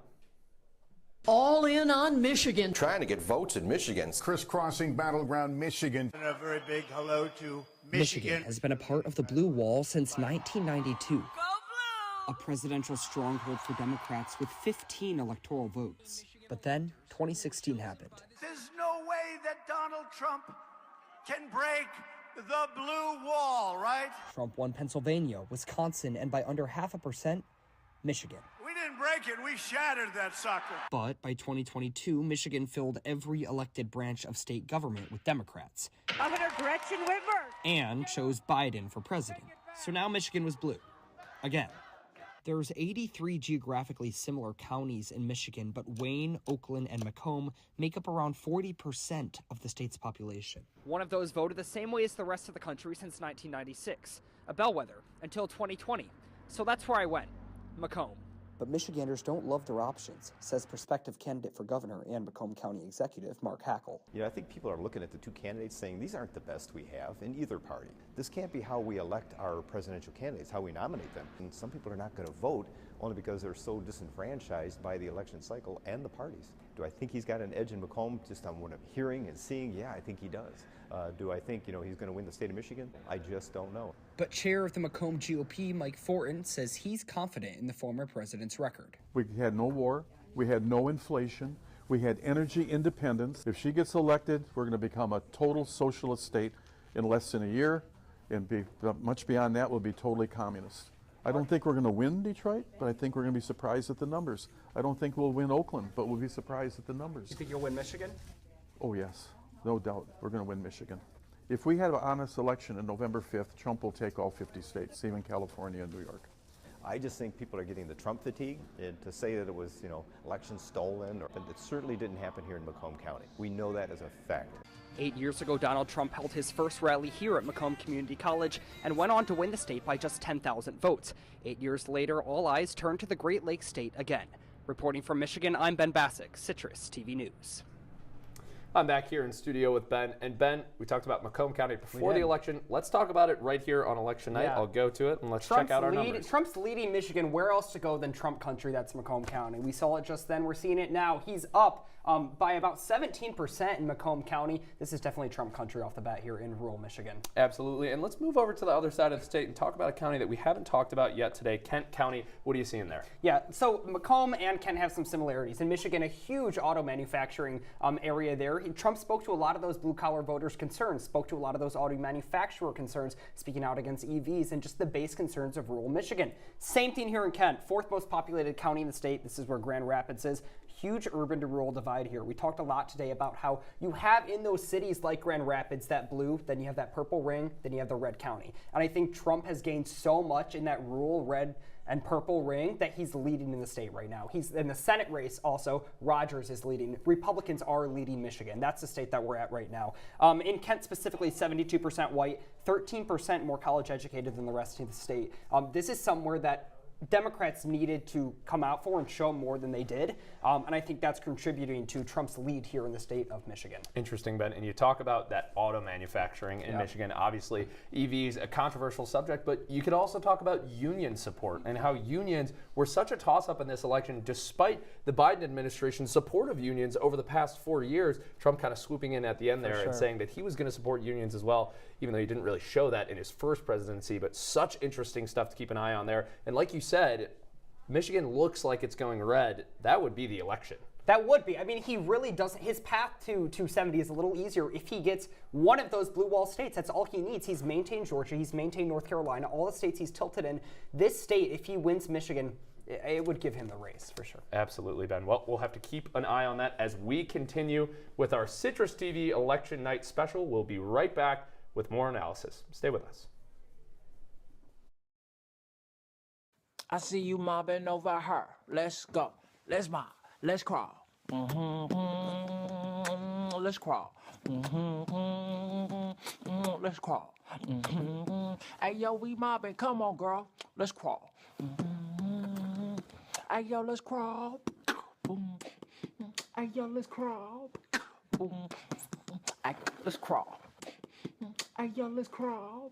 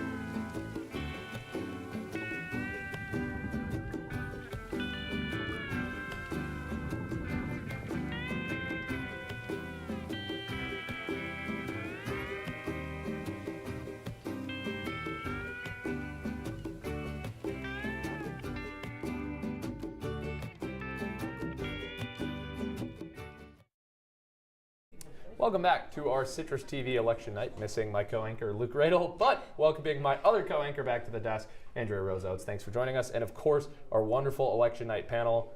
Guys, we're seeing the results roll in more and more. I just talked with Ben about how if Michigan goes red, which it currently looks like it might, that's the end of the election. What are you guys seeing? What's happening on each campaign? Where's the night at right now? I mean, I never actually thought that we wouldn't, or that Pennsylvania wouldn't be needed. You know what I'm saying? That's a fantastic Which is point. crazy because we came into this night and everybody almost said, well, you can move all those other swing states out. Yeah. Eyes on Pennsylvania and their 19 votes, and whoever gets that takes the cake and walks to 1600 Pennsylvania Avenue. Now we're talking a completely different ballgame, so it's really interesting. I made that key joke earlier today, and it didn't even land. It wasn't even correct. correct. We got to make something about a lake. I don't know. You're the Midwest guy. Well, let's figure out what the candidates are doing right now. Alana, what's the update on each watch party? Kamala Harris is not speaking tonight. That's been confirmed. Trump just left Mar-a-Lago, and so people are saying, well, he's going to celebrate now and declare victory. People are tweeting. Tom Nichols, he's a staff writer at The Atlantic, he tweeted an hour ago and said, okay, you want some hope, here you go. If Harris keeps the blue wall, she wins. So obviously there's still more time to go here and more to see, which we'll talk about Pennsylvania shortly. But it's still looking a lot less close than we, or a lot closer, or less close, I should say, than we originally thought. Yes, CNN is reporting that Trump is left Mar-a-Lago and he is on his way to the campaign watch party. Aides are now on stage adjusting the prompters and the lectern, which makes it seem like his comments declaring victory in this race are going to be imminent. Still no call from the Associated Press or CNN, which means we're not going to call the race officially, but all signs are pointing in the direction of former President Donald Trump, the 45th president, becoming the 47th. I guess that the 45 and the 47 on the side of the MAGA hat kind of, I guess, played out well for him. Yeah. Having all those made up. I do want to point out, too, that needle on the New York Times that we've been looking at all night long was 93%. I looked up at you, Luke, to see that handsome face, and it shifted actually up to 95% chance for a chance of Donald Trump taking this presidency. Harris now, I mean, her chances are almost gone at this point. And you see the Electoral College estimate. It's like we're living in deja vu of 2016 all over again. 306 to 232 is the projected Electoral College count, or it's estimated. It's not projected yet, right? But it is the estimated count. Andy, what happened here for the Harris campaign? Honestly, Luke, I am completely dumbfounded myself looking at this. It's a complete flip of what certain states, what I thought they would be. My own home state, even Pennsylvania, going red, definitely was not super expected. Obviously, it is a battleground state, but watching this whole entire map come together and then watching Trump just get closer and closer to that 270 mark, I think it's all starting to make it feel a little bit more real, honestly. Yeah, Tim Alberta of The Atlantic as well just tweeted, it appears that Harris will perform Biden 2020 among every single demographic, save for college-educated women. Did you say underperform? Underperform Biden in 2020 in every single demographic, except for college-educated women. Even her showing with them has been underwhelming thus far. It seems as though Donald Trump is headed for a sweep of all 7 battleground states. That is unprecedented it really and is. Completely unexpected, Ronnie. Something too that I was thinking about, while we were in the other side of the newsroom there, is it coming back to haunt Democrats tonight on election night when they thought she would score this big victory, that there was no other option after Joe Biden dropped out, that Kamala Harris was the default nominee, that there was no actual process, that they had the DNC, of course, but that there were no other options given, that she just kind of landed there. Okay, to be fair, let's make a point on that. Yeah. It was pretty much impossible for any other candidate to build the campaign infrastructure to even run a presidential campaign with 100 days out. But Harris could use that money in campaign infrastructure that Biden was already using. So it was near impossible. Maybe there are second thoughts, I don't know. There could be second thoughts, but it's impossible to think that Biden made a choice for his VP in 2020 in what was a wide field for the Democratic nominee. We all remember those debates. We all remember how that primary went. He had a lot of choices, and he chose Kamala Harris to be his vice president in 2020. We're seeing right now she's probably not going to win this election, but I'm not sure how you would pass over your vice presidential pick in 2020, especially when Biden promised to be a transitional president and picked Harris because he promised to be a transitional president.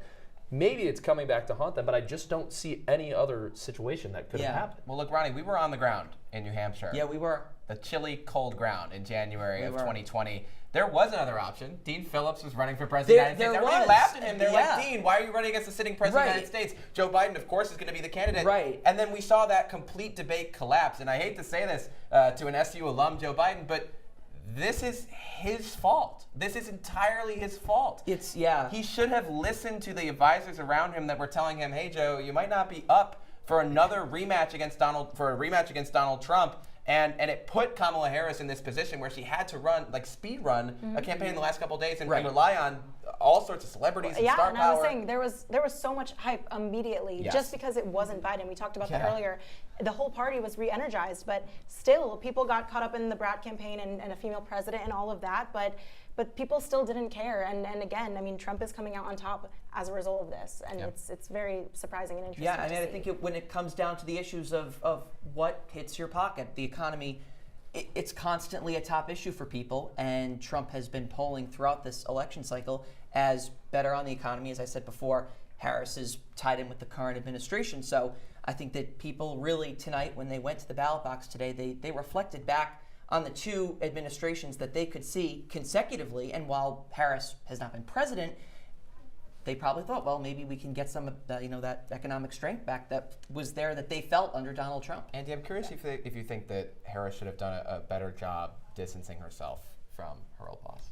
Well, honestly, I did want to go back to Alana's point because I think that you made a really great point, Alana. Coming into this, obviously, she only had a little more over 100 days, but I think in those 100 days, we can't knock her for credit. She really had done a lot in that short time period, gained millions of followers through the Kamala HQ social media accounts, and then also just brought this new energy, this new life back into the campaign. I remember a lot of people being excited, obviously, because, you know, making history as one of the first women of color, to make it this far in this point. But more importantly, it was just a whole new generational wave, I think. And then the young vibe and the energy she brought to it, I think really made a difference. Unfortunately, we're not seeing it tonight, but I think that leading up to this election, we definitely thought it was going to go a different way. But I really don't think we can discredit for her for all the work and energy she really brought over these past few months as well. I think that's a good point to make too, but I think also what we do need to talk about is if Trump is going to win this election, this is unprecedented. We have a president who won in 2016, lost in 2020, contested that loss, nearly overthrew the government, tried to have incited a violent mob, tried to have his vice president killed, and then came back, ran again amidst a million different criminal indictments, one of which he was convicted of 34 felonies on. And America just put a convicted felon in the White House. This is unprecedented. And he still has several outstanding trials, including in Georgia, which he just won. Which will now be dropped because he'll be pardoning himself, of so course. He can't pardon himself in Georgia. He can't pardon himself in the state cases. And so he can't pardon himself in the New York case. He can't pardon himself in the Georgia case. But those Jack Smith cases, the classified documents in his bathroom at Mar-a-Lago, and the January 6th one. That one, you know. So we can't a little overturn less the fun. state cases, but it's kind of hard to imagine that the sitting president, who has somehow evaded the law multiple times, not over the past 4 years, but kind of over his career, is now doing it again. And it's so interesting to see. We talked about that young voter, that young vibe, that excitement about Harris. But I think now what we're seeing is that America and American voters and swing voters and the demographics that truly decide American elections have said that they care about the issues. And whether they were looking at the issues and the economy based on record, and whether the president controls the economy, or if that's global factors and the Fed and other things like that, we've seen American voters look at it and say they're going to vote for who they think is more favorable on the economy. And with that, I think we're going to wrap up our 2024 election special here at Citrus TV. I'd like to thank everybody that was involved in this, from the researchers to our executive producers, to our news director, Brandon Meyer, to our panel sitting here at the desk, my co-anchors, Andrea-Rose Oates and Luke Radel. Thank you guys all so much. Thank you for watching and staying with us for this long night, and have a great night.